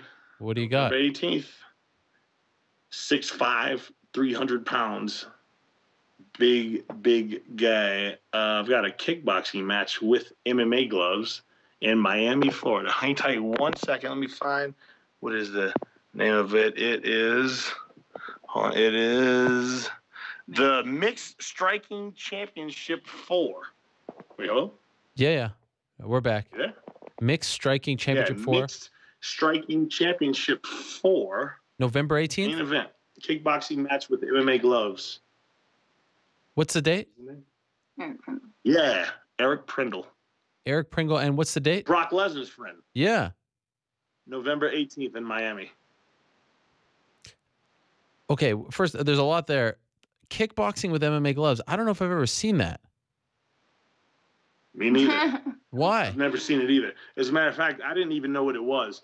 It's because things have been going the right type of way, been living the right type of lifestyle. Things have been going, like I said, leading by example and this and that. And Brian, my manager, called me from Sucker Punch. He FaceTimed me, and I picked up the phone, and he was like, "Hey, man, what are you doing?" And I remember our sponsor, no, it was a regular call. "Yeah, what are you doing?" And I was like, "Yes, to whatever you're calling about. I'll do it." And he says, "Really?" And I was like, "Yep, yeah, I'll do it." He was like, "All right." And I was like, "Ooh, hold on. What did I just agree to? What did I just agree to? I'll do it, but not everything." He's at a kickboxing match with MMA gloves in Florida against Eric Prindle, main event. I said, "Yep." Just tell whoever it is, yes. And why is it kickboxing with MMA gloves? I didn't know the name of the promotion. I don't know how many rounds is going to... Huh? Why is it with MMA gloves and not kickboxing gloves? I have no clue. You're in, though. I don't know. I didn't research anything. I just said, yes, I'll do it. November 18th, I'll be there. Wow. I'm going to punch somebody in the head November 18th. And Eric Pringle, as you mentioned, is a friend of Brock Lesnar's, or a training partner at least. Have you ever trained with him? I don't know. I think it's his former training partner, or they went to school together or something. Eric Prindle. This big dude. Big guy. Yeah, I remember him. MMA fighter. I think I don't think he was in the UFC ever. I think he's mainly been an Bellator. MMA guy, but he's fought for Bellator. Bellator, that's where it is. Yeah. Bellator. Big. You ever trained with him? Ooh, wow. Nope. Wow, this is amazing. No. Did you feel like you needed this? No, wait. I almost did. The first time I was out there with Brock, that was him. The first time, that was him. Name. I was out there with Brock the first time when he was training, when I was out there for the first time, he was training for the fight with Kane. And I remember Eric Prindle, they flew him in, and he went from the airport straight to the gym, and he got to the gym, matched up with Brock, and Brock Kimura'd his arm off his body. Wow. He went from the airport to the gym, to the hospital, back to the airport, and flew home. He was in and out same day. Wow. Yeah, that's him. Yeah, I saw him for about 3 hours. Do you feel like you have to do that? Like, is this part of the story? I never trained with him, but I was in the same room with him when that happened. That was crazy. Do you feel like this is part of the story? Like, you need to do this fight to tie everything together to prove that you are all the way back? Is this a one-off in your mind? Is this the beginning of something new? How do you approach this? There's a bunch of different ways this movie can go. You know, there's a bunch of different. This movie could end with this fight November 18th, and I go, all right, you see, I could do it. All right, that's it, everybody. I'll see y'all later. You know, this. I mean, anything could happen. November 18th, this dude could punch me in the head, and all of a sudden he's like, all right, you're right. I'm going to go sit my ass down. I ain't not coming back. I'm going to go sit down forever. All right? That very well could happen. It's not, that's not the plan. But with the changes that have been made in this household, there's no reason not to. There's no reason not to. There's no reason not to continue fighting. There's no reason not to drop down to 205 and actually give that a shot, even if it's just an experiment. There's no reason not to. Jiu-jitsu's awesome. That's been great. Competing and grappling has been pretty fun. It's actually, I've been grappling for the last however many years for so long, but actually committed to it. I got a purple belt somehow, and I've committed, like not 1,000% all I do is grapple, but actually give a fuck, actually care about it, to where now the idea of being in a fight and falling on the ground that I don't think I've been in a position on the ground that's unfamiliar. Like this, you know what I mean? It's not like, oh, I'm on the ground, I guess I'm gonna lose now. Right.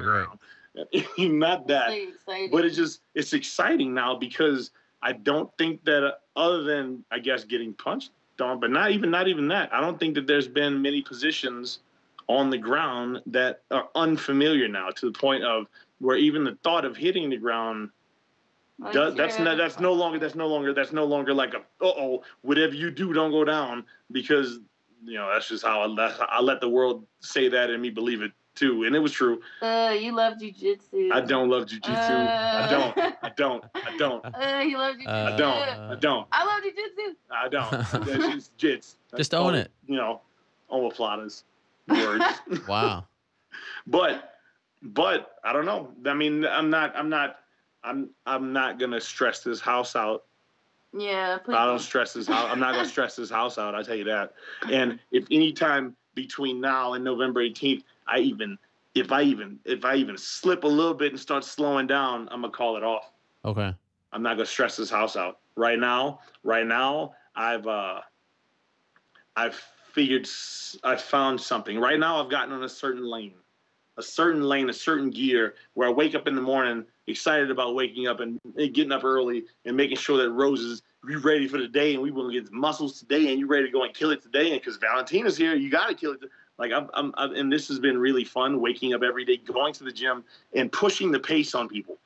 That's it, just pushing the pace. Because everyone get into the habit of the same thing over and over again. So I started going to practice and actually I'm gonna change it. I'm gonna make sure everybody's getting abs today. We're all gonna get tired. We're all gonna make it uncomfortable, take it to a different level. And I've actually been paying attention and learning. And then it's gotten to the point where like the curious questions, or it's not just go through the motions anymore now, man. It's just show up to practice. You know why? Because showing up to practice years ago was the funnest thing in the world. It was so fun. I didn't do anything else. You don't have friends. You don't talk to family. You don't do nothing. You eat. Stay in the gym all the time. Just go to practice. Going to practice solves everything, I think. I think that's a way of solving everything. And if it doesn't directly solve the problem, it'll help you figure it out, man. Just go to practice. And that's what I started doing again. I stopped going to practice years ago. I got to go to practice. I have to go to train. I've got to go to class.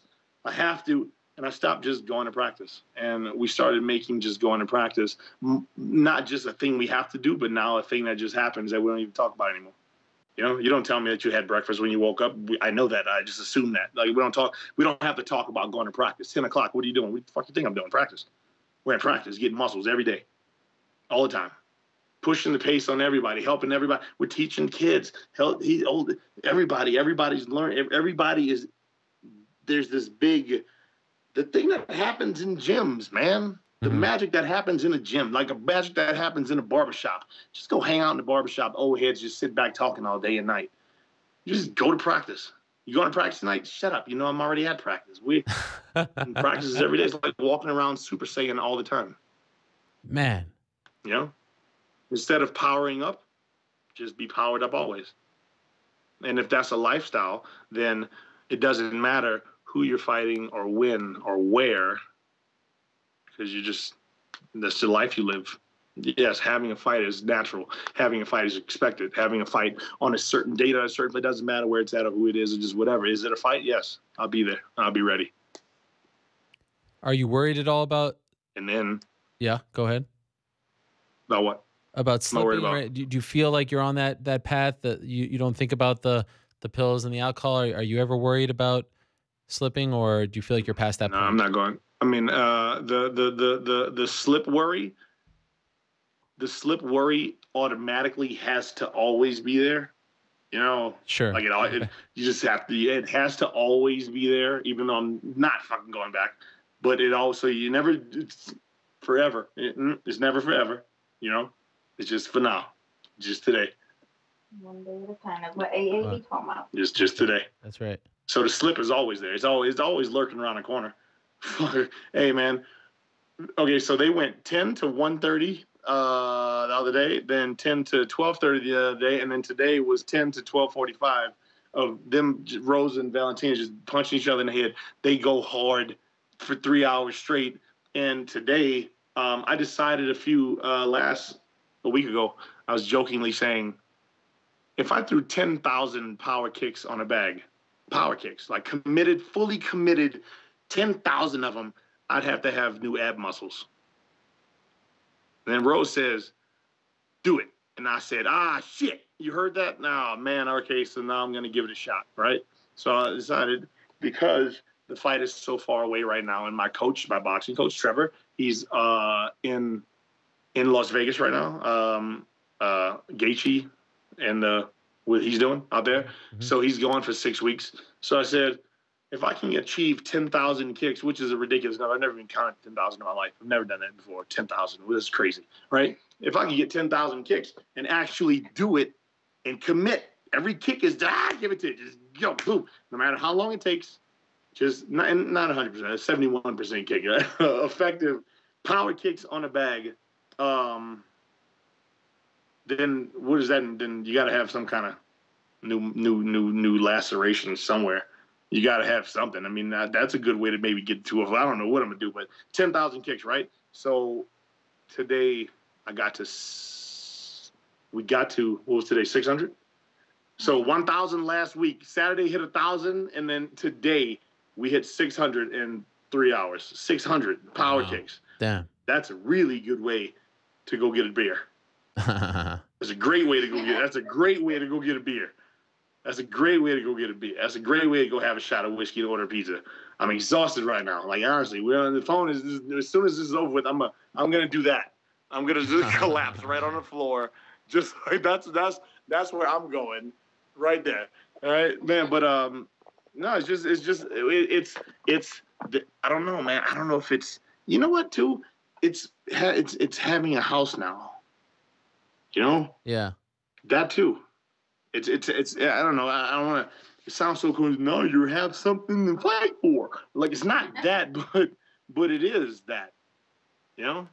I don't know. I don't know what happened. I don't have any. I don't know how to explain it. Even Trevor, my coach, is like, "Hey, dude, hone your why and what's your purpose." And the only answer I can come up with is, I have no idea, but I'm gonna go get this dude. I'm gonna just get him. I'm gonna get him, and then after that, then we'll talk about, you know. But as of right now, I'm kind of in this trance where I'm gonna go get this dude. If he survives the first 2 punches, he's not gonna survive the first 2 kicks. Right? I'm gonna just go get him. After that, we'll come back and we'll reevaluate everything, and we'll actually have a real discussion on, you know, what are you going to do next? And are you going to try to do this? And are you going to, or whatever the next move is? I don't know. Only thing that matters right now is November 18th and throwing 10,000 kicks before I get to it. I'm going to attack this dude. I'm going to attack him. I'm going to attack him when the bell rings. I'm going to just attack him. I'm going to try something I've never done before. I'm going to just go at him. Wow. I am very thankful for you today, Pat. I didn't know that you guys would open up like this, and it really means a lot that you would, because I've been bothering you for so long. Well, thanks, man. Well, it means the world to me, really, that you would do that. But I told you a while ago.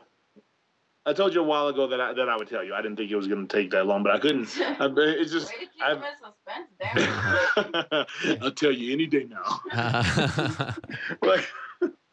But I'm really. But yeah. Thanks for being patient with me, man. I don't know. There's a lot. There's more. There's a lot more, bro. But it's good stuff. There's nothing. It's good stuff, man. It's good stuff. And any of this, and I would even go so far as to say this, that what I said today isn't unfamiliar to a lot of people out there. Mm-hmm. A lot of people listening, it's not unfamiliar. Man, there's a lot of fucking people that drink way too much. Mm-hmm. Damn, she just, all right. Hey, hold on, man, go to sleep. Yeah. There's a lot of people that understand what I'm saying, and there's a lot of people that hear it, and there's a lot of people also out there that hear it that don't know that they hear it, but yeah. It's out there. I'm not. It's just I know what I had to change about my lifestyle, and that I think is beneficial in every aspect of my life. It's just things had to change, and they've been up and up ever since. Now, I'm not saying this is the answer, right, but I definitely know, like I said, I know how to fuck everything up. And as long as I don't do that, then we'll see how things keep rolling. Well, I wish you nothing but the best, man. I'm really happy for you that you've gone on that path, as you said. I feel like on this show, you've been coming on and so kind with your time for so long. I feel like we've kind of seen you both as a couple grow up in many ways. I mean, you've been coming on for like 6-7 years now. So to open your lives up to us here and tell us a bit about what you've been through is I mean, I'm at a loss for words. So I really have a lot of respect for both of you, and I wish you both nothing but the best. And how about this scene? November 4th, Madison Square Garden, you're fighting November 18th.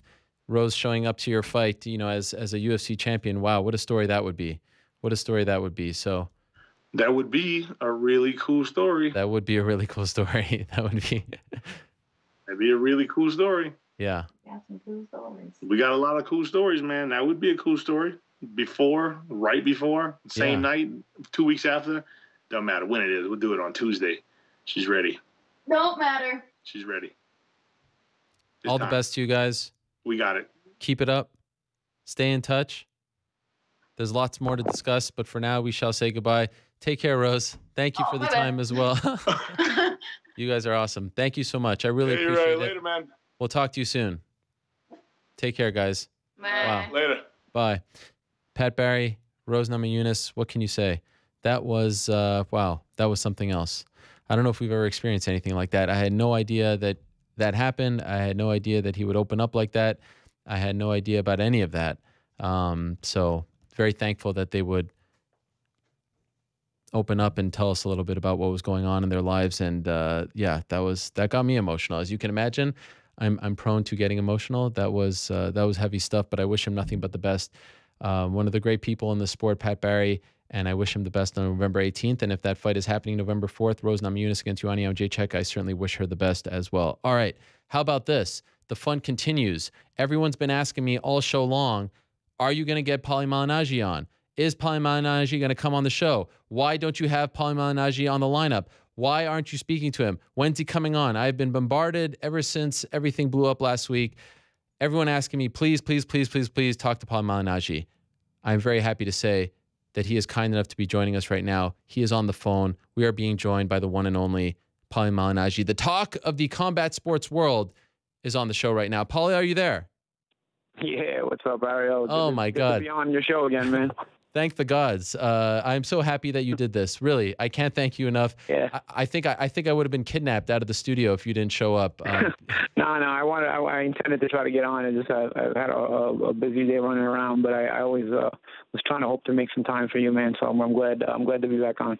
Thank you so much. So, how would you describe the last 5, 6, 7 days for you? Has this just? I mean, what has your life been like ever since everything kind of turned upside down? It's something that I really didn't ask for.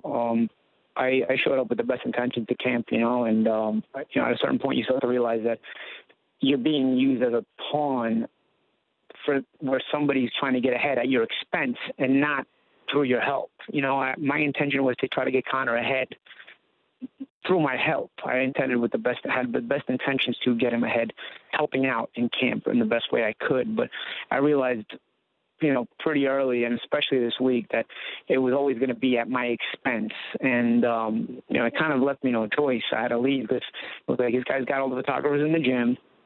The way he treats people is not going to change. He doesn't let anybody else in the gym to the point where I can't even bring a trainer into camp or anything. So it was like, it's an uphill battle. You're always going to be fighting. So I just decided I got to go because, no matter what happens in sparring, I could throw him a 10 or 12 round beating. I could get to that point, and he's still going to have pictures and photographers taking pictures only for him. So shots will land on his behalf as well.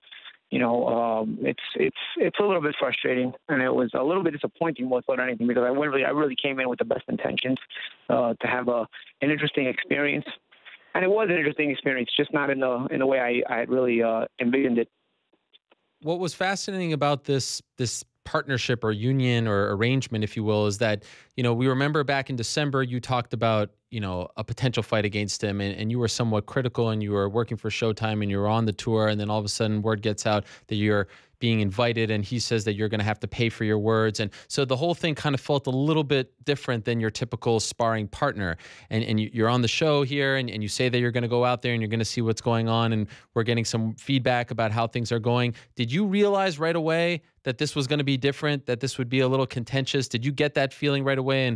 And if so, were you a little bit on edge the entire time? Once I got there, I kind of did. But all the time before that, listen, I've called out fighters in the past, or fighters even called me out in the past during my championship reigns. And Sometimes the fights happened. Sometimes they didn't happen. If they didn't happen, when we saw each other, we were cool. You know, I just explained that on my podcast, which I just filmed, Brooklyn to the World. I just was explaining the situation where, you know, when you see each other, if you end up not fighting, you're all brothers in the same line of work. It's a combat sports world. It's a tough way to make a living. So you're all brothers, and you all understand the hustle that it is to try to get big fights and whatnot. So if sometimes you guys fighters trash each other, if the fight happens, okay, the animosity develops and it grows and it's a competition, and sometimes competition gets ugly. But if the fight doesn't happen, you see each other and you just pound each other up, and you're just friendly, because you're all brothers in the same competition, the same life, and it's not an easy way to make a living, It's always the way it's been, be it if I called somebody out or be it if they called me out. Whenever I saw them, I'm cool to this day with guys that I had words with, but I never fought. I'm cool to them with them because we all know it's just business at the end of the day. So in the moment when Conor got his boxing license, I think a lot of the boxing world, raised an eyebrow, was a little skeptical. How much can this guy really bring to the table as far as ability is concerned? What we do know is he can bring a lot of money to the table because he's very popular. So, of course, any boxer was trying to use their name to try to jump in. I thought I fit the bill. So I was going to try to get under his skin as much as I could, because I felt like, okay, this guy's going to come in, but he's not going to fight somebody in his prime. He'll get crushed, absolutely crushed, because, somebody in their prime against a guy who's never fought, it's not going to be a pretty thing. But maybe he'll try to take on a name fighter past his prime, a little bit past it. So I thought I fit the category very well. So I said, let me try to trash him a little bit and see if he gets his attention. He ended up going up against a fighter who's past his prime and had a very big game. He went up against the best one of all, Floyd Mayweather, So obviously I never had a chance. That there's always more money in that fight. But once the fight didn't happen with me, I was like, whatever. It is what it is. I thought, hey, maybe he'll stay in boxing and maybe offer me a fight later. But then I retired and whatnot, so it was like I just kind of forgot about it. You know what I'm saying? Just like I forget about it in the past when I've had words with fighters I never fought. I see them and I say what's up and we're all cool. So I thought it would just be like that, especially when I was called by his team to work with them. I thought, hey, it's going to be cool. When I heard him say what he said in L.A. at the interview and after the L.A. Staples Center press conference, when he said, I'm going to have to pay for what I said, Paulie's going to be brought into camp to pay for what he said, I thought it was just for promotion. I thought it was just for media. Plus, at day's end, every sparring is hard and every sparring is very physical. I've sparred friends who were trying to knock each other out. But, that's how you make each other better. You want to raise not only your tactical level, but also you want to raise your mental level. You want to raise that mean streak and have that edge about you. And the only way you do that is if you spar very violently. So I don't know how it works in MMA, but in boxing, when you're training for a fight, you spar very violently and with very, very mean intentions. So a person doesn't have to have anything personal against you to have that kind of sparring. And I've had that kind of sparring throughout my life with people that I'm totally cool with. So when he was saying these things about how it's going to be rough and, or even Tiernan Bradley's interview where he was talking about before I ever came to camp, Conor had mentioned in the camp that when Paulie gets here, it's going to be a fight.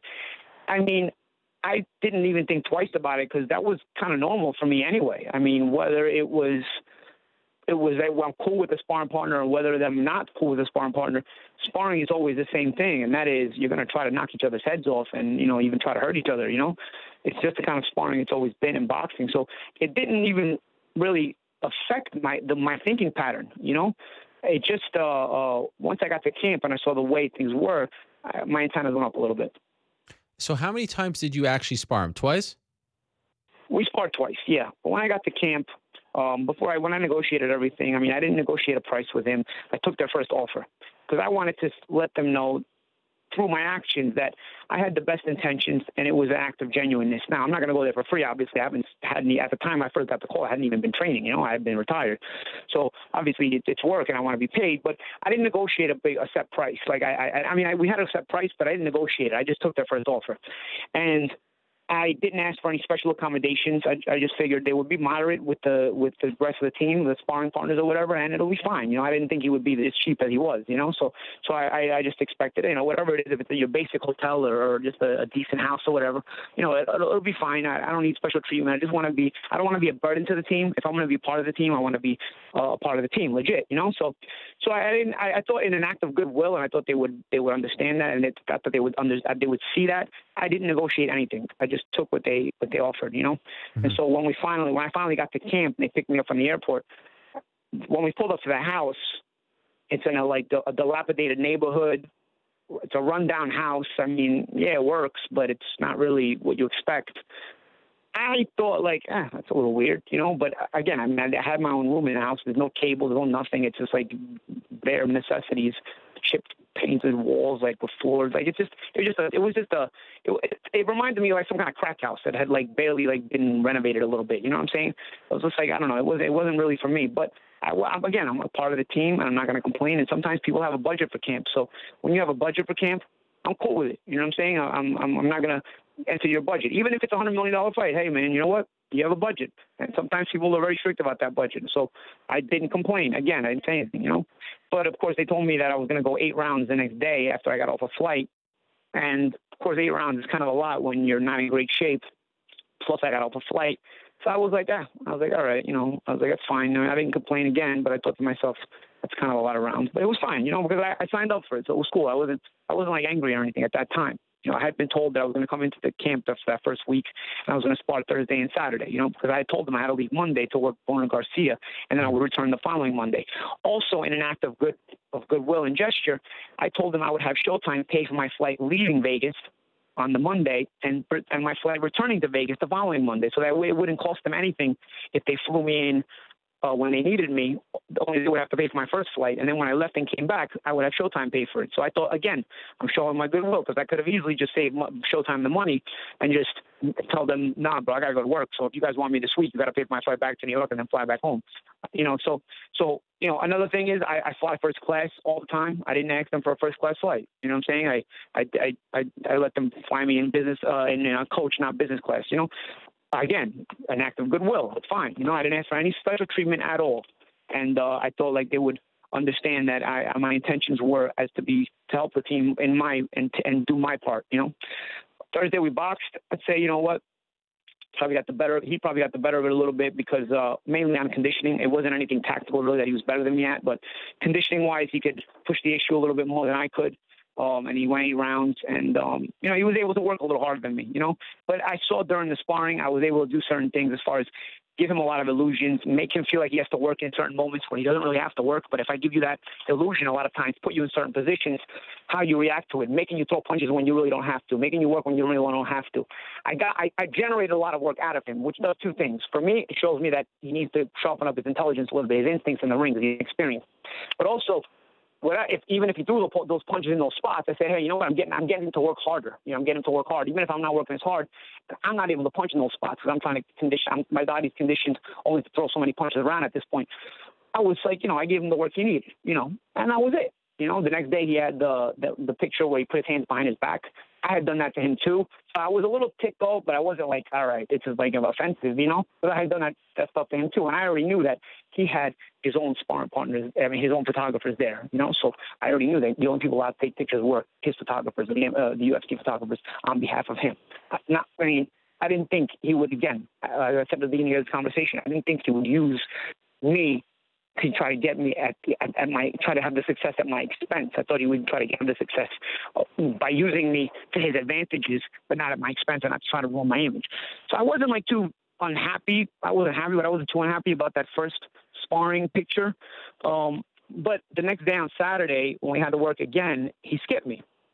And they had told me I was going to work Thursday and Saturday because I was leaving Monday. And that first check mark went off in my mind, like, all right, bro, you know, I don't know how much character this guy has. You know, I've heard the rumors in the past. A fighter, to me, is not a fighter just because he gets in the ring or the octagon. In round 1, we're all strong. We're all strong in round 1. Everybody, even the guy on the corner talking about his street fights is tough when he's fresh, talking about them. He's not tired. He's not hurting. Everybody's tough in round 1. Everybody, even non-fighters, are tough in round 1. To me, a fighter, a true fighter, the definition of a true fighter is how do you react when you're tired, when you're hurting, when you're fatigued, when you're just uncomfortable, you know? So for me, him not boxing Saturday was a bit off for me because I was leaving Monday, and you know, now if you don't box me Saturday, you're not going to have me for 10 days. For me, it showed a little bit of lacking in character, but I didn't say anything. I said, you know what, we're just going to work when I get back. But I remember telling myself the rumors are true about this guy. He's a front runner. He has no character. He only likes it when he has the advantage and he's winning. He's all talk and he's all this when he's winning. But as soon as things don't go his way, as we saw in the Nate Diaz fight, he's trying to shoot and take down a Brazilian jiu-jitsu black belt. He wants to be put out of his misery. I remember thinking that when I saw that fight, you know. He looks for a way out. He doesn't like to deal with adversity. But, a lot of people don't. Most human beings on earth, when they're going through that kind of adversity, look for a way out. Even a lot of fighters look for a way out. Special fighters look for a way in when they're very uncomfortable. It's a very, very rare trait to have.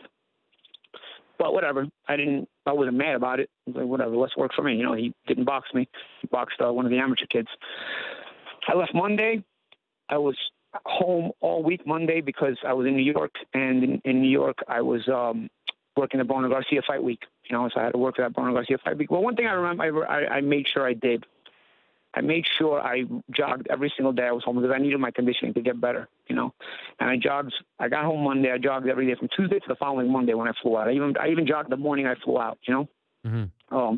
So I conditioned myself. And I even got one day of sparring. It was a few rounds, but it was with a sharp little young prospect / contender named Thomas Lamana. It's a 25-2 record, I got some sparring in with him as well, just to keep my eyes sharp, Like I had the first sparring with Conor, and I had the second sparring with Lamana. Even if it was just a few rounds, my eyes are getting sharper, and I realized even in the Lamana sparring, my reflexes, my counterpunching was coming out a little better, So I said, just because really when I left the first time, they just didn't rub me the right way. You know what I'm saying? It wasn't like I was mad, but I said just something fishy about these people. You know what I'm saying? They put me in some kind of crack house.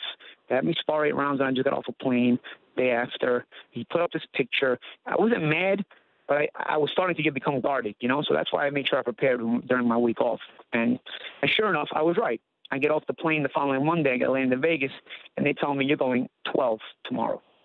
Now, for people that aren't familiar with a boxing training camp, no sparring partner is ever expected to do 12 straight. No sparring partner is expected. The fighter in camp does 12 straight, but the fighter in camp does 12 straight. He'll do like 4 with one guy, then alternate him and bring in another guy for 5, and maybe the last guy for 3, or so on and so forth. You break them up, so that does 2 things.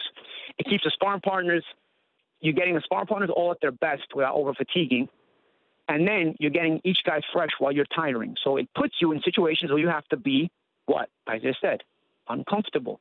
You have to start getting comfortable being uncomfortable. Because a lot of times when you get to the third guy, especially if they can all fight, because I always had training games where I used prospects or guys who were on the rise, all of them can fight. So by the time you get to the third guy, you're tiring, you're uncomfortable, and this guy's fresh, he's looking to beat the crap out of you, So that you're developing in camp, it's important to develop your tactical stuff as well as your character, Character is important in fighting. But it's not just about X's and O's and tactical stuff. You're also there to get to a point where you're uncomfortable. I'm not talking about being uncomfortable or jogging the extra mile or bicycling the extra couple of miles when you're biking. Nothing like being fatigued in those situations and having somebody come in there kicking your ass too. Nothing. If you're being fatigued and running the extra mile, or you being fatigued and biking the extra 5 miles, that doesn't compare to you being fatigued and having a fight against the guy who's in there fresh. You know what I'm saying? So you build that character in camp as well, because it's all inside you, but you have to bring it out, especially when you've been living comfortable for a couple of months in between fights, Mm-hmm. So these are things that I think are important, And so him not having sparred the second day stuck out to me. And also when I got back here, now expecting me to go all 12 stuck out to me, except for the one thing. In my mind, I was smiling because I said this time I came ready. This time I made sure during my week off, I kept ready, and I kept working my conditioning and my sharpness. In his mind, looking back, he probably thought Paulie had a tough time getting through the 8. I'm gonna set him up for 12. And he's gonna have an even harder time doing 12 because last week he wasn't here. He was working, so he's probably not in the best of shape still. And last week he wasn't here with me. I was working out all week. That's probably what he's thinking. I mean, it's what I'm assuming he's thinking based on the way he acted. They put me in for 12. I get to the gym the next day. He's got all kinds of dignitaries there. He's got Lorenzo Fertitta there. He's got Dana White there. He's got his agent there, Adi. His name is Adi. He's got a couple of other people I don't know there, Another thing that checked off in my mind, because usually sparring was so private that I couldn't even bring in a trainer for my corner. You know what I'm saying? I had to just have the sparring partners work my corner, So I couldn't have any of my trainers in camp. It was so private, nobody was allowed in. It was so private that when you walk into the gym, you have to leave your phones in a box so that nobody can take sneak pictures or record. It was this private. Yet he was having some dignitaries come in on this particular evening. Again, I thought to myself, this guy thinks he's going to stop me tonight. He's banking on catching the guy who could barely go 8 and had a tough time doing the 8 the first time. And now he brought in all these dignitaries so they can speak about how great he looks. And at my expense, once again, I can't say the key phrase, at my expense. It's always at my expense. I was angry. But I knew I came ready this time. And the sparring starts. Another thing he has about every single sparring, he wants Joe Cortez, the referee, wants him to referee like it's a fight, which is fine. I understand you don't box. But he also wants stare downs every time because you got to get used to boxing. Buddy, you come to the center ring and get instructions as stare downs. That happens in mixed martial arts too. There's no difference there with boxing and mixed martial arts.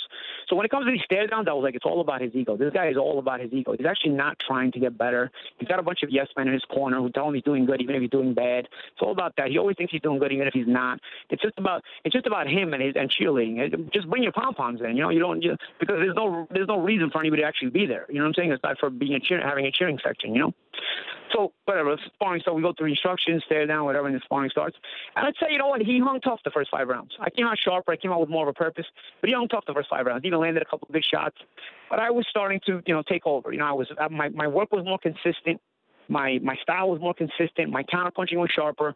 My jab was sharper. It was just more consistency on my part. Because here's the thing. People ask me, did he get better from the first to the second time? He did. Honestly, Ariel, he got better from the first time to the second time. The thing is, it's still something new to him, so he's growing. The increments at which he's growing at are still smaller. I've done this for 20 years of my life. So from one sparring to another, the rate at which I progress is a lot faster because the muscle memory comes back. The reactions and timing start to come back at a faster and faster rate. So even if he got better from the first sparring, I got way better from the first sparring. And the third and fourth one would have got better and better and better. So by the end of camp, this guy understood after 2 sparrings that his ass was going to get beat the rest of camp. Because the way sparring went on Tuesday was this. He hung tough for 5 rounds, but he had to work more than he wanted to. But he hung tough for 5 rounds. I had more purpose. I was sharper. I was hitting the body.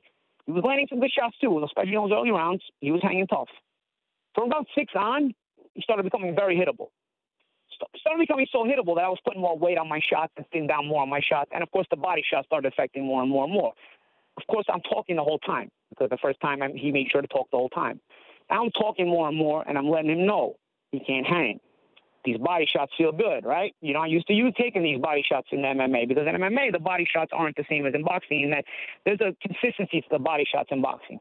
It's a debilitating breakdown to the body shots in boxing. Little by little, you feel the air coming out of you. The fatigue increases. You can't throw as hard. You can't have enough snap on you don't have enough snap on your shots anymore. You can't throw as often as you want to. The body shots in boxing do this to you little by little. They increase the rate at which you fatigue. And I started understanding this, and I started seeing it in his face. And what did I say about character? What did I say about a fighter who really shows that he's a fighter during what moments? During these moments. Conor got to this moment now. He stopped talking. He wanted to save as much energy as he could. He stopped throwing as many punches. He caught a nice one for about 5 rounds. The nice one he caught the whole time while I was talking. As a matter of fact, and this is where he's a yes man. After 7, which is one of the worst rounds, he sits there and he tells me, 7-0 me. And I remember walking back to my corner, yelling back at him. I said, whatever school you went to, they didn't teach you how to count, huh?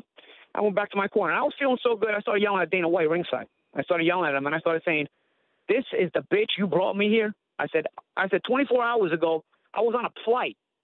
Then I lied a little bit. I said, last week I didn't do anything. I was just working. I did work out last week, but of course I wanted to pump myself up. The last week I didn't do anything. I was just working. I was just talking. I was just trashing out Dana. And I wasn't talking trash about Dana. I was talking to his face, but I was yelling, making a point, and I knew the yelling that Conor heard me across the ring. And Dana didn't acknowledge it in any kind of emotion. He didn't say anything, but he was looking right at me as I was saying it, So he basically let me know I'm listening to you, but I'm going to react to it, and I'm not going to say anything. But he heard exactly what I was saying. I was looking right at him. And then we went back out for 8, 9, and 10. One of those rounds was the push-down round. Now, the funny thing about the push-down round was this, that he tried to play like it was a knockdown. It was during one of his worst moments. He pushed me down on the floor to try to catch a break. The instant I went down, I got up. And I remember as I continued to trash talk, I said, "What's up, buddy? You need a break?" I said, "You needed that break?" Because, Cortez has to step in. He has to wipe off my gloves. And I started taking it right to him right after that. I said, "There's no breaks here." So you don't get no breaks. And I kept him with more body shots. I said, "Take those." I said, "They don't feel good." I started hearing him whimper with the body shots, too. I said, take those. Eat some of those. Get used to those. Because now the work is more consistent on my part. I got to say, there's question marks here from me. Because at about 10, the fatigue started started coming for me. So after about 10, I was spent. And I said, no, I got to do 12. They told me I got to do 12. I'm going to hang in there for 11 and 12. I flew cross country the day before. You know, I'm still not in the best condition, but I'm in better condition than the first time. Conor impressed me in that 11 and 12. He came on strong. He came on strong, and he landed some really good shots in 11 and 12. I was starting to fade out in 11 and 12. I remember thinking this is probably the last time I'm going to fade out. So these are his last 2 free rounds he's ever going to have against me. But I remember thinking he did show character. I remember saying, you know, he caught a mean one from me for about 5 rounds in a row. And then, you know, he showed some character in coming back the way he did in the last 2. But the question mark in my mind was this. If I had been as consistent as I had just been, would he still have shown that character in 11 and 12? Or did he show the character in 11 and 12 because he saw the fading and there was less activity from my part? That was what I wanted to find out the next time, because there was no more free rounds starting the next time around. There was no more me flying in 24 hours before. Both times I sparred him, keep in mind, I just flew cross-country 24 hours before. Both times I sparred him. Even the first week, I stayed 8 rounds. They didn't use me the rest of the week. They could have used me Saturday and gave me a couple of days to recover from the jet lag, but they didn't. You know what I'm saying? So my thing is this. One of my things is this. Don't you want your sparring partners to be at the best they can be? Don't you want your sparring partners to be at their sharpest so they give you the best work? I mean, Floyd is going to be at his best. Well, why would you want that false sense of security? You're trying to put your sparring partners in a tough situation. You know, sparring is always at 9 p.m. every sparring day, but they tell you, like, randomly he'll change it to 3 p.m. He'll change it to 12 p.m. They'll change it to 5 p.m. So you always got to be, like, on edge. You can't even go to the mall and buy a pair of sneakers on sparring day because you want to have the ego to tell you to show up at any time, you know? So, like, wouldn't you want to give your sparring partners the opportunity to be in turn, they can bring out the best in you? Why, Ariel? Because he's a bitch. He doesn't like that. He doesn't want to be put in those positions. He wants to be a front runner. He wants to be the guy who always has the advantage, because when he has the advantage, he's a big man. When he gets tired, he wants out of the fight. Again, example, Nate Diaz fight. He's shooting down. He's trying to shoot at a Brazilian jiu-jitsu black belt. The character always comes into play, Ariel. In combat, character is the most important thing. It's more important than any talent. It's more important than any skill. It's more important than any power. Character is always the bottom line, because it starts as character, and then the other things to build off that character. With no character, you have nothing to build off of. You have no foundation. So I'm going to go into the – are you still there, Ariel? Yeah. I feel like I've been talking forever. No, I am still here, my man. I am still here. Okay. All right. Thank you for this. So the next day – after that sparring, I talked to him. I thought we had buried the hatchet. After that sparring, we took a picture in the ring. Everybody gave us a hand. You know, you still the 12 hard rounds. Regardless of who got the better of it, there's a respect factor in spending 36 minutes in a ring with a guy and you're trying to beat the shit out of each other, you know? At least for me, there is, you know? So after the sparring, we took a picture together inside the ring. Everybody gave us a hand. You know, we go change and we go to the dressing room. In the dressing room, I passed by Conor and he says, hey, man, you know, good work. And I said, yeah, good work, Conor. You know, I thought, again, seems like maybe we buried this hatchet. Maybe I don't have to be as guarded anymore. Maybe I don't have to feel this on edge in this guy's camp anymore. You know, I was hoping that, again, because I came with those intentions. And I still didn't get that comfortable feeling yet. But maybe after these 12 rounds, I thought maybe I'm going to be more comfortable, you know? And he says, good work. I say good work back to him. And then I said, but Conor, just do me a favor, bro. No more of these crazy pictures. Because what happened, Ariel? The week before when I worked Bruno Garcia, the media is there at that fight week. It's a big fight in boxing. All everybody wanted to know was about these pictures. So I tell Conor, it becomes very hard for me to not disclose the NDA I have with you. I mean, I don't want to talk about sparring anyway. If you look at my track record, I've never talked about sparring in 20 years of boxing. You know, you won't find much about my sparring sessions, you know? So, like, I said, you know, I don't want to talk about sparring anyway, but it's hard to not disclose the NDA when you're putting up pictures of me. I am not one of the other sparring partners. Nobody knows who the other sparring partners are. Everyone knows who I am. So when you put up a picture of me in sparring, the media rush is going to come to me, and I have to answer questions I don't want to deal with. I have to try to make you look good. I want you to look good. I want to say things that make you look good. I want to promote you. I want to help you out. But not at my expense. I also have to figure out how to do it without making myself look bad now, because you're putting me in contradicting positions with these pictures. And at that time, only the hands behind the back picture had come out, which, again, like I said, it hadn't taken me off. But by the time I got the media reaction the next week, I said, you know what, I probably don't need this in my life, you know? So I had this conversation with Conor after the second sparring in the dressing room. And this is probably where I realized what a dickhead this guy is. Because at that moment, you did 12 hard rounds, and you just, you know, there's that respect I'm feeling, at least, you know? And he looks at me, and I expected like a, all right, Paulie, you got it. You know, you're right, man. Let's just keep this good work going, you know? Instead, he looks at me, and he gives me like this smirk smile, laugh at me.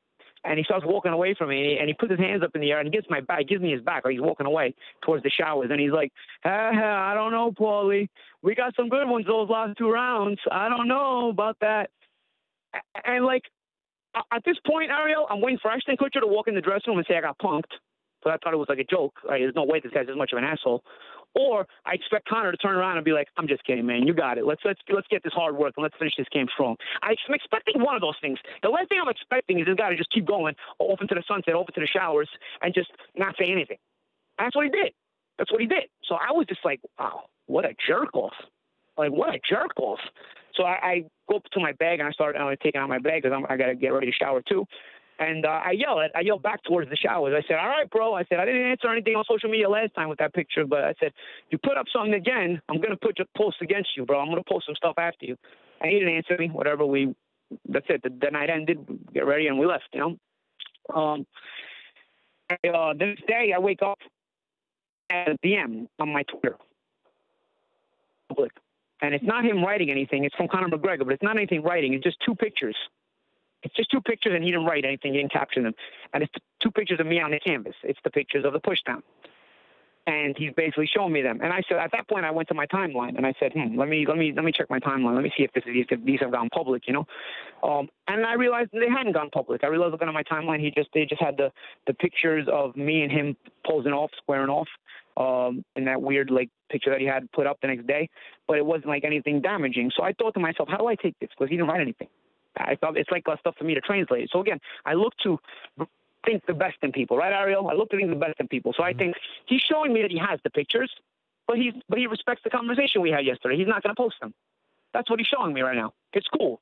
So I just kind of wrote him back like, ha. I was like, too bad to count as a knockdown. Yeah, a punch has to get thrown. I said, it was a good push, though. And I said, ha, like, you know, kind of laughing. And then I just put something smart, something stupid, like, damn, you wake up mad early. It was like 7:30 in the morning. I was like, I'm looking at this message with one eye open, you know? So that was it, you know? And I thought, like, okay, it's cool. That day I didn't see him because it wasn't a sparring day, and I didn't train at the time he did. And that was it. I'm thinking, like, okay, because he didn't answer me, though, I still was, like, a little bit on edge. Because, like, how do I react to this guy? You know what I'm saying? Like, I still was, like, contradicted on how do I take this guy, because he didn't write me back on the DM. He just showed me that picture, and that's it. And I was it. You know, like, that was it for that day. You know, I still had this, like, surprise element inside of me, like, feeling a little bit guarded, but whatever. The next day was a sparring day, and we'll see. You know, I'll see him the next day. Thursday is a sparring day, and Thursday is one of those days where, again, you have to have a 9 p.m. schedule, but it could be earlier. You have to be on call all day long. That's the way sparring is. You know, the egomaniacs over there want to control you all day long. They want to run it like a boot camp, and that's what you do. And, you know, all my sparrings, personally, Ariel, in my training camps, we had a set schedule every day for the week. You know what I'm saying? And you don't change it, because I wanted the best out of my sparring partners. I didn't want them coming surprised. I wanted them to give me the best work they could, you know? Mm-hmm. But this is the way he works, and it's fine. Whatever. You know, I'm not my cup of tea, but I wasn't going to say anything. 2 p.m., everybody in my house, the crack house that I call it, gets a group text saying that we have to be at the gym at 2 p.m. We have to be at the gym at 3:30. I got the text at 2 p.m. It was a mass text, group text. So I said, all right, well, I guess this is one of those surprise days where, you know, we're going to be at the gym. And he said, be at the gym at 3:30 for sparring. Doesn't say who's sparring, though. He said, be at the gym ready for sparring, everybody. So everybody gets our stuff ready. By 3, we leave. We get to the gym a couple minutes early. And I start warming up. I wrap my hands up and I start warming up, you know. And I start warming up with a bit more purposeful because I'm a little sore 2 days before I went 12 rounds. So I want to get a good warm-up in and get my blood flowing, you know, because just in case I get picked, you know. I want to get a nice warm-up. And I feel like I'm a little sharper as I'm shadow boxing, you know. Even though I'm sore, I definitely feel like I'm getting sharper every day. And it's cool. And, you know, I still don't know what's going on. Conor and his team walk in, and they tell us, listen, Conor is not going to box today. And, again, the check mark goes off in my mind. You know?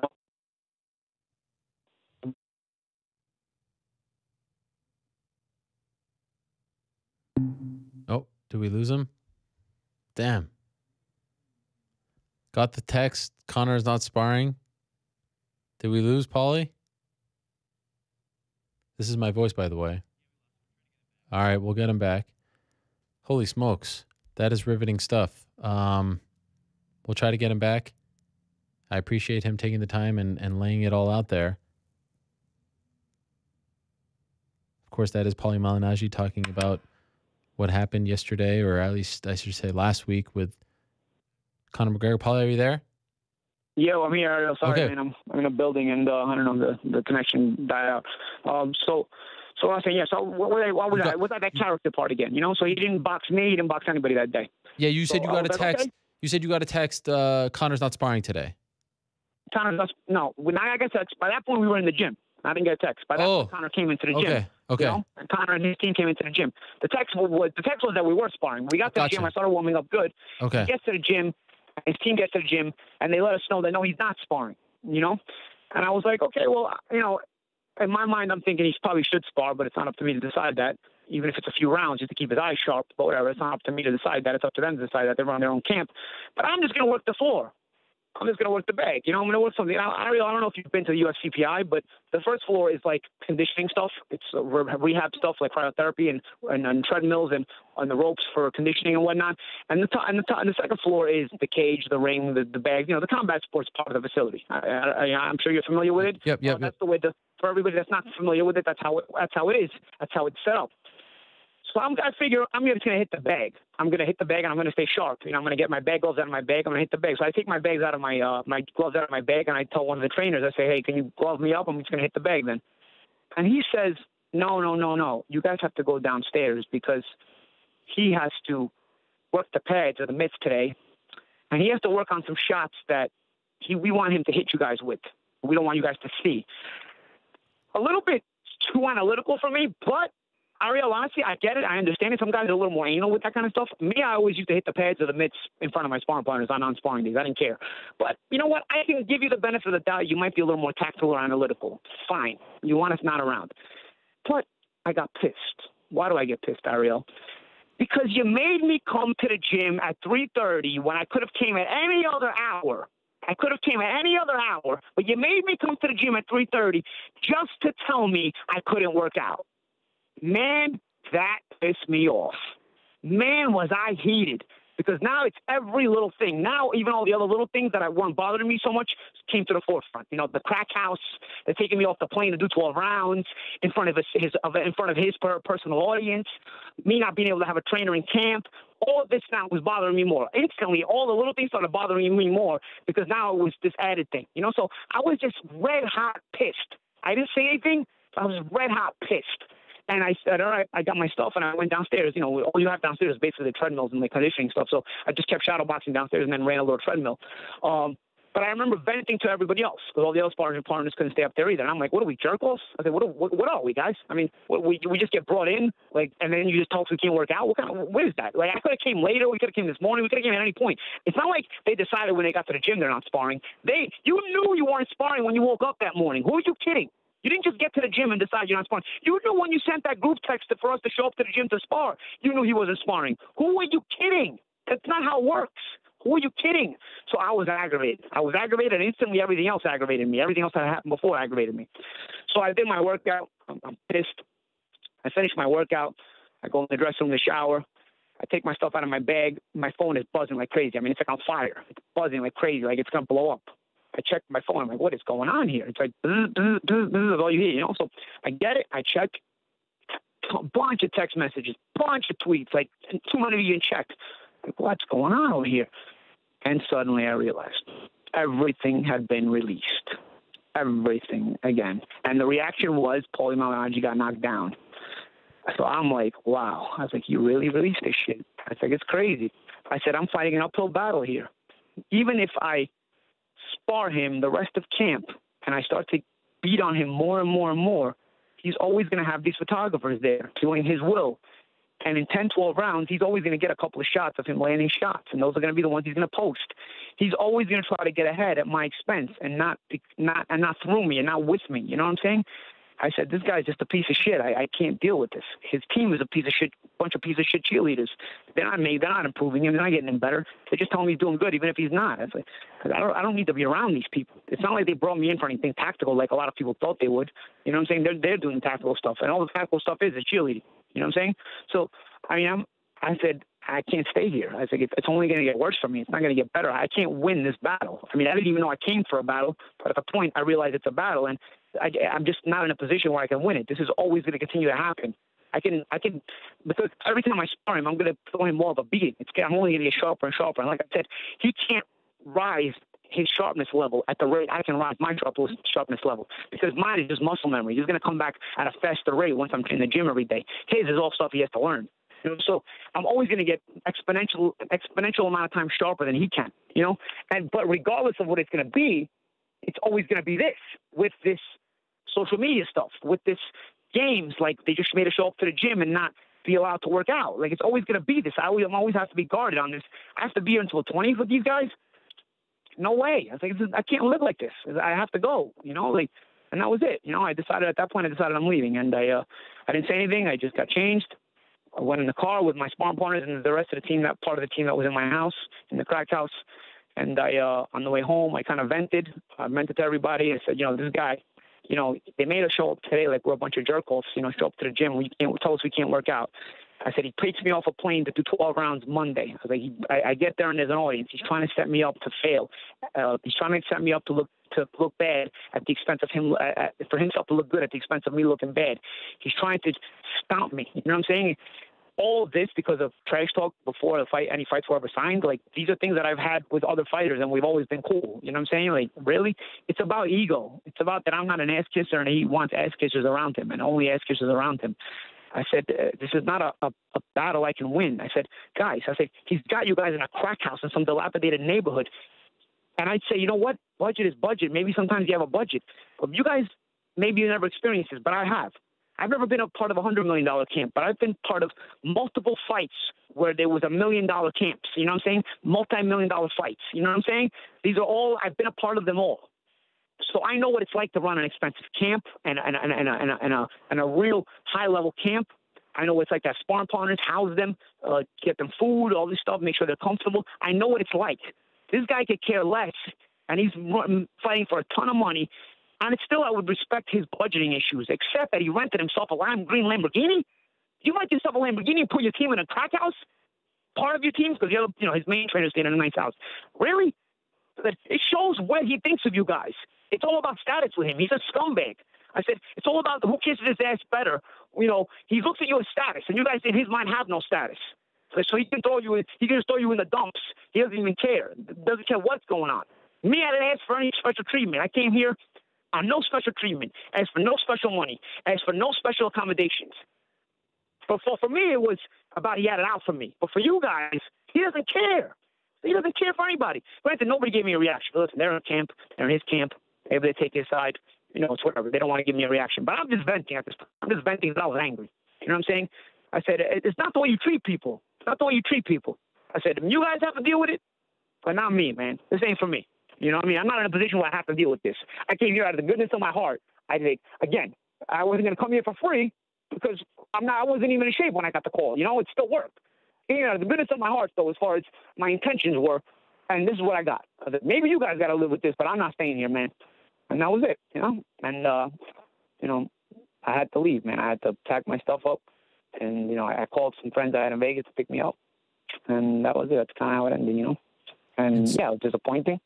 But, you know, of course, I was angry as well, you know? Tried to, you know, people are going to have their speculation about what happened, how it happened, all this stuff. But for me, I have my own life, Ariel. You know what I'm saying? Like, I don't need this. I don't need to be a part of this. You know, I didn't ask for this, you know? I went into it with the best intentions, and yeah, I knew it would be competing, and I knew it would be like high level, but I was also excited about that. You know, I was excited to make new friends. I was excited to be a part of something. You know, I always get excited about new adventures. It's just the kind of person I am, you know? And yeah, it was definitely an experience. It just wasn't the experience I thought. And so after that was Thursday. Are you back? You flew back home on Friday?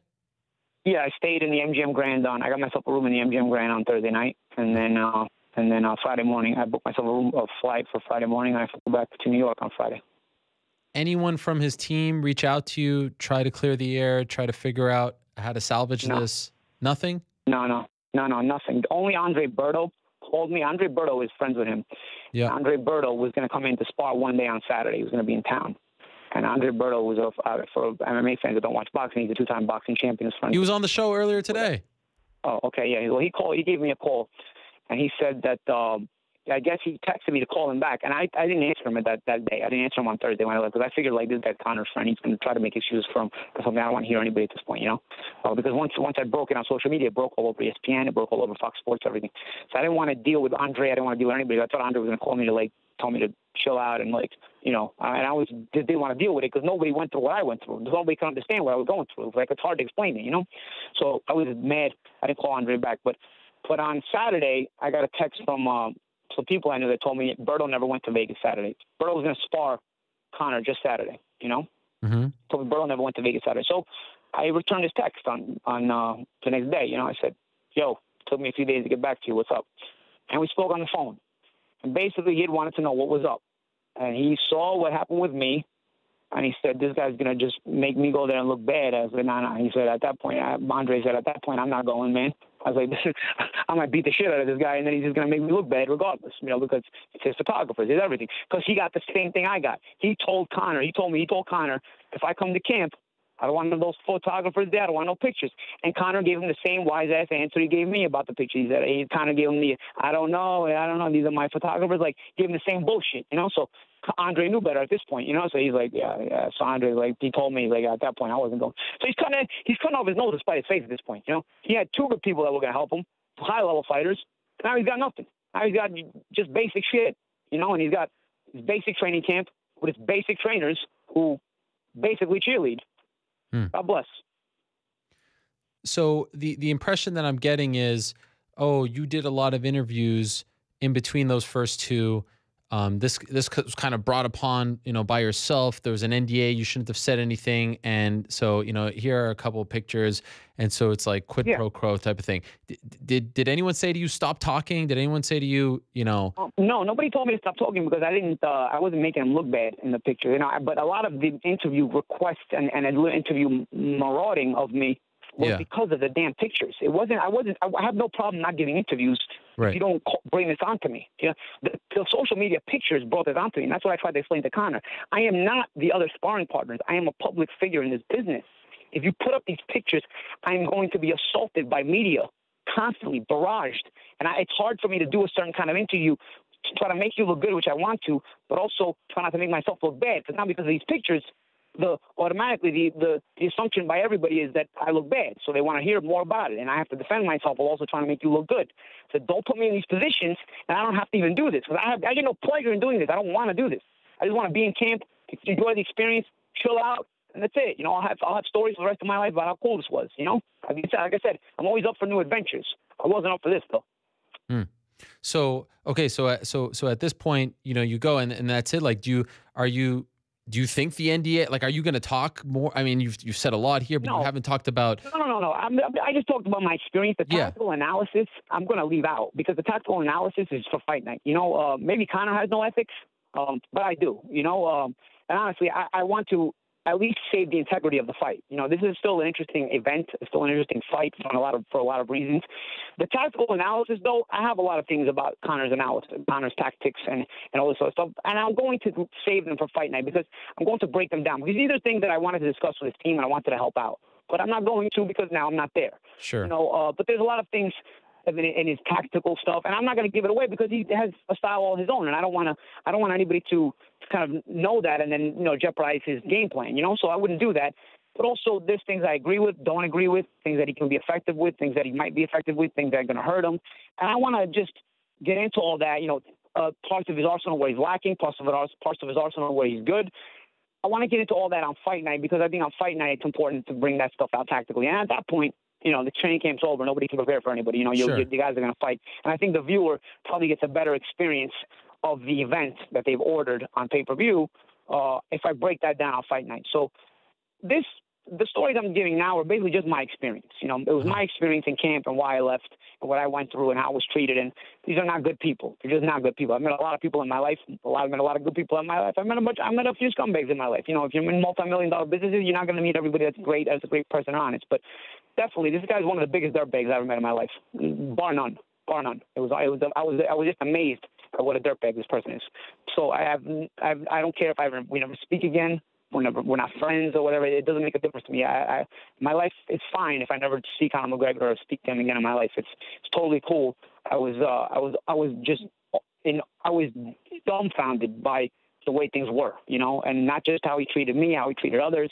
It's just about status with him. He's become all this Hollywood thing. It makes me doubt if he ever really went through a tough time in his life like they try to say he does, because somebody who went through that tough of a time in life as they say he does just a few years ago wouldn't treat people who were not as fortunate as him that badly. It just doesn't happen if you've really been through the mill as far as poverty and all this stuff. So I also think it's the stories that they tell about him are full of shit, and somebody should get to a really good investigation on those stories as well. But I think he's full of shit with those too.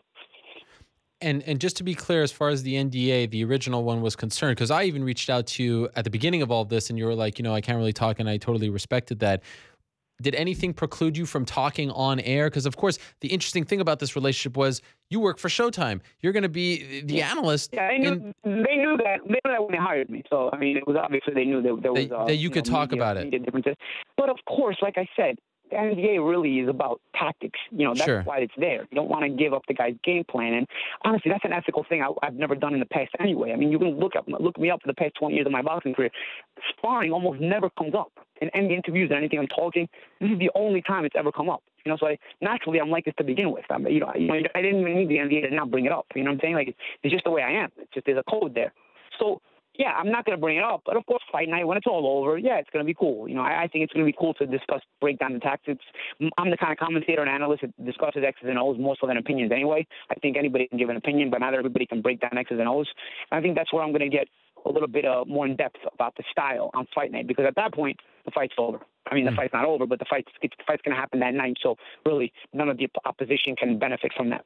My theory was that this is great for the fight. This is great for Showtime. It's building buzz. I'm sorry, I don't think anyone wanted this to go down like this, but last week everyone was talking about this story, and all day today we've been talking about it. Anyone from Showtime, your bosses there, say, pull back. We don't want you to get so involved. No. Is your job in jeopardy for the fight because of any of this? Yeah. I mean, listen, like I said, I've never been the kind of analyst that is opinionated. I'm the kind of analyst that gives you X's and O's. Like I said, I think anybody can give opinions, but not everybody can break down tactics and X's and O's like me. Uh-huh. I really take pride. I really take pride in that. Yep. So fight night, that's what I do. If you watch any of my work, that's what I do. I don't sway towards one guy or the other, more so than I'm just breaking down X's and O's and what's happening or what should happen or what changes if this happens or what's changing because of this or what's the reaction you can get because of this. Let's expect to see this, and this. And if you see this, and this, then this, and that will happen because of this, and this. Or if we don't see this, and this, then that, and this will happen instead. And look for these things. And then some of the things may happen and break down, and you can kind of follow along. I break down X's and O's, and that's the kind of commentator I am. And, of course, none of this ever affects that. And so at this point, what I'm hearing from a lot of people, and I even kind of joked about this earlier, is that, look, Paulie versus Conor at this point sells over 1 million in a heartbeat. You sell out MSG in 3 seconds.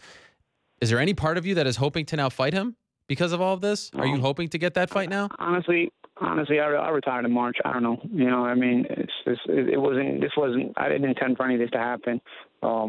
I don't know, man. I mean, obviously, the one thing the training camp told me was even out of shape, I can start kicking his ass. So, me through a full training camp, even now, I don't think I have a problem with him. But, I don't. The intention wasn't there to start talks about a fight. The intention was there for me to just go be a part of something cool.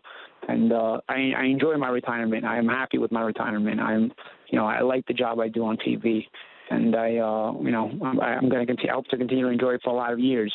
I like to be able to eat. I like to not have to make weight. Yeah. I like to not have to go through another training camp. But of course, I don't know. Some of that talk I've heard as well. People now say this fight would be so big. It was what I wanted 6-7 months ago. I mean, that's why I talked the way I was talking back then. I mean, I stopped doing that. Once I retired, I stopped pursuing fights in general. I stopped even putting myself in situations where I would get fights. And I didn't think that putting myself in this situation would put me in the discussion for any kind of fights. It wasn't the intention, but it is what it is. In hindsight, do you regret saying yes? Do you regret going? Do you wish this never happened? Yeah. Yeah, I do. I regret everything. I regret all this. You know, I don't have to be famous in my life. You know, in my 20s, I definitely wanted to be famous. I think everybody goes through that phase, you know. But, you know, I come from a time in my life where I was barely paying bills when I was a kid. You know, I came to this country as an immigrant, with an immigrant family. I was born here. We moved back to Italy and then came back. So you know, I know what it's like to struggle a little bit. And the fact that I can pay my bills and not have to worry about that is more than enough for me. I live a comfortable life, and that at one point in my life was in doubt. So the fact that I can live a comfortable life, I'm happy for what I have.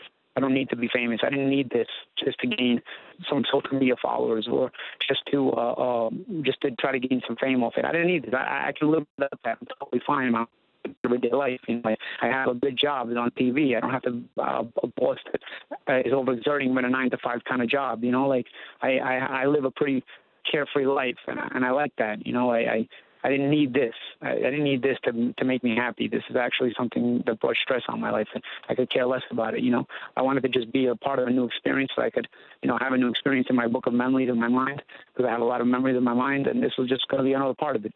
It's certainly in my book of memories, but it's not the experience that I initially intended for it to be. Are you hopeful to bury the hat? Like, do you want to talk to him? Do you want to try to clear the air here at this point? I don't care. You don't care? Okay. I don't care, dude. I could care less. I don't care. If I never talk to him again, honestly, it's no issue for me. I really don't. Okay. And how will you proceed now between now and August 26th? Because I'm sure, I mean, you've said a lot. We've been talking for almost an hour now.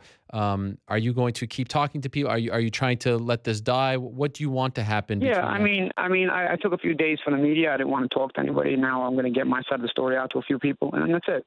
Yeah. And you have your own podcast, right? I have my own podcast from Welcome to the World. It's on Play.it, you know, and iTunes.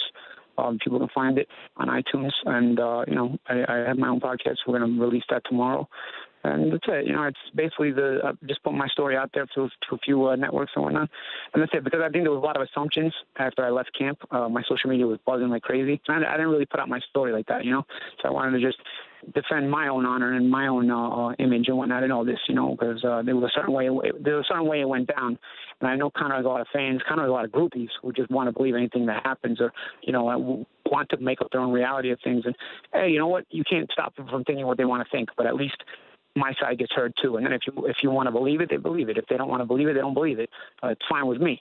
But I at least just feel better about just being able to put out my side, because it was an experience all unto its own, and it was more to do than just the boxing. He's just the kind of person he is, how he treats people and all, and just the entire aura of the entire camp was just very shitty and very, very, very shitty people. Yeah, I can't imagine what it's been like on social media. You've been responding to some, but like looking at your mentions and stuff, it's probably a little suffocating, right? Yeah, it's a bit extreme. Yeah. Do you feel like you've gotten your story out there? Is there anything else that you want to say about it? Do you feel like you've said your piece? The only thing I'll add is that Joe Cortez was the referee. Yes. You notice Joe Cortez, after our first sparring, was able to give an interview, and he said that, you know, it was very rough, and, you know, he would do a lot of trash talk, and he had to kind of get in between us and let us know that, you know, he had to keep it clean. I'm sure you've seen that interview at this point. It was after our first sparring. That went public. This time, I've been approached by several different reporters and media, and they've told me that Joe Cortez is not at liberty to speak to them. How was Joe Cortez allowed to speak after the first sparring, but not after the second sparring? They gagged him, okay, because they know the main question people want to know is, was that a knockdown or not? And he's the guy that's going to answer no. You know what I'm saying? So in order to prevent that, in order to keep this stupid image going that he knocked me down, you know, they've gagged him. You know, and so because of that, all of a sudden Joe Cortez went from giving an interview after our first sparring to all of a sudden he's not allowed to give an interview. That's kind of a big clue as to what really happened, you know. Sure. It's kind of weird, because I don't think Joe would ever sit there and outright tell you Conor got his ass kicked, you know, because, you know, he's not going to say that kind of thing, but he's going to at least tell you if it was a knockdown or not, and that's kind of what people want to know. And the fact that he's not even allowed to say that, I think is pretty interesting on their part. They're very sneaky people. I should have known this when the Chris Van Heerden situation happened. They're just very sneaky, like snake-like people, like real dirty people. And you go through life and you meet some people like this, but they're not common, you know. Like very, very, you got to be shitty to your core to be this kind of person, and that's what these people have been. And by the way, I reached out to Joe Cortez. I got his phone number. Oh, you did? Yes, Mm-hmm. and I asked him if he would come on to talk about the experience. And he said he wasn't at liberty to do that maybe after the fight, but because of the NDA, he couldn't speak. And others have told me that as well. And it that's wasn't about the NDA, Ariel, because he gave an interview 2 weeks ago after our first sparring, and that interview was public. They shut him up after our second interview because of this whole knockdown situation. You know what I'm saying? This whole thing that is like this they want to just keep it up in the air and have a lot of idiots believe it and fall into it, you know, and that's what they've done. So Cortez is the guy who can easily just shut that off right away if you ask him, but of course that's the way it's been. Last thing for you, Paulie. Any part of your frustration over the fact that maybe you wanted to be more involved, you wanted to be in his corner, I've seen people say this as well, that you wanted more and you were disappointed. Is that at play at all here? No, I went there. And I actually, people were asking me, that's such a smart thing for Conor to do. He's intelligent to have your brain in the ring, in the gym. And I said, you know, you got a smart team around him. If you look at my answers to the question before I went to camp, before I ever stepped foot in camp, was Conor's got a great team around him. They've got him this far, and if they want my help, so they can have my help. But he's got a great team around him, and I'm going there to spar. That's the same answer I always gave. Conor's got a great bunch of cheerleaders around him. I don't know if they're great. They got him to this far at this point because he's a great mixed martial arts fighter. But he's got a bunch of cheerleaders around him because he's, you know, it's very obvious. He thinks nothing he's doing is wrong, and including when it's wrong. So, but whatever. Again, it wasn't my place. I never intended to be a trainer or in my life. I mean, I've never intended for that. But you know, I as far as them not including me in that, it didn't make a difference if they would have just treated me right. You know, I was fine just being a sparring partner. And I keep seeing people throwing the screen grab at you where you said like they can release whatever they want. Yeah, because I thought they would be respectful at it. I didn't think like they would be to this point. You know what I'm saying? Like, giving his benefit of fighter to fighter. Yeah, I thought you were going to be respectful at this point. I never expected to get railroaded. You know what I'm saying? Like, you're trying to railroad me. I'm stupid. Here, you try to do it, but it's just this time he learns when he's in situations. Everybody walks into the now has to drop their phone into a box. Nobody's allowed to have a camera or phone aside from his own team. You know, so you know you get screwed. You still there?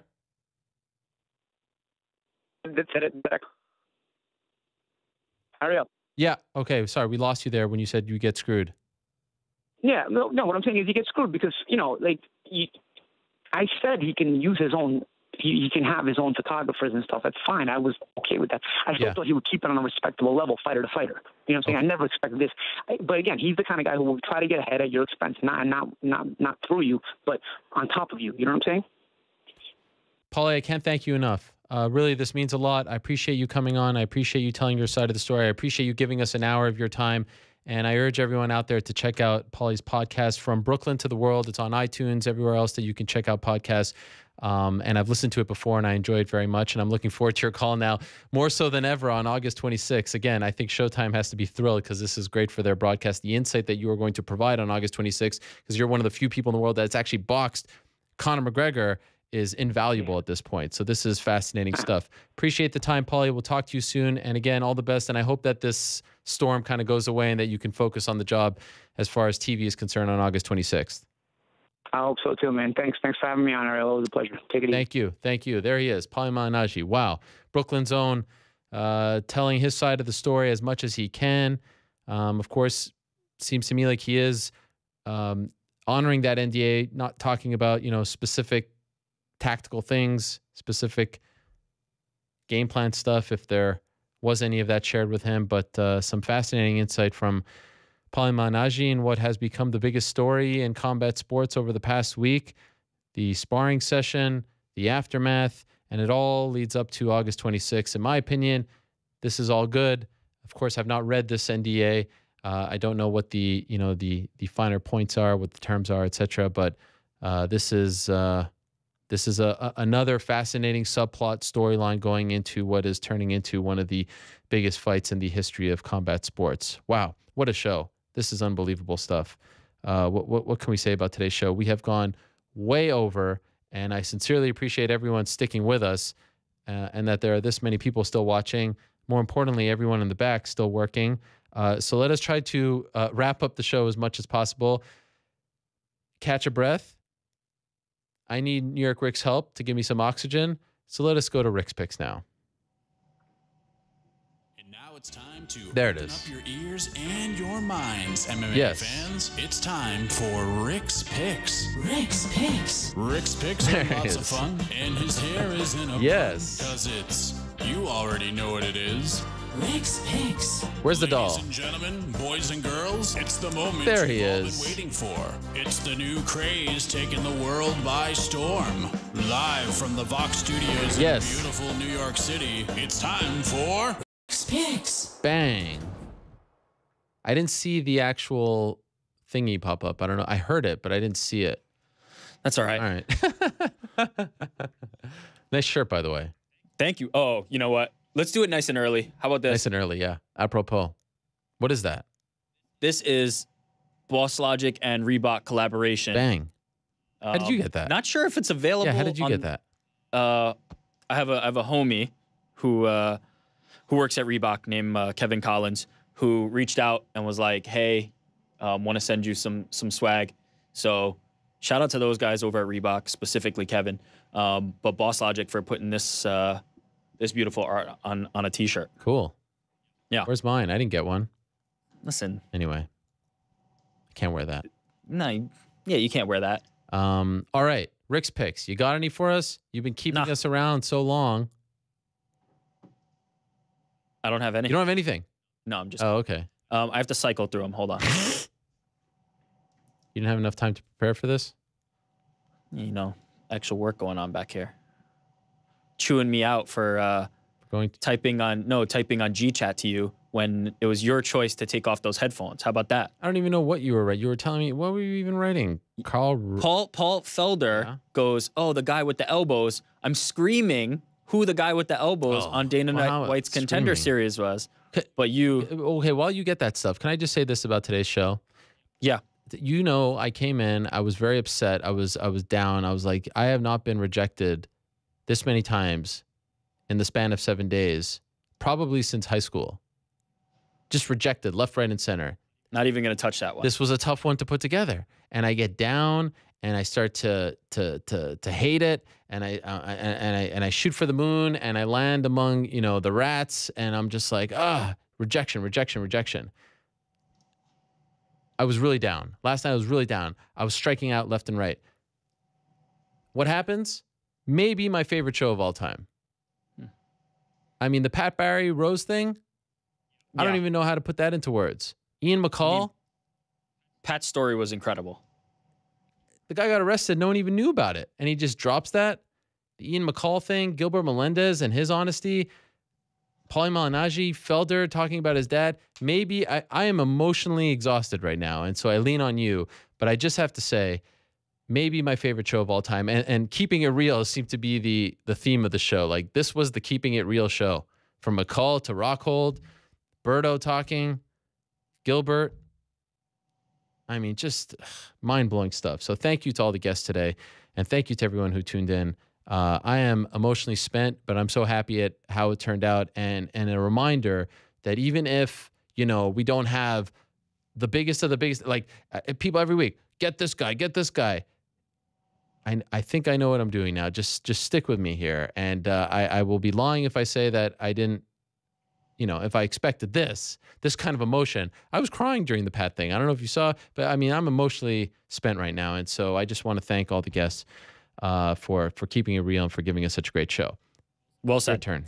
Okay, we've broken tag board at this point. What does that mean? So this first video is not going to play, apparently. Okay. So this is all you. We're going to move on to our next one. Paulie Malignaggi, who we just had, here featured, because I thought it was interesting, and he reiterated this in the interview, that Conor McGregor whimpered like a girl when he got hit to the body, which got a bit of headlines, and I think was particularly interesting because now it's gone very personal, as we can hear by that hour-long, you know, interview where you said very little, and he just had to get that off his chest.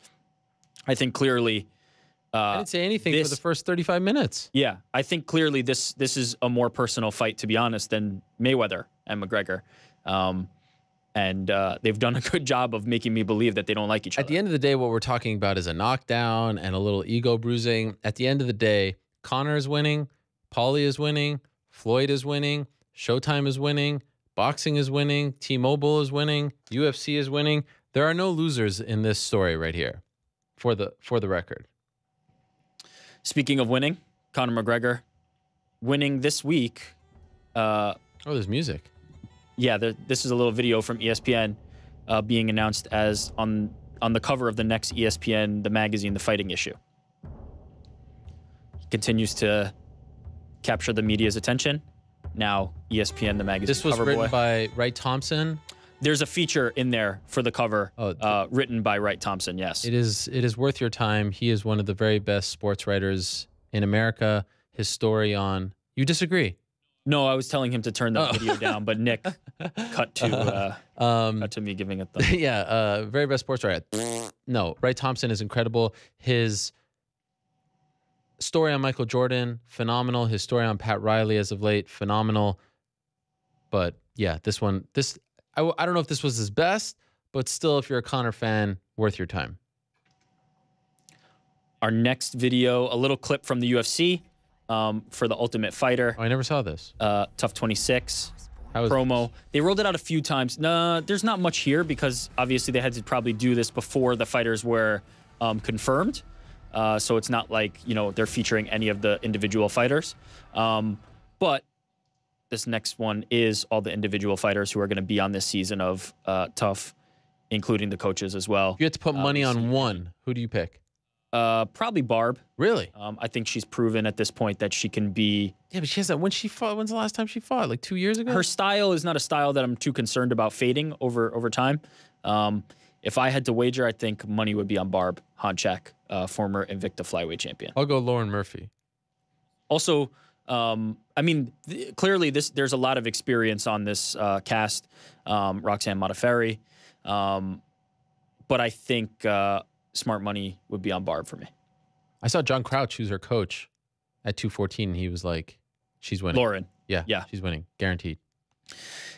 Chris Cyborg, yes, from her Instagram, celebrating with Clarissa Shields. Super cool. After she won on Showtime. That was Saturday night? This was Friday night. Friday night. Yeah. It was amazing. But we saw them sparring leading into this. She walked out wearing the belt. Now we've seen them celebrating together. Frank Mir-esque. That was incredible. I think you're right about the swell of support for female boxing. It's not just support. It's actual stars emerging. Yeah, and speaking of stars emerging, good segue here. Queen of Spades. Shayna Baszler transitioning into the wrestling world, even more so than previously, entering the Mae Young Classic for WWE. We can turn the audio up on this clip. This is great. So she's in a tournament, right? She's in a tournament. And I think what's interesting about this is she's definitely playing up her fighting background, which I think is important. Competitive and active all the way throughout all these milestones. I told you I saw her compete. Mae Young is a trailblazer. Of course, I'm close friends and a training partner with Ronda Rousey. It's great stuff. I feel like is comparable. Got mentions of Ronda. At the end, she talks about Moro dubbing her a submission magician. Checking out Shayna Baszler going for that. Speaking of Ronda, oh yes, this was something that people may have missed or may not have missed. But RondaRousey.com is now going to be a source of Ronda news. Breaking news. What that means, we don't know. Is it going to be BJPenn.com-esque? Is it going to be something else? Oh, I don't think so. But there is a trailer, and I think based on this trailer, we're seeing probably more behind the scenes in Ronda Rousey's life. Yeah, the way to go is not BJPenn.com or a news site. It's all things Ronda, and she's somewhat guarded and mysterious, and I think people will enjoy getting to see more of her, especially because, as I said at the very top, distance makes the heart grow fonder. We've missed Ronda. And what we see is not a lot of fighting and more behind the scenes with Ronda's life. So teasing RondaRousey.com. And shout out to Lazy the Savage, who's a part of it. Yes. The man, the myth, Michael Mardones. Just love this image. Max Holloway getting in there with sumo wrestlers in Tokyo, because it transitions nicely to this next image, or this next selection for Rick's picks. Oh, yeah. Which is Tim Duncan. Yeah, this is nuts. A calm, quote-unquote, calm MMA fighter that has been called an absolute monster by his trainers. And we actually have a little bit of that here. This was actually really impressive. Am I wrong? I mean, for a guy who's what, 7'1" or so? Do we have something here? Look at Timmy. Look at Timmy go. Stoic. Not just stoic, but light on his feet, agile, gets those legs up. Looking in shape, too. Using retired and not looking like he's put on some weight. No, he's not that kind of guy. Looking slim. But let's be real, he was never like the most freak athlete. His physique was never what got him by in the league. Sure. So I'm in. I'm impressed. Tim Duncan versus Stephen John Jones. Or John Jones. Well, that's not crazy. And we're going to end with this. Oh, yeah. Interestingly, WME IMG got another $1.1 billion in investment. Interesting because, and as it relates to our world, because there was a report in the story, it reported that this would be used to buy out smaller partners who had investment previously and try and take complete control of the UFC. Interesting times. It's never been a more interesting time to cover this sport. I really wish this clip would work. What is the clip? This was our first clip. A guy named Gabriel, who trains in Entram Gym in Tijuana, sent me this. What this was one of Brandon Moreno's training partners or coaches or corners was in the hotel room filming across the gap in the hotels. And in the window was Sergio Pettis. Oh. Shades wide open, staring directly across at Brandon as they prepared in their hotel room. It was pretty interesting stuff because he didn't break stare, was just standing there like an ice cold killer in the window. Really wish the video would work, but find it on Facebook. Fernando Amato's Facebook here. That's it for Rick's Picks. Last thing I want to say on Rick's Picks. People have actually been buying the ringtone, and I couldn't be happier about that. Yeah. Really glad that we're able to do a good thing for Water 4. Shout out to everybody who's already bought it. There's people who have said, can't stand your ringtone. It's absolute shit. Let me just donate money, and we're happy to take the money. That's nice. And send it over to Water 4. So really, really appreciative of anybody who's bought the ringtone or donated or done anything to make a difference for Water 4. So thank you. Rick's Picks ringtone on iTunes and one day on Google Play. Wow. One day soon. Get it. All the proceeds are going to Water 4. Well done, people. How much have you? We don't have the report yet because it's too early. But I have seen some people tweet about it. I've seen people tweeting me, and I'm trying to get back to them as I can. Really, really appreciate it. Do a good thing. Mentions, all of them. Yeah. Love it. That's it for Rick's Picks. All right. Thank you very much, Rick's Picks. Now, this is what happens. I look at you here. I tell you that we're going exclusively on Twitter, themmahour.twitter.com. All show long, you have been sending us your questions, your comments, using the hashtag #TheMMAHour. There's a ton going on. Paulie and Connor, Mexico City, Mayweather McGregor coming up on August 26th. What else is going on? Who the hell knows what else is going on, but a lot is going on. So what you need to do now is close your browser. We've given you a lot of time on YouTube, Facebook, all the other places MMA fighting. Go to Twitter, themmahour.twitter.com. I have tweeted it out. You know where to go. We're exclusive on Twitter, answering your questions for the next few minutes. Go there. Matter of seconds. We'll be over there. 10, 9, 8, 7, 6, 5, 4, 3, 2, 1. The MMA Hour After Hour is coming up right after this.